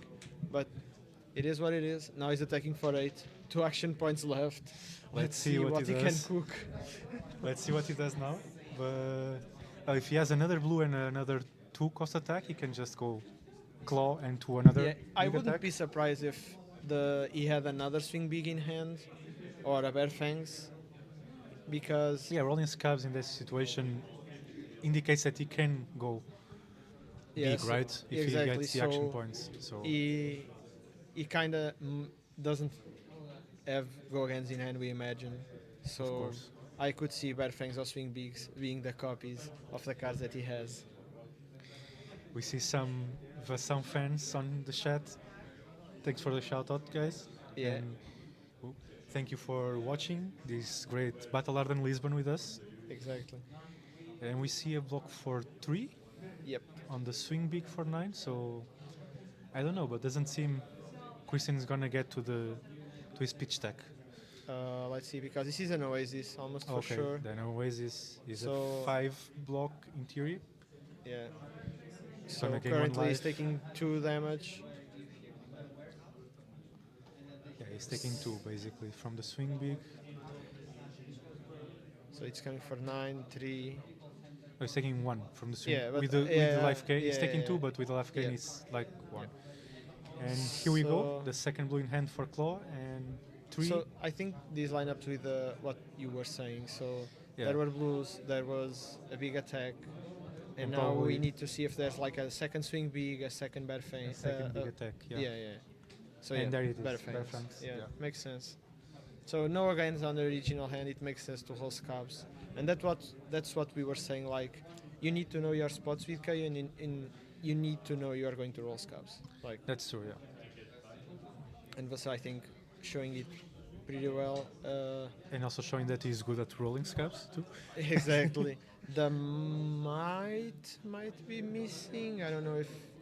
Yeah, I think maybe he's gonna turn that might Let's see. again, but If not, we'll just point it out really quick. yeah, if not, we'll just. But currently, Christian with two cards in hand. One of them is like a sink below, if I'm not mistaken. Yes. The second one might be a tome. So even it's like the sink below covers the block, but then the tome is there to like make it just a okay card. Yeah, I don't know because if he's pitch stacking, he's gonna want to pitch stack that tome to the bottom, Yep. I believe. So I think maybe we see Christian taking some damage here to speed up his pitch stack with the Yep. sink below, putting tome to the bottom, drawing another card. Can be a blue to try to get a potion from the top. Can be a Yeah, potion. Can but be taking something else. 8 here. No, I think the sink below is gonna use it for sure. Yeah. Taking 8, it's Seems- too early, I think. Yeah, and there's still like, even though you have balance, there's still 3 blood rushes around. Yeah, three blood rushes and sash. So it's And like, I think we only saw one wild ride red, if I'm not mistaken. So plenty of believe power so. still left in the deck for. yes, and for Vassal. we saw in previous game that Vassal has both red and yellow wild rides, so he should still have 5 wild rides in his deck. We also saw some pulping Yeah. before in the match, so he still has a lot of go again. And the power cards are all there Yep. still. So I'm very curious about why Christian would be lining up a block with balance here, because Bearfangs doesn't represent any on-hit effect, and I think the only card that you would fear as the Kano is Sandpacking and Command and Conquer, and I think spending the balance here. Yes, he can wait for a Blood Rush Bellow turn to spend the balance, right? But maybe he Yeah. just wants to spend it right away and Because he cannot cash it out now. He Yeah, just no, drew but- one card from Bearfang. So because there's those like random situations where you go like pulping into something or wild ride into Bearfangs or whatever, and you get the free cash out for the balance. No, I think he just block with 2 and now he can break it anytime he wants if Vassal draws 2 cards, of course. Yeah. Or maybe he wants to line up stuff before he blocks in the Blood Rush turn. Maybe that, yeah, or just want to see as soon as Vassal does a Blood Rush, break the balance, see his hand, see what he wants to block or not. exactly. So let's see how things line up for Christian after this. So now it's So- Christian turn. We know he has the tome. He has the tome, he didn't sink it. Before? Maybe he sank it. Because that card seems too red to be a tome for me. No, so I think he's, yeah, he synced it. So pitching for Crucible, putting the blazing either on the bottom. I think he's trying to remember his pitch stack, or at least telling himself his pitch stack, because that would be the only reason why you would stop. So Well, you know, sometimes pitch stack you need a yeah, especially I think if you are new to pitch stack and stuff, I think it makes sense, especially in an untimed round, to Yeah. stop, consider a little bit. I think nobody would be unruly or mad against you if you no. It's, take your time. It's top especially- 8. You need Yeah. to. And there's eyes on you, especially Christian said to us that is a newish player, so I think it makes sense for Christian to take his time, decide on his decisions, check the pitch stack, and Yeah, just it's top 8. You don't have time to worry about. Just think about it, remember it, and don't mess up. That's Yeah. what you want to see as a Kano player. pitch stacking even more. Yeah. For our viewers that maybe are not familiar with pitch stack, what that means is Kano is just blocking as much as he can and sending the good cards to the bottom in the order that he knows. So then he can just Kano off the top knowing what he's gonna find. And normally these games go like Kano tries to survive until he hits the pitch stack, and if he hits it, he wins. Yep. Most of the times, if it's a good pitch stack, that's it. Yep. He's putting Vasson on a clock. As soon as he hits his pitch stack, he's killing him. Now we see Vasson playing a Blood Rush. So now Christian can break balance if he wants, but Yeah. Vasson didn't have an arsenal, didn't have an agility, so maybe Christian is hoping it's not a good Blood Rush turn. Let's see. Yeah. So I think I saw Wild Ride, if I'm not mistaken. I think I see Wild Ride, yes. Command and Conquer also. So okay, start. yeah. I think if he starts with the Wild Ride, for example, to see what he draws and discards and the rest of his turn, maybe he can push out some damage here. Again, curious to see if Christian Also, if- pops the balance here. Also, if he has another blue already in hand, okay, he's going to break Sash. Yep. I'm going to say if he has another blue already in hand, he can start with Claw and then pitch the blue to guarantee that he uses that blue for the Wild Ride. Yeah, that's also a chance. But yeah, But now we'll see. he's going for the Sash turn with Wild Ride. Yeah. Let's see how Vasson does it. So we're gonna roll. Versan will discard the Command and And Conquer. Conquer, which on a Blood Rush turn, when your opponent doesn't have an arsenal, it's one of the best cards to discard, to be fair. Yeah, it's a card. It is a 2/6, but it's just that, right? It doesn't get the pump from Blood Rush because Exactly. that is just for brute attacks. So you prefer to have another brute attack, Yep. 2/6 to go with it with the Blood Rush. So now we, 2 cards in hand against the 4 of Christian. Again, he still didn't. Okay, then he's going to pop balance. Exactly. So now he's going to pop balance, have full information on what he can and cannot block. Exactly. So let's see what he draws up. From what I've seen from his hand, he didn't seem to have any defense reaction. So he has a Scour, I think a Tome of Fiendel. I was not able to see the other cards, unfortunately. Scour can be a crushing card in this matchup, especially on turn 0. If your opponent doesn't Yeah, agility. if you can't break the agility and your opponent Yeah. doesn't have another go again in hand, that can really break the chaos pace. Yep. But here I think that Scour is going to block for sure because this turn is Yeah. gonna be a big one. Yeah. Like Vasson already got us used to it Yep. in the previous game. I'm trying just to wonder what the best follow-up that Vasson can have here, because most likely it's just another go again attack plus claw. Yeah, I will say if he has the blue in hand, you just go claw and then the go again attack to avoid discarding the blue and Yeah. not being able to do it everything. Again, if he is lucky enough to draw the blue that's a 1/5, he can That's really good. Yeah, he can play another like Wild Ride, for example, and follow it up with it, and that would still push a lot of damage, I would say. Yeah, that will be 9 + 8 + 7, so that will Yeah. be a really big turn for Vasson. It will be a 24 damage turn. And again, there's one balance against 3 Blood Rush Rushes Bellows. and so 1 Savage Sash. Exactly. So even though now that the balance is out, there's no equipment. I think we saw 2 Command and Conquers leave now, but the third might be relevant depending on the situation of the game. So let's see what Christian can come Christian up with. is thinking on the sink below right now. Yeah. I think what Christian most likely is thinking is what card does he want to line up at the bottom of his deck with this sink below. Which Yeah, I'll say that- which that's- is the Ages. Makes sense. Yeah, Gaze is a pretty good blue to have in the deck. It serves as pitch on the pitch stack, but it can also fix your pitch stack if you use it. So Christian takes 2 now. Yep. Let's see what the follow-up of Vasson is. Christian is on 18, and we still have some attacks on Vasson's side, for sure. I'm very curious about. So yeah, that's the popping, and this is like the perfect place to play the pulping in this matchup because there's no Arsenal, right? Yeah, there's no Arsenal, no miss on no way that Christian can take the go again from the pulping with a defense reaction from Arsenal. And I think Vasson was. Let's see what the next card on Vasson hands is, because I think he was very lucky on that discard because he discarded his strike, Yeah.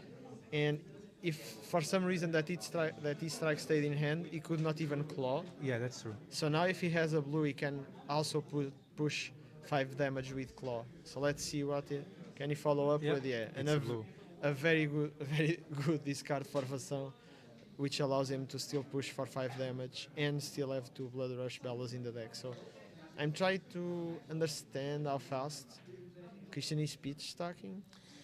So I believe all the sync belows he sent it to the bottom. He also played a tome in the first turn, if I'm not mistaken, so that also speeds a bit. But I guess he still has some turns to go before he hits it. Yep. And also the pitch stack is not exactly perfect, I believe, because he synced the Tome of Fiendel and then right after he has Blazing, so he needs to have the pitch to get there and take the Blazing off the top before he draws with the Tome. And he doesn't have Muffins, right? So there's no way to Exactly, there's no way to fix that. properly navigate that hand without having things lined up Yeah, perfectly. and he blocked with the Tome, so Yeah. choosing to block the 2 damage instead of trying to pitch stack it, so Yep. probably knows what he's doing. And now Yeah. we are checking. So now it's Vasson's game, right? The balance is out. It's 13. You have I 2 believe Blood Rush now- Bellows yeah, I still in believe the now deck. is Vassan game to lose, or his deck a game for his deck to lose can also happen. But let's see. And So- here goes another wall ride. So he this comes time with a a red red, one. yellow, Yellow one. yellow, but he's coming for 6 because of the My token. Let's see if there's no misses, because there's a world where there's a Blood Rush Bella gets discarded, but no, it's a Bare Fangs, it's an it. So we are coming with 6 with Go 6 Again. go again. And again, we enter this conversation that I mentioned previously. Now I'm curious, like, does he just want to follow it up with a Claw, for example, and set up a card in Arsenal? Or is he on, I'll just throw everything at you that I have? I think if he has Claw plus another 6 attack, I think you do that because it always passes damage, right? Because it's 15 in total damage, so you're gonna get 3 damage for sure. And Christian is already at 10, so I think if you see that he can't block everything with his hand, you throw everything at him. If he's just a smaller attack and you're not gonna get damage from that, then maybe you set up. And now you see Claw, 3 go again. Yeah. And there's a chance that another attack comes after this. So there's, I think, 2 Swing Bigs left in the deck. That would be a very good card to have That will be in very this good. Yeah. situation. Again, Christian blocking with 2 cards already, so means that at most he has 6 block in hand. So And he's playing the that- Cindering Foresight. If yeah, I'm it not only blocks mistaken. for 2, and he can sort of speed up his pitch stack with the opt 3. Exactly. He sees a Face 14 and I think 2 cards, 2 Wizard cards, if I'm not mistaken. So yeah, so probably I Keep the believe, Fate. yeah, I believe the Fate has to stay on top, and the 2 wizard cards will probably go on to the bottom because he wants to find the pitch stack as soon as possible because he can see that Vasson is going for the throat with this game. So But now if Vasson comes with a Swing Big, that's a lot of damage pushing through. So it would be yeah, 8, leaving Christian to 5. yeah, if there is a swing big in Vasson's hand Or a Bare Fangs Red. or a which Bear I Frank's red, think he still has one. that will be a really bad turn for Christian. Yep. But let's see how it goes. Christian finishing up the Cindering, Yep. Now, saying that it takes 3, I believe, or now he's thinking about the block. So 1 card in hand, 2 pitch left. Vasson also might be in a situation where he's just like baiting that he is going to do something after. But yeah, Christian is blocking for 3. Now Vasson comes with the weakest link for 6, pushes 6 damage. Christian goes to 7, and it goes to Christian's turn. So yeah, Christian goes to 7 and he still needs to reach that pitch stack. But remember, this is not a normal Flesh and Blood game. Vasson is at 39, Christian is at 7, but if Christian can eat that pitch stack, he will kill Vasson. Doesn't matter what he has in hand. Yep. This is just a race against time for Vasson. And crucially, I don't think Vasson has had the agile wind-up these cards that let him set up these agility tokens for these bigger turns. Yeah, that's true. But he has been getting a lot of wild rides, so that's Obviously. that's good. And I think he has one Blood Rush in hand now. So, again, Well, Christian is at 7, so is it setup time? Is it just blow your face time? Because the thing is, with Blood Rush Bellow against Kano, is you're not free from getting non-sixes at hand. Because sometimes you attack, your opponent attacks you back, you have these like non-6 card, like can be a Cast Bones or another Blood Rush or a Reckless Swing, and you can get rid of them in order to make sure your Blood Rush hits. Or you can block with one to make sure that your Beast Within hits. But against Kano, especially the pitch stack one, who doesn't allow you to pay for things, especially in this part of the game, it's just a question of yeah, that's maybe true. just play it if you have That's it. true. I think here it could be a turn that Vasson, if he was tracking the pitch stack of Christian, he could know if he had one more turn or not before it, and then he could try to set up the Blood Rush in Arsenal to have a really big next turn. But if it's not that easy to do with the Fates, with the Cinderings, with the Sinks, so I believe Vasson is just going face like he always does, and praying that Christian is not there yet. Yep. So now I'm trying to understand if it's Christian who is thinking on his decisions or if it's Vasson who is pondering what he's going to do. So I believe Vasson already resolved the Blood Rush, right? So Yeah. his priority should be on his side, Yep. and he's going to attack with a claw for 6. Go again. Yeah, thanks to the might and to the Blood Rush pump. Okay, so So- Christian blocks, and So- now Christian has 2 Fate for Scenes, if I'm not mistaken. that's good. It's 8 block on this turn. Yeah. And it's 2 opts to get to the pitch stack faster, so it's a good card to have. So Vasson choosing to end. Oh. He drew 2 reds from the Blood Rush. That's rough. So That's it's rough. even then it's 10, so 2 damage is gonna go. Yep, but that leaves 1 Blood Rush left in the deck. And crucially leaves Christian at 5 and with 2 more opts to Yeah, to pitch. get to the beach stack. Yeah.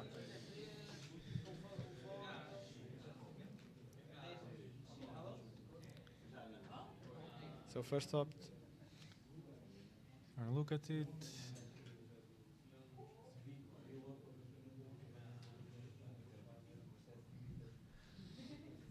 And crucially, if Hassan keeps playing like this, Christian can kill him with. Doesn't need a perfect pitch stack to kill him, right? Yeah. Because Hassan is spending all his resources attacking, so he can just try to get him like with his pants down, let's say. And So Christian chose to keep the card on top because he didn't opt for the second Fate for Scene.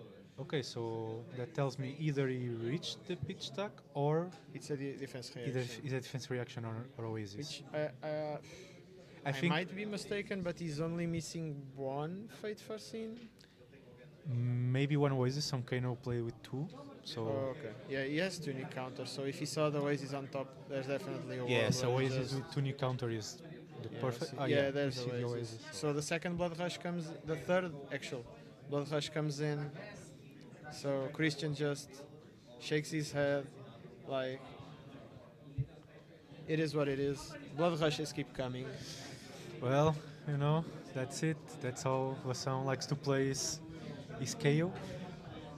Also, crucially, Christian only has 1 pot still on Yeah. the board. So one Oasis which is going to come out with a tunic counter, then 2 or 3 more block trees. We will see. But I think now Vassan kinda needs luck-ish on these cards and on this He's the turn. last blood rush, so Yeah. he wants to kill him on Yeah, this he turn. really wants to put pressure. He really wants to kill Christian on this Wha- turn because yeah. the turns after So he does not gonna have the power turns. So, okay, there's something that can happen here. Yeah, but Vassão is not going for it because Vassão has a Beast Within and a Bear Fangs in hand. Oh, I see where you are And- going. And we know Vassão likes to. Well, you can still go roll for it, right? scabs. If, Yeah, even yeah, if you're yeah. gonna roll scabs, you first start with the claw. Exactly. So what I'm thinking, but I'm not completely sure if that's efficient because that would require a lot of stuff to happen well, is now play the roll scabs, play the Bear Fangs, drop the Beast Within, draw 2 cards with 1 blue, you have 1 pitch left, so most likely you can push out the last few points of damage that actually kill Christian. Actually, I think that's a way for Vassant to win on this. He's gonna try to Okay, intimidate. He's not going for it, so he's going. He's going for the intimidate, but and Christian has the the Oasis. Oasis. Yeah. So, unfortunately, Vassão had thought he had the win, but that with will not intimidate, but no. be enough. So Christian will take He goes 2 to 5, and then then takes 3, 3. It goes to 2, 2 life. and gets to keep 1 card in hand. So, Vassão played for the win, which makes sense. Makes sense, right? You have the intimidate, you have the blood rush. It's a kill unless he has a defense reaction or a Oasis, and you already saw a lot of them. Yeah. I think it's So, a perfectly fine play from Vassant's side. He just got unlucky that yeah. Christian had the Oasis there. I with would the still turning like to pitch. see the pitch, the blue card, pitch a smash instinct, play the Bear Fangs, Thanks. discard the Beast Within, and just roll scabs before to see what happens. Oh, and the card he He- intimidated is a potion, so he had Christian really got it. So yeah, he had the potion in hand. So I think the obviously less secure line that I suggested. Yeah, it's a gamble, but like we talked about before, sometimes with KO in this meta you have to gamble, right? Yeah. No, and it's not like Vassão missed little or anything. You would No. still need to gamble on scabs and whatever comes out of Exactly. the Bear Fangs. And there is always the possibility that you roll 1 on the scab skins and Exactly. you do nothing. So I think in this case the safe choice was good because I think Christian had like 1, maybe 2 cards that could save him Yeah, in that yeah. spot. So I think you go for that chance, right? Yeah, exactly. Makes sense. So now Vassão pondering on what he wants to do. We all know that when Vassão ponders, there's a chance that those scab skins might come into play. But let's see what he can come up with. So we are seeing Danielle on the chat saying that Stefano lost the Azalea mirror against Juan. So we will check that out Yeah. after we finish this game, but seems that the Azalea mirror is already over. Yeah. There's one match that's for sure still going on, which is the Enigma mirror. Yeah, that's gonna go on for a while. The Zen Kano match, I think it should also be pretty fast. Yeah. And now, see, this is the point that Vassão can start to lose the game. This is 1 attack Yeah. this turn. But I think I think Vassão is trying to set up a bigger turn, but The thing is, do you still have time to get to yeah, the bigger exactly. turn, right? Where is Christian? Right. Where is Christian in his pitch stack? And Vassão choosing not to roll scabs here kind of makes me think that Probably the hand didn't align that well for scabs too, right? yeah, but if you have Bear Fangs, you always guarantee the Bear Fangs and a claw at least. Yeah, but that's the point that is worth it, the 1, just for 3 more damage, you know? Yeah. Because even Bear Fangs plus Claw is 11, so Christian can just block it out if he has Yep. 3 blocks. And if you roll a 1, you are, at this point, I think you are pretty much letting Christian get to this pitch stack, right? Yeah. So let's see. 2 cards in hand, Vasson. We don't know which cards does he have. Also, I believe Christian should be at 2. I don't know if the players updated the life totals on that previous turn of the Intimidate.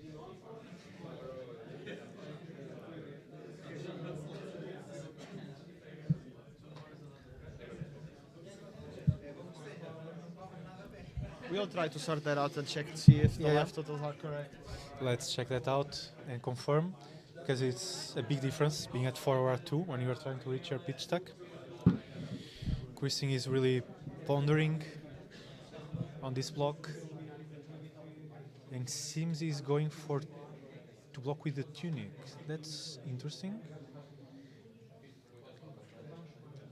So this tells me that it should be at 1 now, and it was at 2 first. Yeah. Yeah, I think they are correcting that now, or...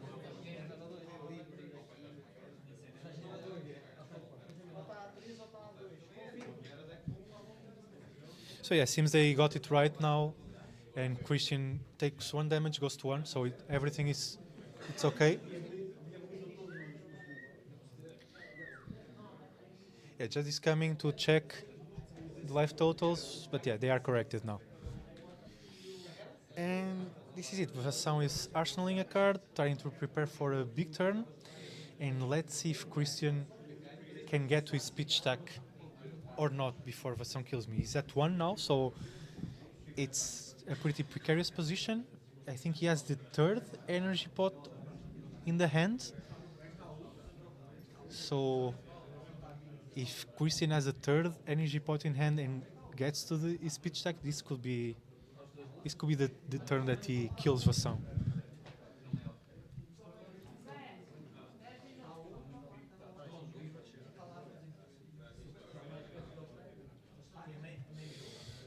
So yeah, Christian thinking about it, thinking about where he is. Vasson just waiting for a decision. And this is the point where... Yeah, so Christian draws. No, counts first. This is the point where we are waiting to see if Christian will be able to get to play this card, either Wildfire, in this game or not. Because if he gets there, it's gonna be pretty hard to survive, and he has the 3rd pot. So the energy pots are all out of the deck. The Oasis and defense reactions also seem to be mostly out. And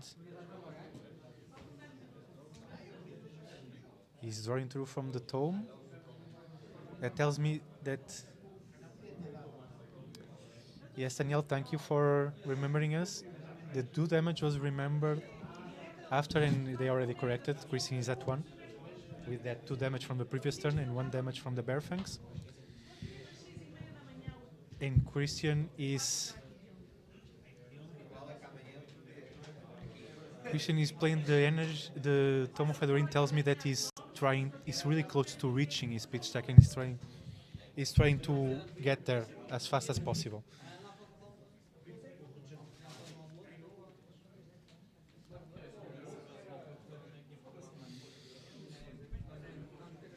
And I see that he has a Wildfire in hand, so probably he's thinking if he puts that in Arsenal to get to the pitch stack or not.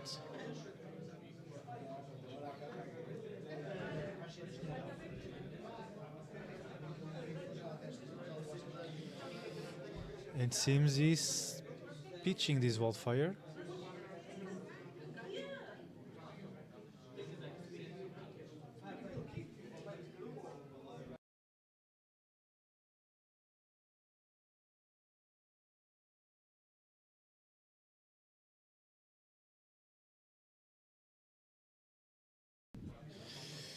So yeah, Vasson is checking the graveyard of Christian now, and Christian is pitching Wildfire to the bottom of the deck, and he's counting his deck. So this is going to be a really close game. Christian is at 1, but like we said, if he gets to his pitch stack in time, he can take this game. And also Vasson is already out of power cards like Blood Rushes and all that, so let's see. I think if Vasson has a go again, and Christian is not on the pitch stack yet, that could be the game for Vasson. I think you just need to present an attack, right? That presents little, probably. Yes, well, let's see. Christian has a full grip. If he didn't reach the pitch attack, but he can block the attack, he has Yeah. one more turn. So I think Vasson really wants to go again here. We have a new addition to the stream just joining us, Bernardo Cardoso, a really good Portuguese player on the community from Lisbon. And here we have the Wild Ride. And here we go. Vasson really needs this to have go again. Okay, so this is what you mentioned. Let's see what Christian does. Yeah. So I will say if Christian got to the pitch attack, he will. Okay, he didn't. It's not there. He's blocking. Okay, now this is... So now this is the turn that Vasson needs to be able to kill Christian.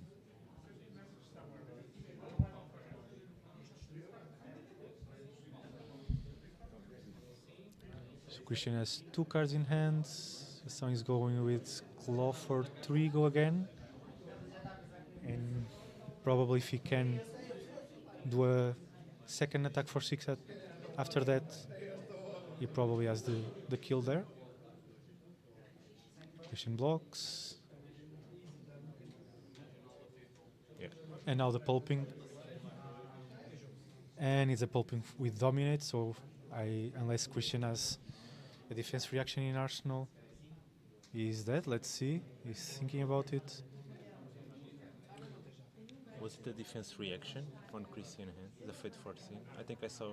I think in the hand. I have not been watching the match. Do you know if he has bought the defense reaction package? He is trying to pitch stack. He's with the full Oasis and Fate for Sins and Sinks.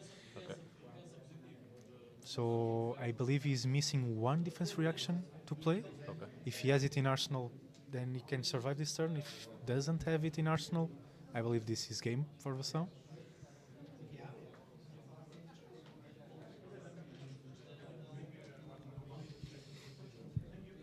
So what can Christian do here? If there is a Fate 14, that's 1 pitch, and with the potions, that's 7 pitch in total. Well, Vasson has no pitch floating, right? So if the pitch stack is there, he can go with the potions and kill him, maybe. Is 7 pitch enough for that? Depends on how the pitch stack is. If he has the So- tomes first, I'm pretty sure the Arsenal is a wildfire, so that will be 3 and resources should from be the legs. yeah, fate in hand. Yeah, that's gonna depend on how many tomes Christian pitch stack with the blues after, and the order of the cards, right? That's right. Because if you have the tomes with the blues first, then you can go by with the potions. If you don't have that, Good thing you are a Kano player, Ernest. Yeah, because- most of these interactions I am not very familiar with. okay, so seems he's gonna go for it.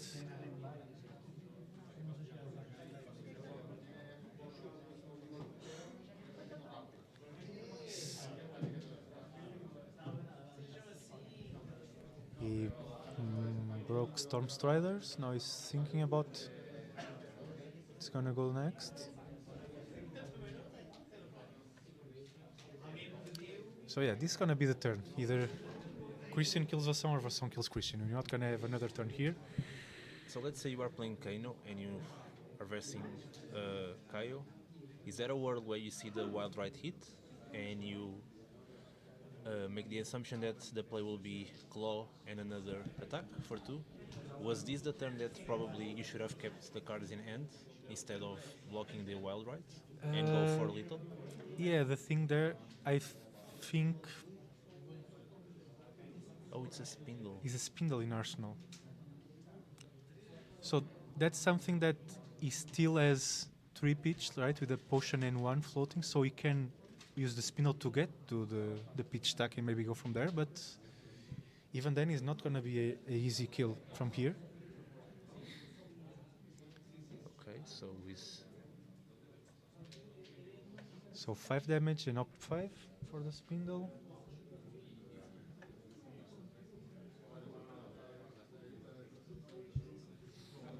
so now his only option is to break the potion, have 3 resources, right? And start with a tome of Featherwind from the top. for two blues. for two blues. That's what he needs to find there. I think he saw Wildfire, the art. He's now counting the rest of the deck for the pitch tag. So there is a world that he sends everything to the bottom, right? yeah, and gets the tome from the top.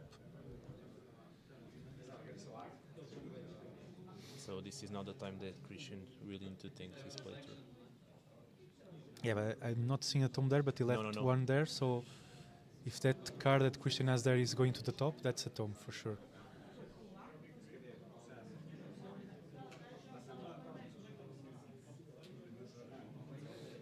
Oh, I think that's a Gaze of the Ages, so you can play it with Kano, Opt for another. opt for two the more, books. and then it goes back to hand because you already played a wizard card. Yeah. So you can have another go at finding the tome. You can see Gaze on screen. There it is. So opt two. And did he found the tome?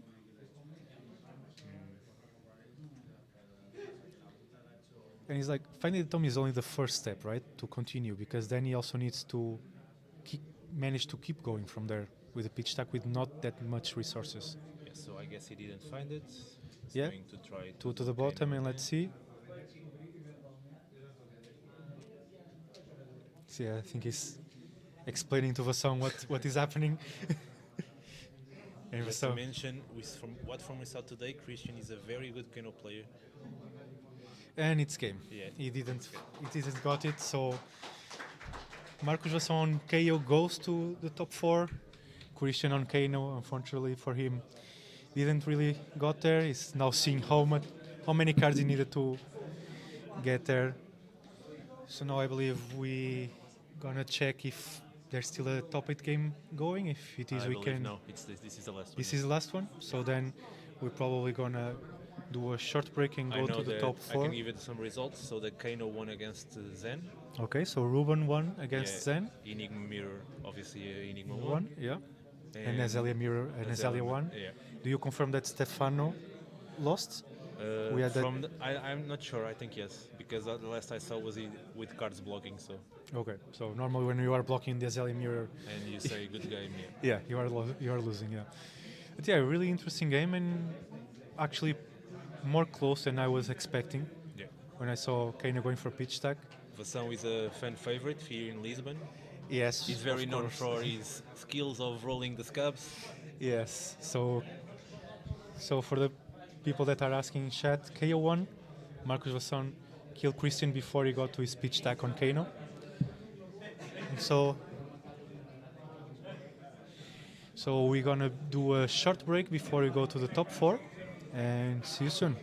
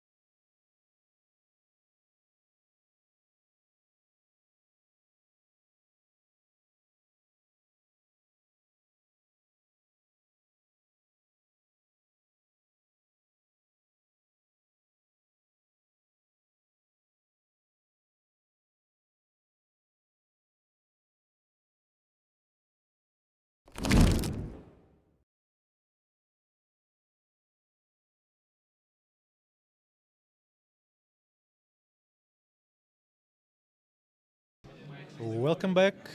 We have our top four. We have Juan Chacon on Azalea against Marcos Vasson on KO and Ruben Martins on Kano against José Antonio del Hoyo Cuenda on Enigma.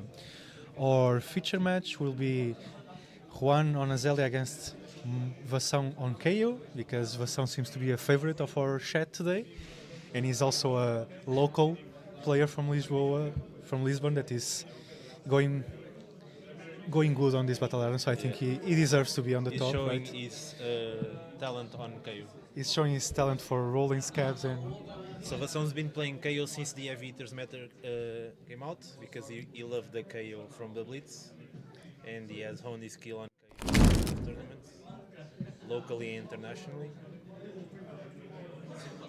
So it should be a good game.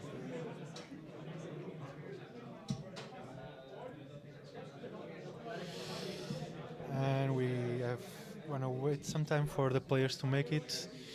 So, what do you have to say about this top 8 and top 4? So I'm surprised two Enigmas made the top 8, but since the meta of the tournament today was very diverse, so as you may already have saw, we had 7 Zens and I believe 6 Enigma. Yeah, 6 Enigma, 6 Azaleas, and 6 Chaos, if I'm not mistaken. So, a pretty diverse meta for sure. Yeah. I would think that the Zens could have most of the places in the top because I believe Zen is clearly the best deck. It has counters, it has flaws, but ultimately I think it's the deck to beat. Yes, I agree. I think in a couple of rounds maybe the pairings wasn't good, but let's see. I think Azalea, all the decks here do powerful things. I'll say the fairest decks, let's say, is actually KO and probably KO and Enigma after. Depends on the Depends, access, yeah. depends, but I think like Kano can obviously be completely unfair sometimes, and Azalea sometimes too. When you see always 14 dominate with I on think it. the important part here is that in this top 4 the players can know how to play these matchups, especially on the Enigma and Kano side. It's a very complex game for either side.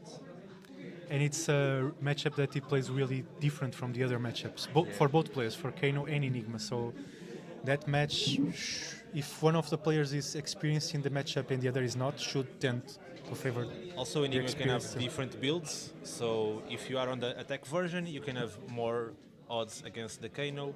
But ultimately, I think that it's on the Kano to win the matchup because I think when it comes down to all the cards in the deck and all the both decks play, I think Kano has probably a deterministic win into Enigma I believe. with the pitch deck.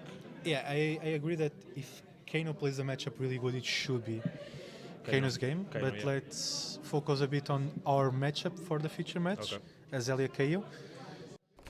You have to. We see Juan is already sitting there. What do you have to say about? So KO is a this deck that matchup? can, I think, easily play around the Azalea Disruption with big attacks, even though it can get right in the ledger, right?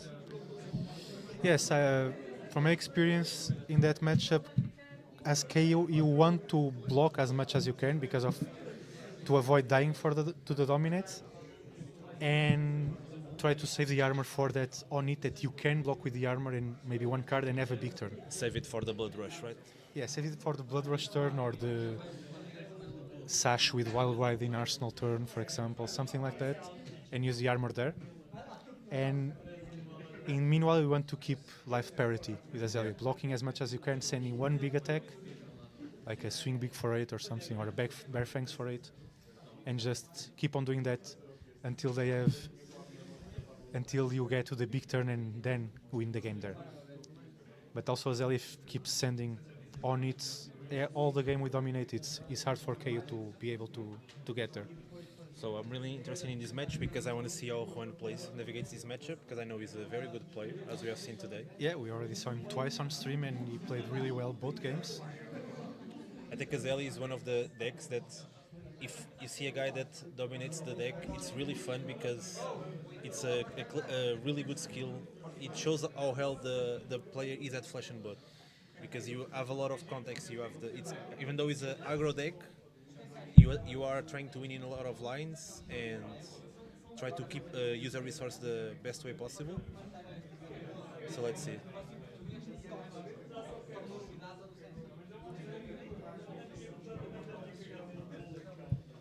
Yeah, I agree. The Azalea is a deck that rewards playing that deck really well. KO also, but I will say is more on the when to gamble skill. Yeah. The Azalea is more when to have an arsenal, when not to have, and all of that. We can see on screen a big card in this matchup, Red in Ledger, that stops the big turns from KO, the go again turns. That will be for sure an on-hit that one wants to dominate against Vassan. Probably Vassan is taking out the go again package, right? The I will guess yellows, wild rides, and I will guess Volpings. at least some of the non-blocks you will Yeah. take them out because you really don't want to be in a position that Juan sends you a red in a ledger with no dominate for like 8, for example, and you have like 2 non-blocks in hand. That's the worst that you could have as KO because you want to block that because it doesn't have dominate and you have the non-blocks. I'll say maybe takes the wild rides, leaves the bare fangs because it's 1 card for 8. Yeah, yeah. So I will approach the matchup more on that way. Try to keep life parity with your big attacks and blocking as much as you can, and use the armor on that big turn to just. Yeah, and it's interesting to watch KO games because the KO player needs to play a lot with the odds of what he's going to draw and to maximize the probabilities of the cards he plays. Yes, of course. You And cannot also- just play card, discard, and get a value. No, you need to keep in mind what you're going to draw, what are the odds of hitting, what is the best outcome if you draw a red or you draw a blue. Yes, exactly. That's where the skill of playing KO, Yeah. brutes in general, brute heroes in general, but specifically KO, enters. That is, a lot of people think it's just you get lucky. Big but- numbers, get lucky. Yeah. But most good KO players, they know the probabilities. They know what is the best. They play with the most expected value, Yep. and know when they have to. When they are in the point in the game that they are behind and they need to gamble and get lucky to win, but they also know how to put themselves in the position to get lucky. So, do you know if there's any key arrow that one wants to play in this matchup besides the red in the ledger? I will say Red in Ledger is the key one because of the Blood Rush turns, like we said, and the go against. I will say the specialization of Azalea, Judge, Jury, Execution, is also a really good one because it makes Vassan just get a claw in or something like that. Besides that, I don't know, like, besides that, I think it's mostly like maybe a Seek and Destroy Inertia when Vassan tries to set up. It's mostly those kind of on hits, but I'll say the big ones are the spec that we see on the screen now and the Is Red it in playing Ledger. it? I'm not sure, to be honest. So, what version is Azalea? The dealer with the Yeah, dominate head? it's that dealer with the Skullburn cross wrap to the op. So he So should. probably he's not playing the judge because the judge needs the counter. Dean is the end counter, yes. So if he's not playing that, I will say Red in Ledger is the one to look for. Okay. For sure. So now the players are shuffling up, waiting to start. I believe from the gestures when I believe Juan told Vassan to. I don't know if he told him to start. I will guess Azalea will try. Yes. I think he told Vassan to start, right? So I'm guessing he's trying to go on. He's approaching this as a race matchup that you want No, to be. I don't know if they what starting place they showed. I know they are starting the game right now because the judge came here to warn us. Oh, They okay, can yeah. start. Yeah, I saw Juan. So Juan is the pointing- top seed. Yeah, he so chooses, and I saw him pointing at Vassan at some point. I don't know if he's just telling him to start or just talking some other thing. Let's wait to see. I see some people from Sunflower Samurai rooting for Juan in the chat. A shout out for our Spanish players that came here to play the first Portuguese Battle Hardened. Thank you a lot. We hope to make some more in the future, hope you have fun here. and hope you enjoy your stay. And let's see. They are starting the game. Yeah, and it seems Juan is telling Vassan that he goes first. So that tells me Juan is approaching this more as a race matchup, that he wants to be the Okay, first to so hit. here's a interesting fact. Vassan likes to put cast bones whenever the opponent tells him to go first. Yes, that's true. We saw Castbones played against Enigma, against Gianluca. So But even aggro matchups, say for example Zen, he likes to put the cast bombs. So let's see if that's That's the interesting. situation right now. we see a wild ride being played to start. Let's see. And it hits, Very good, getting the might token for the getting the turn setup. 0. Yeah. And also, if he can do wild ride into another attack, Azali to doesn't claw block. into another attack, he's above damage from Yeah, defending and it. Azali doesn't. Is not a deck that blocks that well. So, and seems he's going for that. Yeah. So he's going for claw with Gogan now, and now a swing big for 8. So this is a So Juan put the balance of justice. I remember Brody doing this one. yeah. I To the- remember it's the way Brody likes to approach this. He puts balance of justice, so he on the blood rush turn he can either block a bit or have a really big turn after. You just take the damage, draw an extra card. But yeah, that swing big from Vasson, it was a pretty good to finish the first turn. Yep. He managed to give 6 damage to Juan. And let's see. So what's the upside? You deal 6 damage and get the might token, but you are vulnerable to the codex. But You are vulnerable to the codex and you don't have Arsenal a good setup for a big turn, right? But 6 damage plus the might, I think it's should be worth it. So let's see. And so we don't have one of the feared retina ledgers. We have a searing shot for 10 with an inertia on it, and also if it hits 1 extra life from Vasson, it's taken from Vasson. so here we see the power of that dealer playing with 5 intellect and not 4. Exactly. That dealer is a really strong weapon because of that. You basically pitch a card for free. So that's what gives Azalea those big 14, 15 damage turns. And now we are seeing Ooh, interesting. So sandpacking Vasson for kept the 7. 4 card hands, taking inertia, and now he's playing a card. There you go. Oh, there you go, the pummel with the sandpacking. We have seen Vasson pummel some people before. It's always something interesting. I believe actually he's playing yellow pummels, if I'm not mistaken. Yeah, because since it's yellow, It's you can pitch it you, for the you attack can pitch actions. for an attack, yeah. And now this is something that is if Vasson managed to take the card in Arsenal, a card, at least one card from hand, and send a lot of damage the way of Juan. So now so we are remorseless. Juan doesn't seem happy with the card he drew. No, it didn't seem.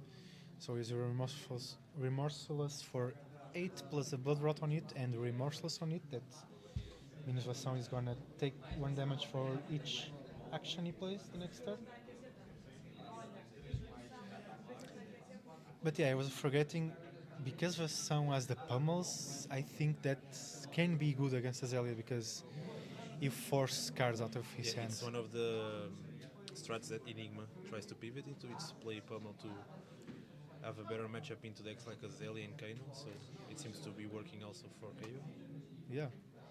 And from my experience in this matchup, even without pummel, is a really close matchup Yeah. because of all the armor KO has. And if he has the pummels, maybe this swings into his favor. Let's see, Vasson is thinking about blocking with Sash. And from what we saw before from him, if he blocks with Sash and nothing else, it's going for a big turn, for sure. Even if he doesn't go for a big turn, a block here could prevent upwards of 3 damage with all on it. We see some Vasson fans also making their appearance in chat so he has also someone rooting for him. Also Juan with Alvar. Yes. We have a lot of Spanish and Portuguese people on the chat, like it was expected, of course. Which is very good, yeah. And Vasson is blocking with Sash. And this tells us that this is gonna be a big turn from him, for sure. We block only Sash. If he's going for a big turn, keep in mind he has the Remorseless, so this must be Yeah, a valuable damage turn. that's something that it needs to be worth it, right? Because the Remorseless gonna make him lose 1 point of life for each attack that he goes for. There you go, that beautiful pulping artist sign. So yeah, playing the Pulping, not breaking Sash, so this tells me that he blocked for it with it just for the block and not to use it, I guess. I guess he just wants to get the block out of the way so that he can use it in a turn probably. Yes, If one blocks out and then he wants to use it and he cannot. But I think probably was the best decision to keep the block for whenever a big relevant hit hits you. Most of the time, yeah, I see KO players leaving the armor for the big on it, but maybe Vasson is feeling that he's gonna put Juan in a position that he has to block early this game, Yeah, and he this wants is to. important because Azeli doesn't want to block. So Yeah, Azalea only gonna block if Vasson forces him to block, Yeah. for sure. KO needs to force the block either because of the life, Yeah. or an on-hit like Sandpacking or Command and Conquer. So let's see, Enlightened Sack for 7. I will not respond to your comment, Vieira. I do not bubble.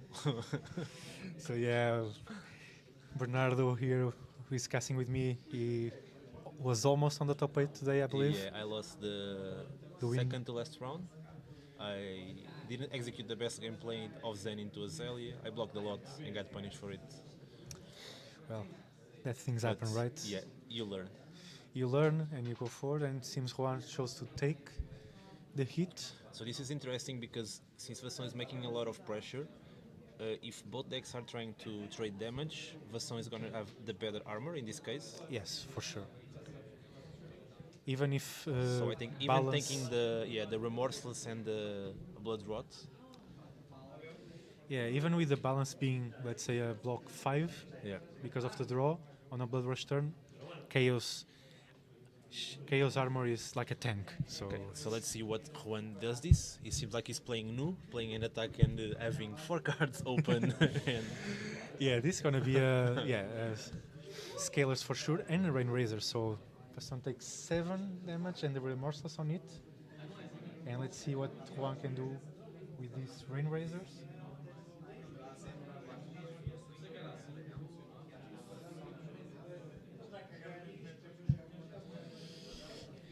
Yeah, Rain Razor is a card that was okay, and a Bolton this Shot. is a very strong turn. Yeah, it's gonna be So- maybe a.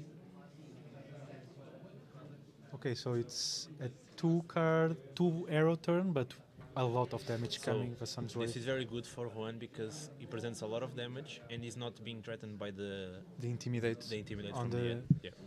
on the head. Yeah, and this Bolton Shot is going A very for great 12. sequencing from Juan there. Yeah. Like presenting the Remorseless with 4 card hands makes like Vasson doesn't think the best time to play the head is now. So now he can capitalize on that. Yeah. Vasson is thinking he has to block. It's little. Let's see how he chooses to do this. So this is 6 plus 6, 12, exactly 12, right? Yeah, it is exactly little. And then we have Remorseless on stack. Yeah, For the next Remorseless for the next turn. So Vasson needs to block and also have life to work with Remorseless. And this is the point of the game where you start to get scared, because if Vasson cannot threaten little to Azalea next turn, Yeah, Juan will get the tempo and Azalea when has the tempo. yeah, when you are at low life, even with all the armor, Azalea can always dominate you for a big enough number to kill you. So I think this is a crucial block for Vasson. It's gonna be a really important block. He's blocking 8 to gain the might of the Apex Bronebreaker. So getting that value before the game is over. Apex Bronebreaker, also a really good card, brute card. So this probably means that Vasson is going to throw a big attack with 2 mites, right? Yeah, I will say it's the biggest attack he can with 2 mites, and pray that Azalea doesn't have a really big turn. So he's a Sandpacking for 8. No arsenal in Azalea's side, so the effect is Probably not was important for Vasson to probably put the Scabs blocking because I don't think there will be any more a lot of turns, so probably you want to get the max value on the scabs. Yeah, I'll say you want to get the max value of your armor. You can also be thinking that maybe the 6 block he has now plus a card can cover up some on it. So maybe that's why he didn't block. Let's see. And Juan is also thinking about getting the value from the balance Yeah. because he's seeing that probably Vasson is not gonna have a Blood Rush turn if he needs to block. So this is interesting spot for Vasson. Maybe with them trading lives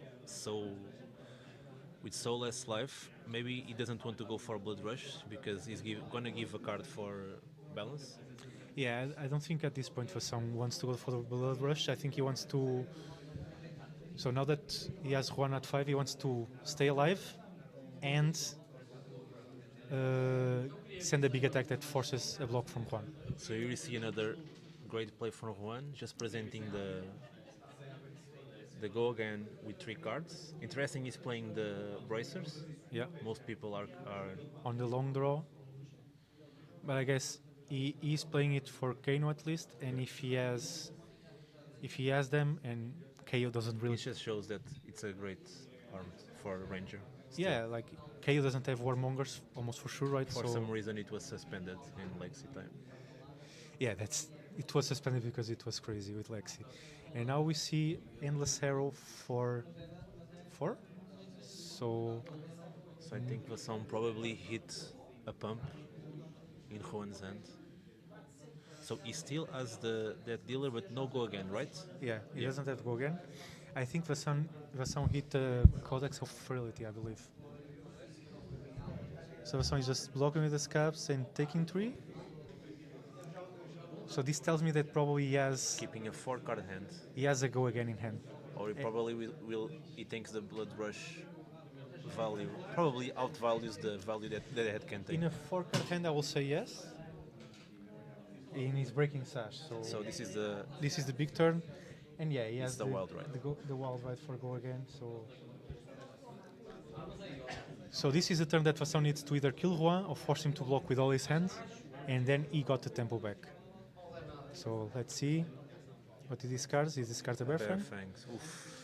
That will be a good card to send Juan's way, but he probably has another go again card if he's doing this play. Yeah, it's a wild ride for 6. Let's see what's in his hand. I think it's another wild ride. If he has another wild ride, I'll say he can even go claw with go again, and then pitch to play the wild ride to guarantee that. Well, he breaks sash, so he always guarantees that he does claw wild ride at least. Yeah, so he's going for claw, 3 go again. So why do you break sashes? Let's try to understand it, because probably you could have used a 1 life block. So I think. Let's see if the next play he does. He probably was thinking about doing the Bear Fangs. I think the thing with sash is with the blue pitch and wild ride, you guarantee that if you get 2 cards in hand, you guarantee claw and another attack. There you see that, the Bear Fangs. You guarantee +3 damage from the claws, with the chest being break there. And this should be. And now Juan is in range of the. But now Juan can activate balance. Yeah. But he is in range of Rexel Swing. Yeah, exactly.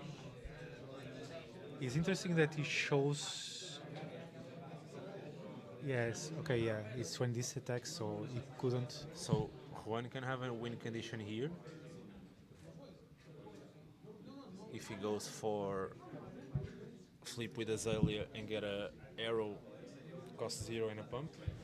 Yeah, that could be the win.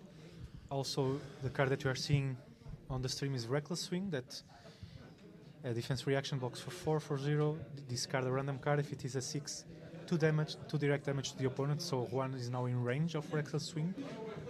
So he wants to kill Vasson as fast as he can, so he doesn't get to see that. Most KOs only play 1, so there is a chance that it takes a while for Vasson to get there, but eventually he will get there. So Juan is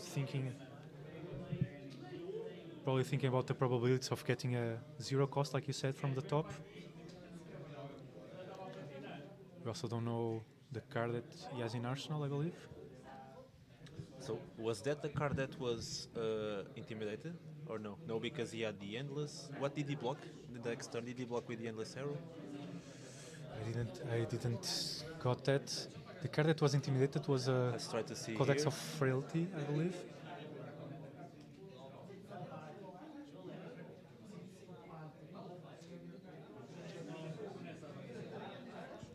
I think Juan is trying to see if he can get how many zero cost arrows has he played. Yeah, for sure. We saw that he plays the arrow that deals 1 damage when it hits. They Yeah, cost 0. the searing shot. Yeah. He also has amplifying arrow, I believe. We didn't saw this game, but I saw it in a previous game, a drill shot also, and of course Bolton shot for sure.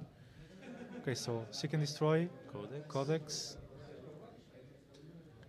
Here we can see the power of Codex. Like a single card like this can take the tempo back because it's taking a card away and forces the block. It takes a card away, forces the block, and forces. And the block here, so the searing shot is going to go for 7 plus an extra one if it hits. Yeah. So it forces a 2-card block at least. So if you try to make the math here, Codex alone was a 10-card value because you got the searing shot, you discard a card from its Vasson hand, and you're going to get a pounder. Yeah, it's. And I'll say even 11 maybe because of the frailty on the other side. So Codex of Frailty is. Plus the hit from the arrow 12, probably. Yeah, so Codex of Frailty is a really good card. We saw it making waves on Lexi. Unfortunately, Juan cannot really play around the Reckless right now, so...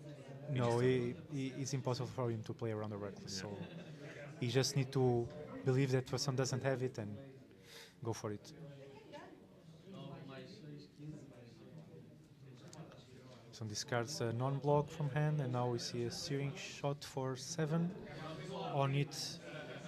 The Seek and Destroy on it, and also 1 extra damage. And Vasson is blocking 6, taking 2.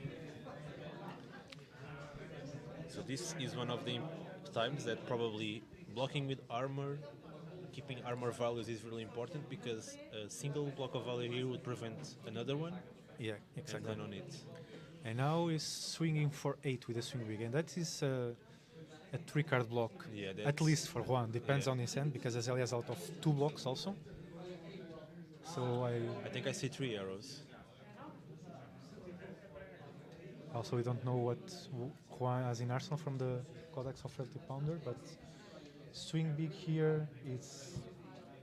Let's keep in mind that even if he blocks with 3, Juan still has Vasson in range because he can just try to Azalea off the top. Yeah, that's true. But that's. And he has arsenal, so Yeah. he can blind Azalea and just go for it if he keeps a pump.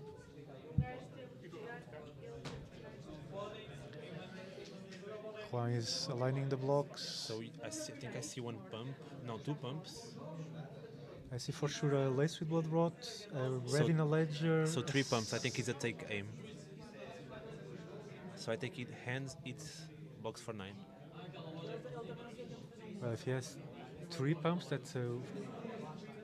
I believe it's a take aim. The HP on Yeah, take aim, Spire Sniping, and Red in a Ledger, so it's full blocks. So let's see what Juan tries to do this. If he tries to play the 2-card hands, I don't know if what card in arsenal maybe, or if he tries to go for the blind Azalea. So Vasson giving an agility.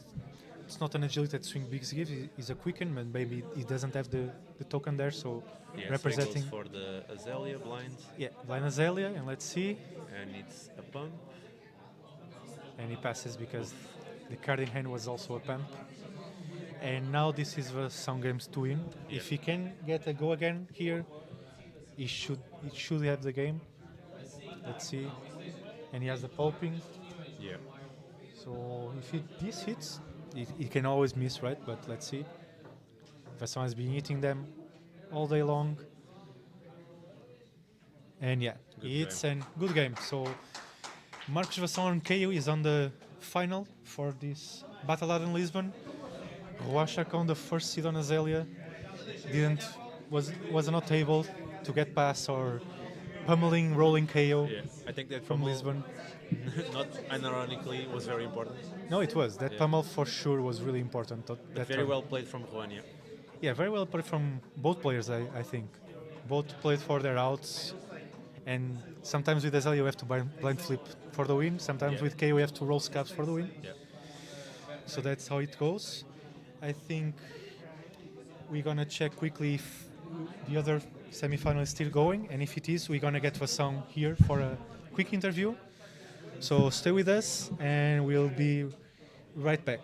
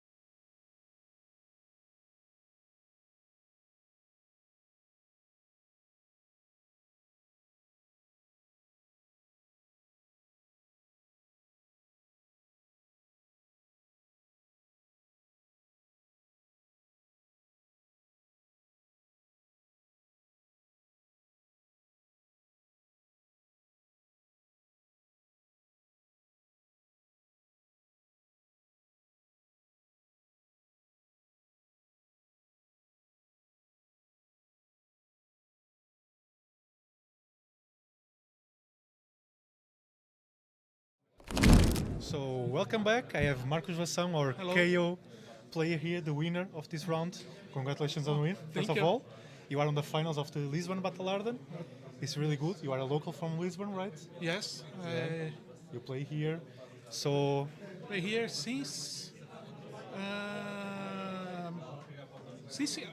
area, just before Everfest. yeah, since Sales of Fire. I remember you used to play Starvo on the Everfest. Yes, But now- my first hero has some failures. I always try to play him in League of Legends. So Vassang, tell me, we saw your KO and we saw you playing pummels. Tell me about the pummel, because that's a card that we don't see a lot in KO lists. Actually, I put this to first of all thinking about Zane. In a race, you have to take out cards from his hands. So and it's unexpected damage, the first one. Yes, for sure. And I try first with the red, but in a KO deck you have a lot of draw cards, so much, and you cannot miss. So the pummel red must it's much turn difficult than easy. So you went for So the it- yellow pummel. Yellow so because if I can play in a attack, I can use to pitch. Okay, so you And prefer... most of my attacks is cost 2. Yeah, so I prefer the yellow because you still have the discard, right? That is Yes. the main goal, taking cards off Zen, like you said. Yeah. Also off Azeli, like we saw in this Yeah. game. But if you can play it, you can still pitch it. It's a yellow. Yeah. You can play most of your attacks. You can play a claw, right? And I use against Azalea because she do not likes to in beginning to block, so I have to take some cards from. Yeah, and we saw that. You Yeah. did it on a sand packing, so you took 2 cards, the card Yeah. from hand, the card from Arsenal. So that's When really I see good play. that, I say, oh, don't go for my hand this time. I can see. And so tell me, what did you play against during the... We saw you playing against Enigma, right?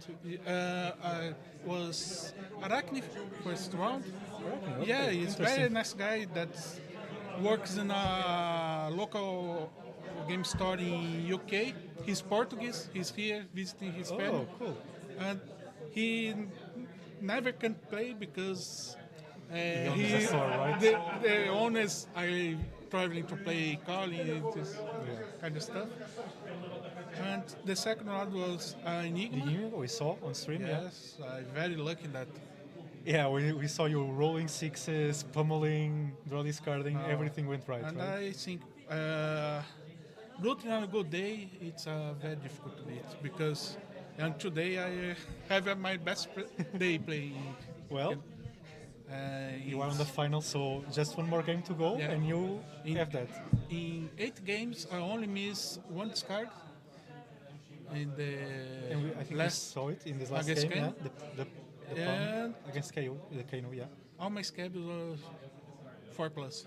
Okay, then you are on a roll doing Yeah. this. So you are on the final.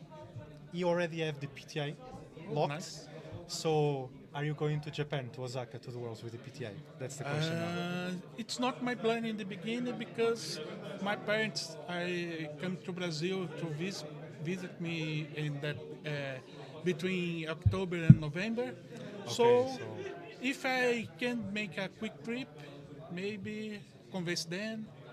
Maybe. If not, you can always save the PTI for the next Pro Tour. You know it's going to be in Europe, so it's going to be close by. Yes. So that's also nice. So tell me, you right now, the other semifinal is still going. We have Enigma versus Kano. We already saw you on stream against both decks, not the same players. Yes. Who is the deck that you prefer to play against, Enigma or Kano? Difficult question. I don't know.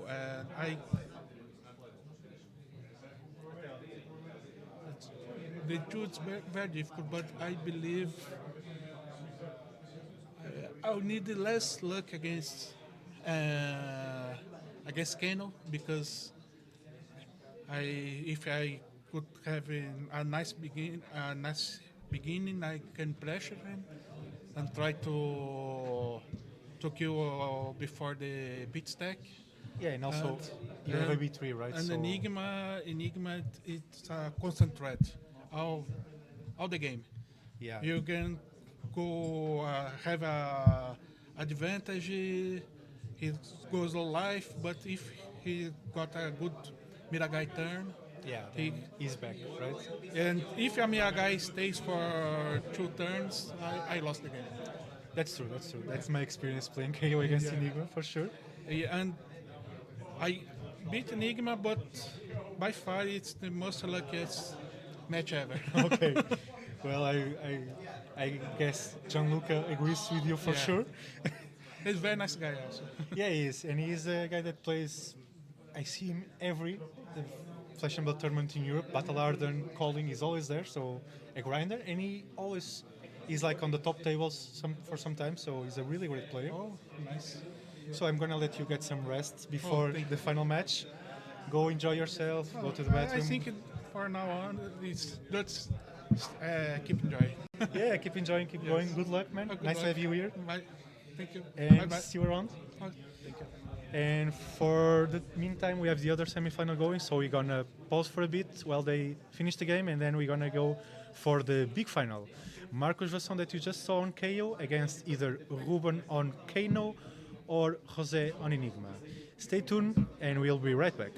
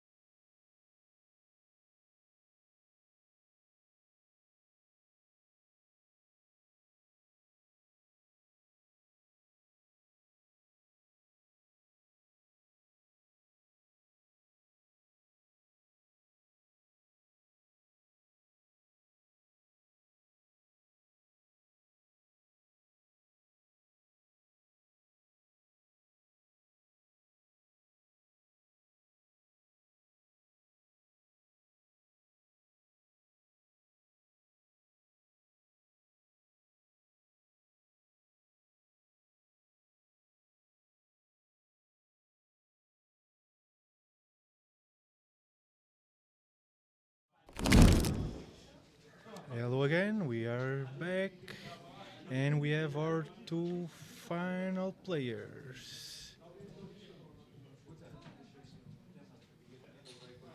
I'm gonna show you the finalists really soon. You know about Marcos Vasson on KO, and on the Enigma versus Kano, the winner was Jose Antonio on Enigma. So this is gonna be our final for today. The players are getting ready to start. So, Bernardo, tell me. Okay, so I have a lot of practice in this matchup. I don't know how Jose build is. I think it's more attack base, which I think it's weaker against Caio than the Aura one. But I would say that normally the gameplay will be like playing Dromai, taking Caio to second cycle and making him run out of threads. Couple important things. Marcus is very used to play against illusionists, so he has a lot of cards against those matchups. He likes to play a lot of cast bones and savage beat down, so that he That's goes true, over yeah. the top. We saw that against Gianluca in the second round. I'm interested to see what Jose plan will be. I just saw his game against Kano and he played really well. Played around everything, presented a lot of damage. So well, let's see. The players are getting started. Marcos Vassão is the fourth seed, so he gets to choose who goes first. What do you think he will choose? I will choose first. First, yeah. So not letting Enigma get auras for free on the board, basically. You can let him have him if you go for cast bones. Okay. So yeah, we are here for the final on the Hardened Lisbon. We have Marcos Vassam on KO, a local player from Lisbon, representing his hometown. Yeah.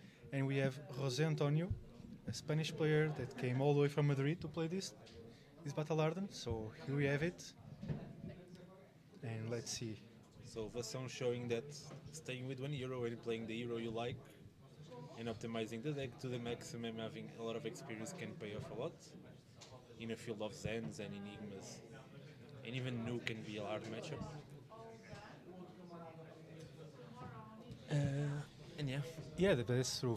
Flesh and Blood historically rewards a specialist, right? Rewards specializing in your deck, having that deck, knowing the ins and outs of everything, and being able to play around all the matchups. So Vassão is doing that with KO.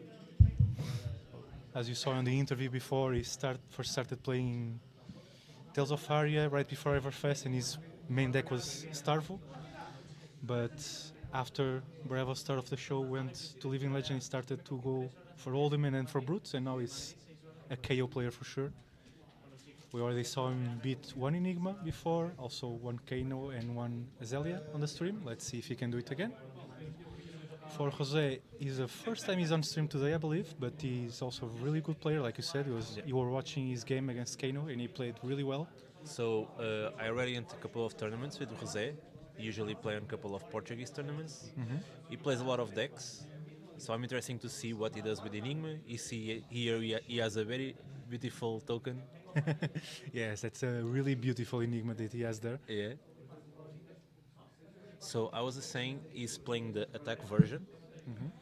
So I'm not really sure because when I tested Enigma, trying to solve the Zen matchup, this is one of the builds that try to deal with it, get a couple of percentage points, but you lose a lot of percentage points in another matchups, especially Brute, because you are playing just raw value. You are not really incrementing your board, you are just playing like the Miragai gameplay, and Brute can disrupt that very easily with a go white turn. So if you are not playing the outer version, presenting specters which dictate that the Kaio probably needs to roll scabs and miss or take unnotable turns, I don't think it's easier to implement the game plan I was taking second cycle, so I'm interested to see what Jose was going to try to do. Yeah, like you said, if you try to play the value game against Kai, you're probably going to lose because the ability on that hero is really a lot of value. Incremental value all over the game. And then the tank he has for the equipment also helps a lot. Yeah. So let's see a lot of attacks from Jose have Phantasm, which is also important on this matchup. Also important to remember that the Chaos ability doesn't work on the attacks on the combat chain. So if his attacks is a 5 base, it's not a popper. Exactly. So Chaos doesn't have as many poppers as you would expect from That's a one of normal brute. the reasons why you try to play the second cycle game, because the second cycle is probably non-block cards or blue cards, and those attack for 5, not 6, so they don't pop. So you think Jose will try to keep the game steady until the second cycle and then... I think he'll try to see the game steady until he sees the mirror guy, and then we will see what happens from there. Okay. We'll try to see what Marcus does in response to the mirror guy. So normally, whenever you're trying to play against Enigma has the advantage if you are trying to trade value or trade damage, because Enigma is dealing you damage with auras that also prevent damage. So at the end of the day, his attacks, when you are both, like for example at 10 life, Enigma's value it's way bigger because they work on both turns, and then she can just replenish those values and take cards out of Marcus Vasson's hand, and if he has less cards in hand, he has less damage to take the shields out. Yeah, we saw that on the previous Enigma game, not with Jose, with Pedro, that he managed to make a Miragai like second turn, I believe, or third turn, and he attacked for 8, and then he prevented 4 damage. So in just one turn, Miragai was 12 damage. Yeah, Miragai is very good to take the life total to a low value, so that you can play to the strength of Enigma. One important thing I forgot to mention is that Vasson is playing the pulpings, so it's very important for Jose to put the defense reactions in the arsenal, so that he can take out the go again turns from the pulping. So we have the game starting. Vasson chooses to go first. It's just pass priority in arsenal, so nothing big there. And now he's blocking just with a Sasha on a command and conquer. So This probably means Vasson hand doesn't block really well. It's most cards that don't block.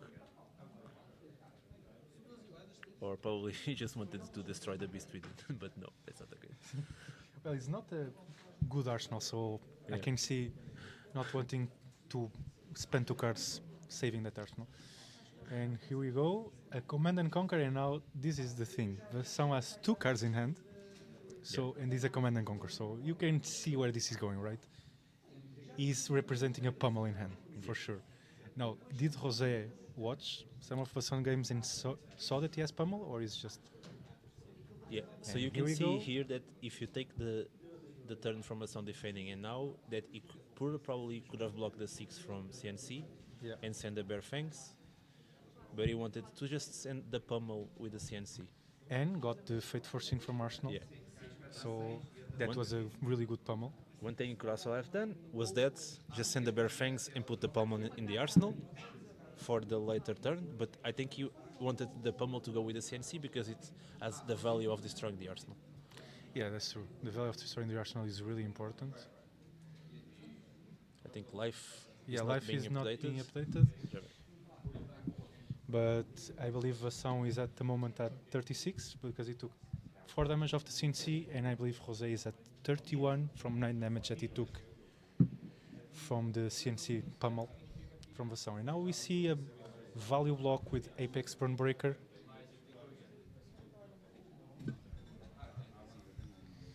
A value block from Apex Burnbreaker with Swing V, creating the might and blocking for 2. This is also really good value equipment from Brute. If you manage to block with it and get the 2 mites, it's 5 value in 1 equipment piece. So that's really good value.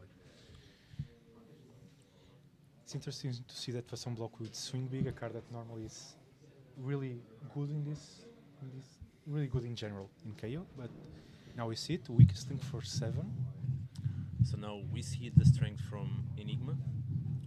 So since Kaio has less access to action points, she can just use a couple of cards to block the damage that Kaio is presenting, and then use the Raging Spectre on board to just have a small weapon that in the future will also block 3.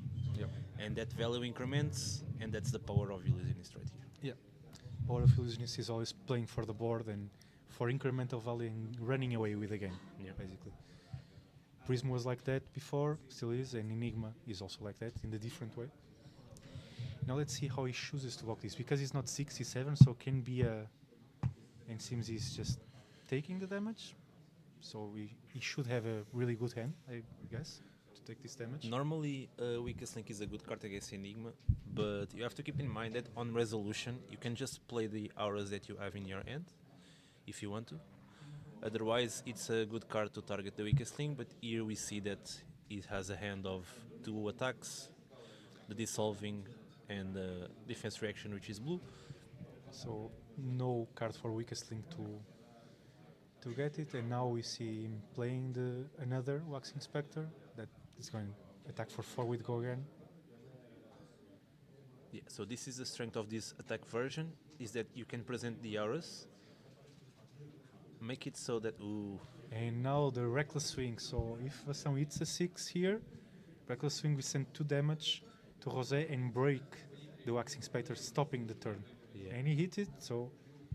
This is really huge, turn. because I was saying the strength of this version is that you can present an aura and have enough resources to present on its, and on its make that the other opponent needs to block cards, and if you are blocking, again the same concept, you are losing cards that you needed to destroy the auras from Enigma. Yeah, but in this case, Vassão with the Reckless Swing is both blocking the 4 and destroying the aura and stopping the turn. This is amazing because it's like a Arclight Sentinel.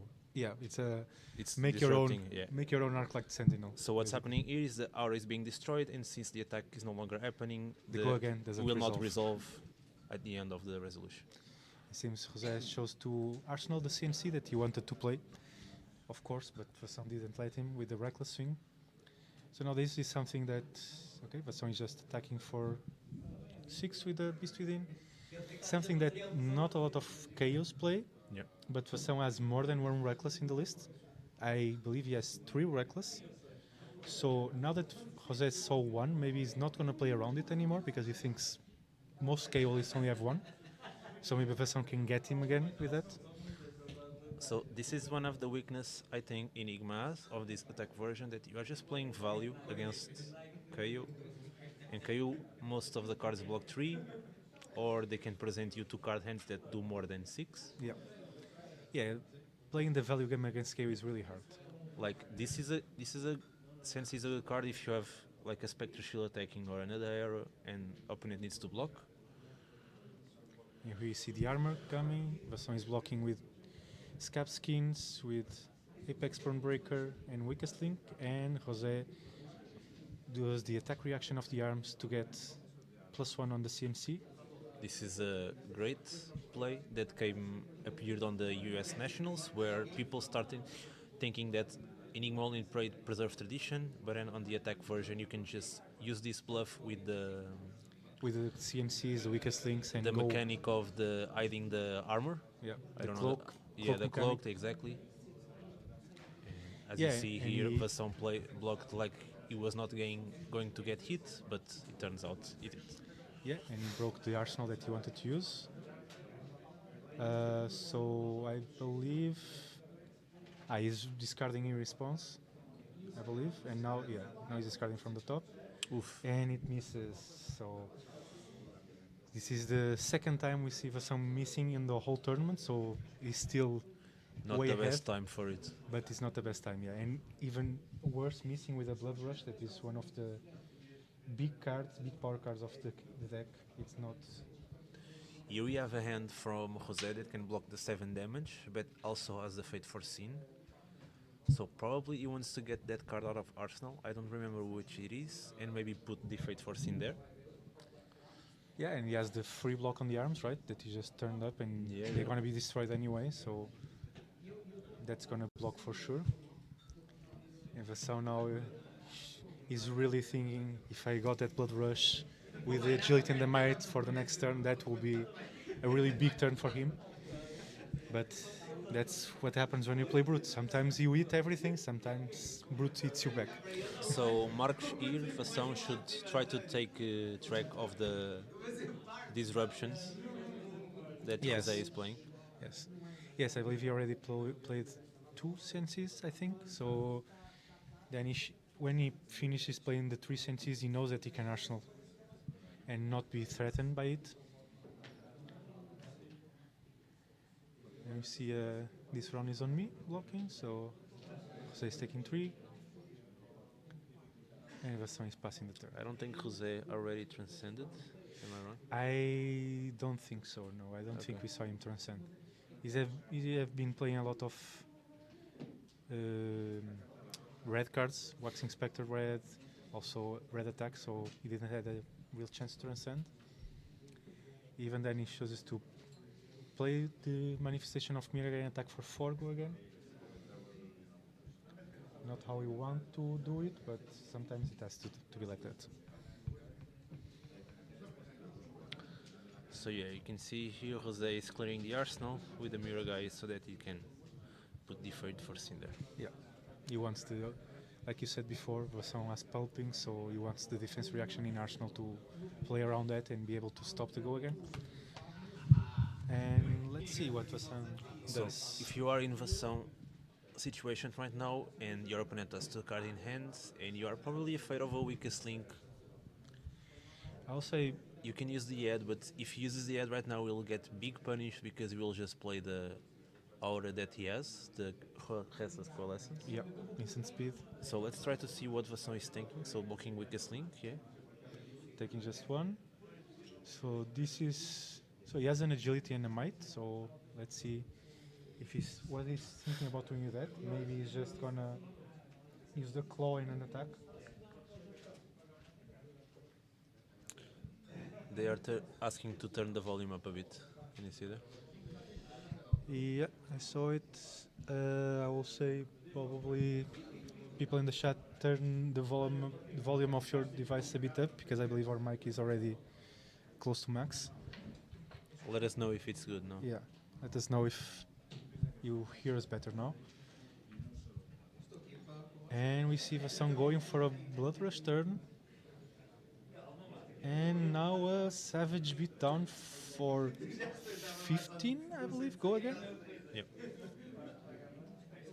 15 go again. He has no pitch, so the go again doesn't matter, but it's a really big attack. Savage Beatdown.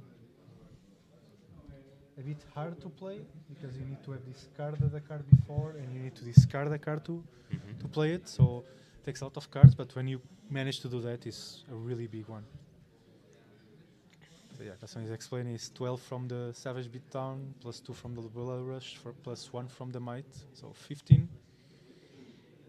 And this is a really great way to break the board. It's not probably the best value you want Kaio to get from the Blood Rush. Yeah, it's not. But it's still a lot of damage because the Blood Rush Bellow triggers the condition that Savage Beatdown needs to discard the card. And that seems to be... Okay, that's one of the rares from the Mist set. Yep, from the part of Mistveil set. Again, another attack action. So for now we have 8 plus an unmovable 15, so that's fully blocked. And Jose managed to keep his Miragai in Restless Coalescence. So interesting that Jose opted to use his tunic, even though Marcus is at 33, just to keep the Miragai and the Restless Coalescence, because otherwise he could have sacked the Restless. Yeah, he could have chosen one of them to sack.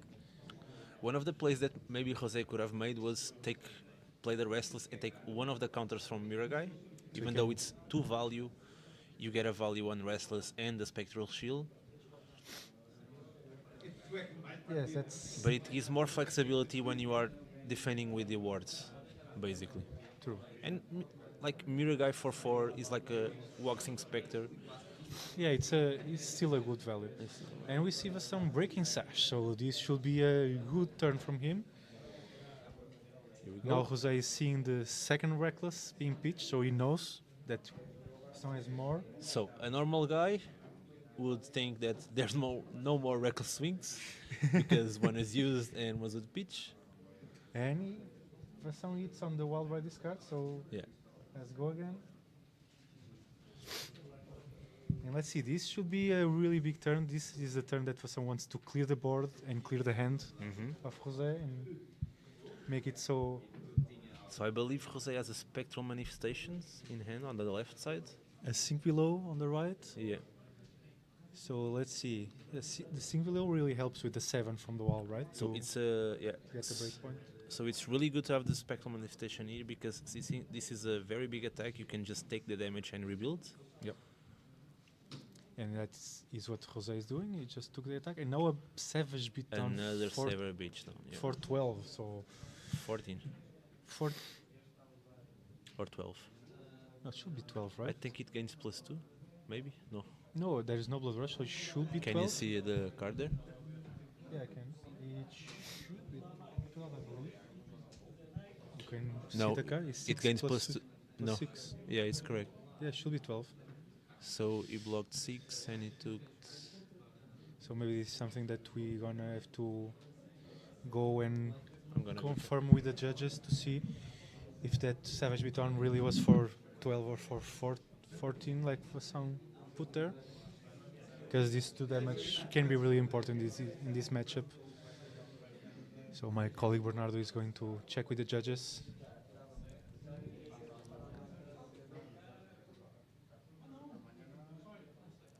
And I think we see, yeah.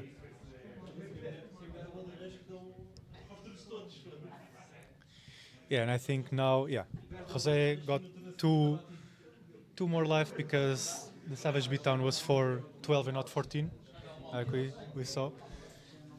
And now let's go back to the game. Vasson has a might token from previous turn, and he's gonna start with a claw for 4.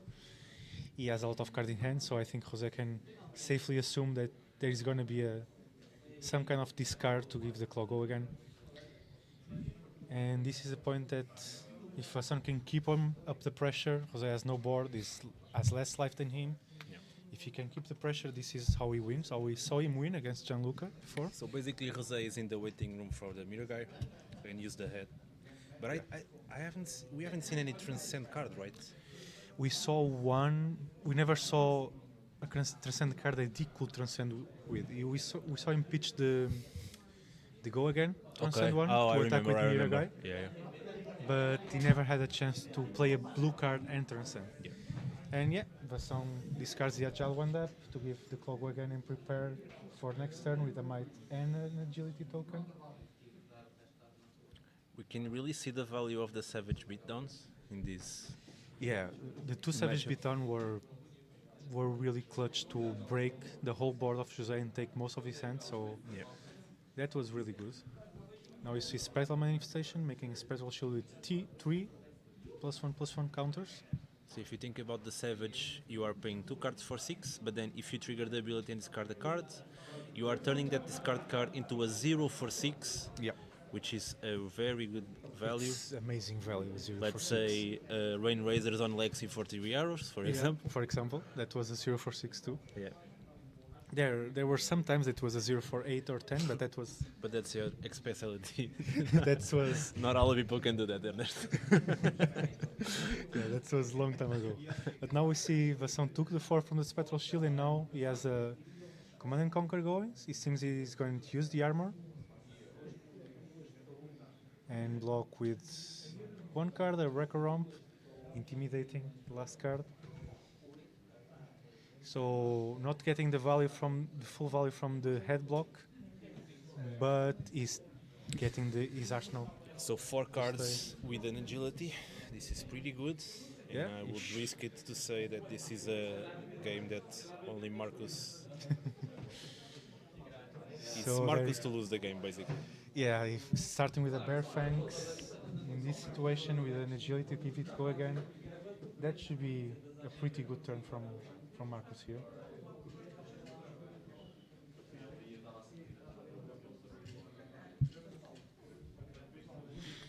Discards a Latin Strike, that is a 6 because of Chaos ability. So this Bear Fangs is going for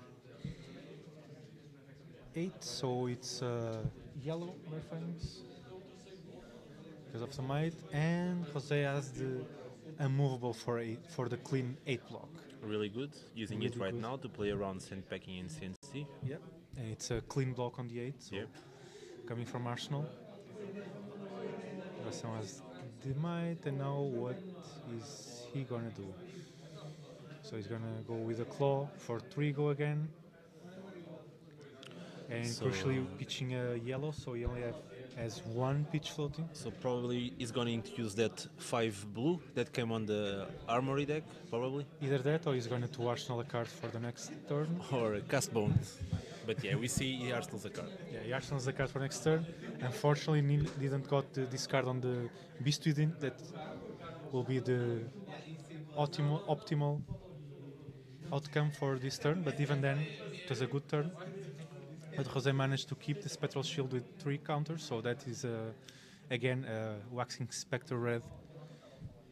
So we see that cast bones, yeah, is blocking it because the purpose is not there anymore. Yeah, he doesn't have to go again for next turn, or he has, but he's a Wild Ride or Pulping that he can discard the cast bones.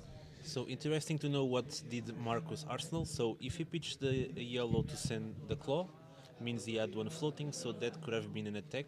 Not sure if he wants to keep that attack for a go again and a wider turn with 2 blues, so he can send attack, claw, and attack, or if it's a reckless swing. I will say one of the two for sure, but I think, well, we see Wild Ride going, so here we go again on the Wild Ride of Marcus Vasson on KO and discarding the 3rd Savage Beatdown. So now Jose knows that he had 3 Savage Beatdown on the deck. He took 2 of them in the shin, and now he's thinking how to block this 7. He has the Sync for the clean block with the Dissolve Reality. And let's see, because Vasson has 2 cards in hand and 1 in arsenal, so this could be Claw for a big attack. Yeah, so we see Jose with the mirror guy in hand, but having no Shi, you can't use the, not having Transcend, you can't use the Yet. And this is one of the weaknesses of this deck of Enigma, because you have a lot of blues that just, what they do is block 3.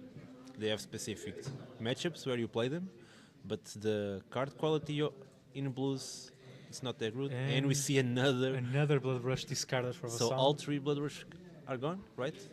I believe so. He discarded 2 and for Wild Ride and Jose with the old line for the clean. Yeah, block. very good. Waiting for the second attack For to the see if second it's Wild a Ride, yeah. discard effect. This is the matchup where all the line really shines. There's a lot of opportunities to use it. But now with the 3 Blood Rush guns, maybe the next one will not be as useful.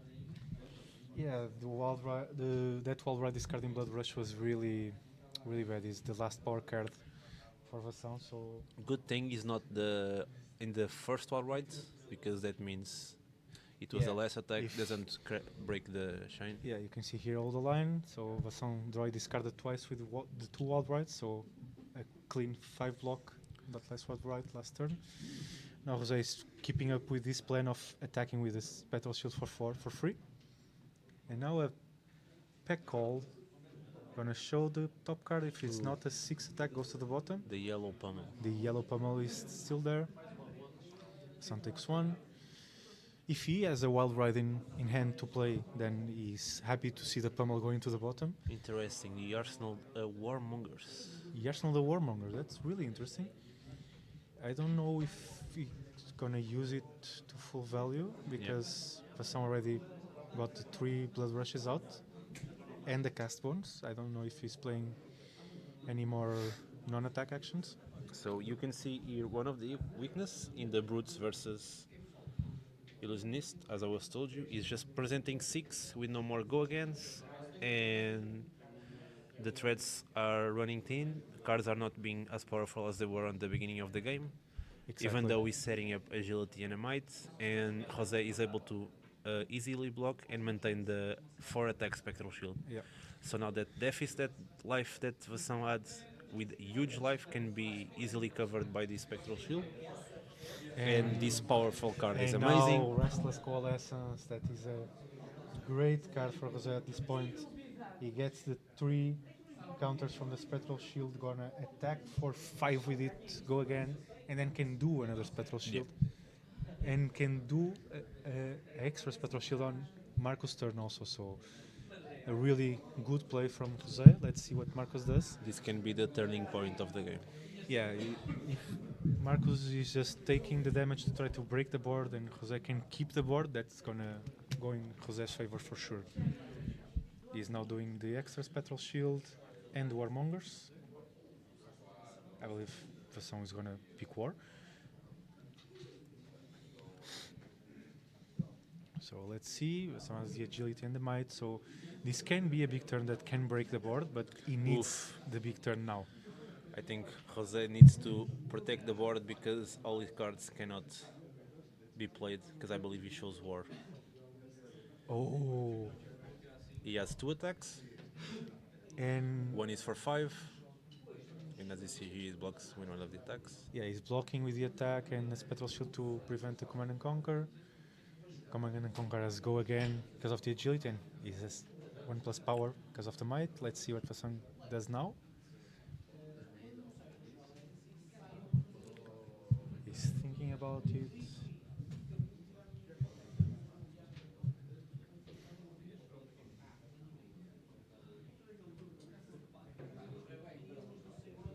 This seems like a very good power play for Marcus. Like the 2 blues, 1 attack, claw, another attack. Does the claw have go again? Did Marcus discard the card this turn? I don't think so. But he probably can discard, or you're gonna move to Arsenal. Yeah, but if he discards, he only has 1 card in hand. So I think he forgot he doesn't have go again. Yeah. Or maybe the card didn't really work what he wanted. Maybe it's a reckless swing. No, because I think he could have went Wild Ride and then Claw. Oh, okay. Because he had 2 pitch float. So maybe a mistake from Marcus there, and that mistake can cost him the game, because now he's again 4, this time from the Restless Coalescence, not the Spectral Shield. Yep. Again, the 4 go again, then the 1 of Spectral Shield for free. And you can see that before the game Marcus was around near 30 and Jose was at 15, and now Jose is still at 15, but Marcus is at 8. So he really needs to go for it this turn with a Wild Ride. We see the Reckless Swing again. And let's see if Marcus misses this Wild Ride. I think that's the beginning of the end for him. He hits. So he makes a might. Wild Ride has go again. It's a yellow one for 5 go again. Let's see what Jose does with the blocks.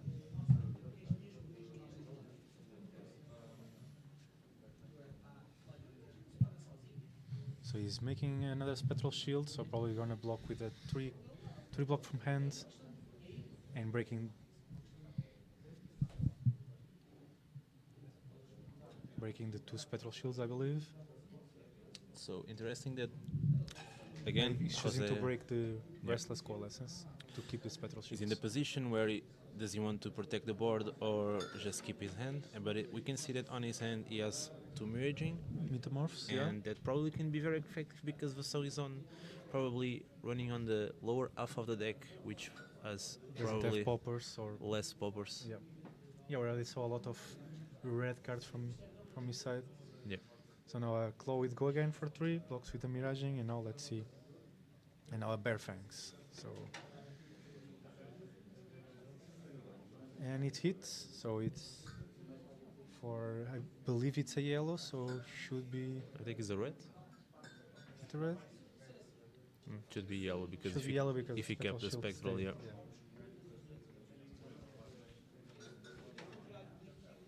But that's the power of Enigma. You keep the Spectral Shield and you attack for free with it every time.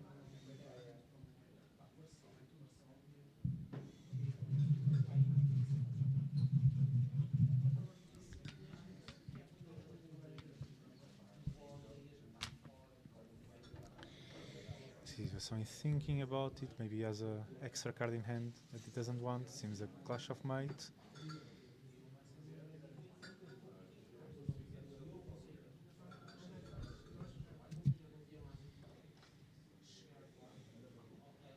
Okay, Vassan reveals the card, so he will make an extra might and have 2 mites for next turn. And yeah, I think that's Jose's turn. He has no arsenal. We know he's gonna draw a Rage Spectre. And let's see what Vassan can do with the 2 mites. If he can break the Spectral Shield and take some cards from Jose's hand, I think he's in a good spot. That So- claw with no go again with the 2 floating, missing the wild ride can really punish Yeah, that's Marcos. true. Because, yeah. For 10, Jose just takes everything and prevents one with the Spectral Shield. So this tells me that Jose has a hand that does A lot. a lot. So we are on the One. state that I told you in the beginning. Both players have low health, but Enigma will. And there we go, we have the Transcend. And then now we have the Transcend with the levels. So this will be levels with at least 2 modes active. Because Jose is transcending in response to the attack. Now probably is going to activate Enigma or play some card from hand to pitch the Chi. And so, yeah, he's activating Enigma. So now levels. You can choose 2 modes. Let's see what he chooses. Really well played by Jose, waiting for the best opportunity to flip the lives and maintain the board. Yeah. Just being patient and knowing that even though Kai can present a lot of damage, obviously he was lucky because the 2 Blood Rage were discarded. But he Yes. played for his outs and it was a very Yeah. good play. That's true. Yeah, Jose had a bit of luck on his side, but like we said on a previous game, you need to put yourself in the position to get lucky. Played very well, yeah. So yeah, seems it was 5 go again. Now the 2 from the Spectral Shield with go again also. And now he plays a Restless, so that goes for 3 go again, and he can make another Spectral Shield, so you can threaten little and make some block. That's what he sees, and he blocks again. So Marcos goes to 3. And this was a really big turn because now Jose has the Chi in the deck. He can block with the headpiece, Yep. get the Chi back, and he put Marcos at 3 with just 2 cards. And he gained 4 life with the words. Yeah. So he's virtually at 10 plus 2 from the headpiece, 12, plus 3 from the boots, 13, and while Marcos is at 3 with no armor and just 2 cards in hand and 1 card in arsenal. So seems this now is Jose games to lose, and Marcos is going to roll the scab. So let's see what. So this is a good time to roll the scabs because you are losing by a lot and Yeah, you are with your back against the wall, so you need to take it, and it's a 2. it's a 2, so Only one risk, only one action point. so we go back to Bearfangs, yellow I believe, and hits Another miss. It's a miss, it's a reckless swing, so now no might, and it's only for 5, the Bearfangs. And that miss was a card that Vassan really wanted in his hand to break the turn of Jose like we saw previously.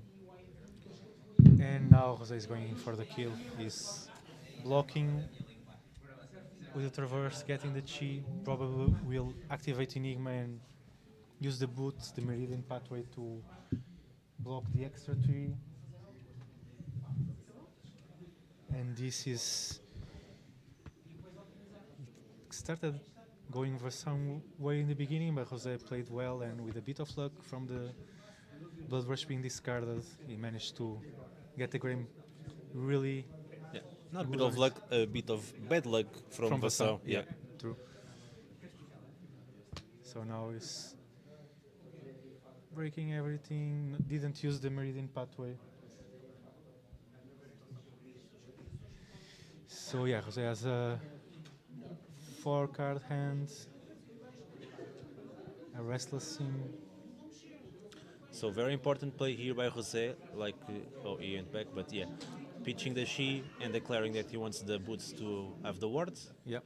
So that if he attacks with a ward, they can prevent the damage from the reckless swing. Yeah, exactly. And not break the full turn. And now the levels has 2 modes, probably will be go again and 5, I believe, because he has pitch to attack with everything. Yeah. See some blocking with 2 cards, so it's 5. Now a 2 block, a 2 attack with the Spectral Shield with go again. So he's thinking, and he blocks with a 2 and 2 again. And this is what the illusionist does to you when he gets. When illusionist heroes get the board and get the advantage, then they just slowly poke you to that.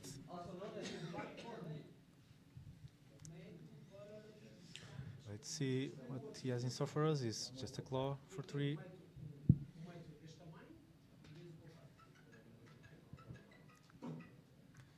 We see the hand from Jose seems like a bit clunky hand, I believe.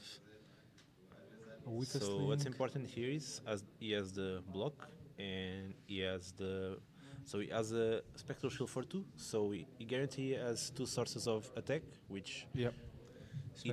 it's 2 cards from Mark's hand, so it probably want to go spectral and an attack, which seems to be the weakest link, but no, he's covering all the damage with the wards, and let's see if he's gonna rebuild with the manifestations that he has in the arsenal. I believe if he didn't block, I believe he's going to rebuild.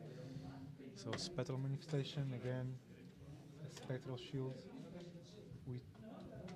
This is very important going for 4 because it takes 2 cards from the hand and probably gatekeep Marcos. Yeah, and it's a 4 go again, so Marcos has to block with 2 cards, but he doesn't know what is coming, so let's see.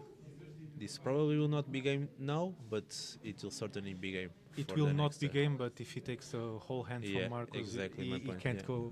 come back from that. So it seems at the end, the luck of Fasson runs out in the end. Well, it's bound to happen, right? Yeah. He, against the second round against Gianluca and Enigma, I talked a bit with him after, and he said it was the luckiest game he had the whole tournament, and that he needed that to beat Enigma. And this game he didn't have the same amount of luck. So also a really well played game from the part of Jose on Enigma, really playing for his outs and withering the storm and managing to get the game on his grip. And now weakest link for 6, and Marcos blocks it. And yeah, like we said, Marcos has no cards in hand. Gonna just pass. Oof, that's a really, really good hand. Yeah, he has the 2 blues to transcend. He has the manifestation of Miragai in Arsenal, I believe. So I believe that should be game now.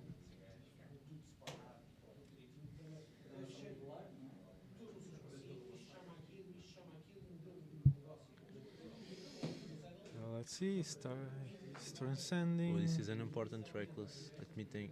No, because he's going to protect it with the boots. Yeah.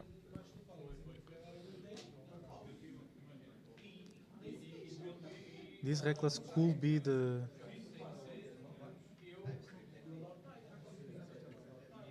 So what he did in a reckless, I think, waiting for resolution, is going to pitch. And then after that, it will trigger the boots for preventing 3 wards. He's gonna play the manifestation of Miragai with the Shi, getting the 3 wards from the boots, and blocking the reckless fully. So now something should have been destroyed. Yeah, either the boots or. Yeah, the boots are destroyed.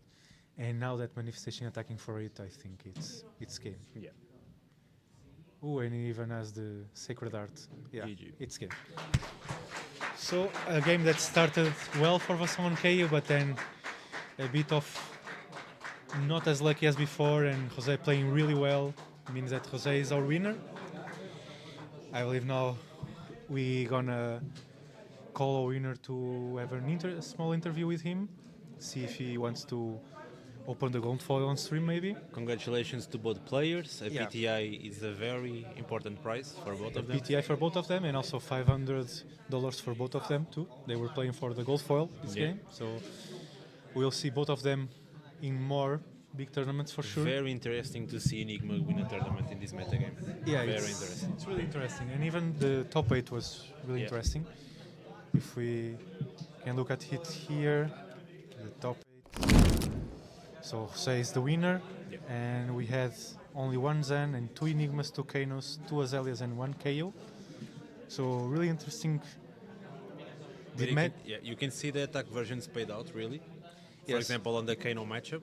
Yes, you see he that? beat 2 Kanos, so that version really was the good choice for this top 8 at least. Yeah. So yeah, so now we're gonna do a small break and see if Gonna we call can the winner. the winner for the interview and give him his gold foil. So we see you in a bit, short time.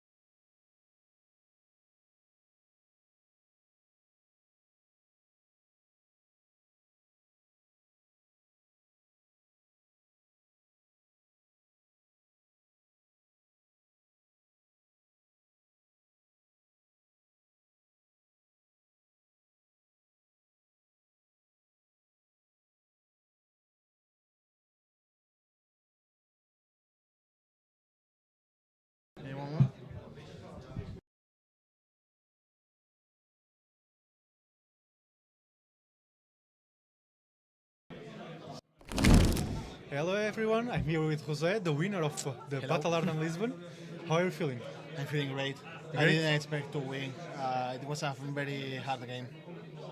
Yes, we saw that the game started really well for Vassan, Yeah. your opponent on KO, but then you managed to weather the storm, and he also had some blood rushes discarded. So how do you feel during the game? I was very nervous because I didn't see any transcend card until turn 14 or so. Yeah, we saw that. And I was I was very scared. So my thought process was to just blow, attack when I can, and let's see if I can do something. And you did it. Yeah. You weathered the storm, you managed to wait for Vassan to have some small turns, and Yeah, I was waiting for an opportunity. yeah, and you got it, man. Congratulations. I hope you enjoyed Thank you very our much. game. It was a great event. Thank you, man. So Thank you. so fun. Thank you. And here is your big prize, the gold foil. The big prize for the winner. And I heard that you want to open Yeah, it on I want stream. to So open it. go ahead. It's your gold foil. Let's so enjoy together. Oh my. I have to remove this, right? yeah, I believe you can. So you can pull it okay. and I think you can just pull it and break it. I believe. Sure. Yeah. But you do it. It's your gold foil. Maybe do it in front of the camera so people can see. He's opening. I hope it's a misspelled one. Yeah, you are hoping for a misspelled one. So let's see. I would like Traverse the Universe would be amazing. That will be amazing would for be sure. amazing. For your Enigma, right? Yeah. So let's see. So let's see. Here it is. Yeah, you have Yeah. another sticker. Another sticker from here. And now It's it's turned around. So let's see what it is. And it's a not bad. it's a legendary. It's very playable. Yeah, it's very Yeah. playable. Maybe not on Enigma, but No, but I like it. you like it. Yeah. For the people that don't saw it, is a loves our iron It's wheel. the Guardian Arms. The Garden Harms. We saw. Pretty solid. Yeah, it's Yeah. solid. It's a solid gold foil. I can't complain. Congratulations again. Thank you very much. How are you enjoying? Are you gonna stay a bit in Lisbon? Nah, I'm from Badajoz. I'm going home right now. Oh, okay. But yesterday I was thinking about dropping because I wasn't feeling very motivated. But I'm glad I came. I'm glad you came to play, so you Yeah. won.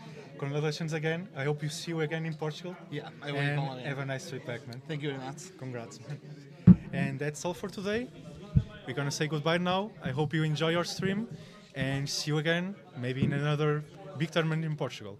So have a great night, and once again, you have here the winner, Jose on Bye. Enigma. Bye everyone. See you.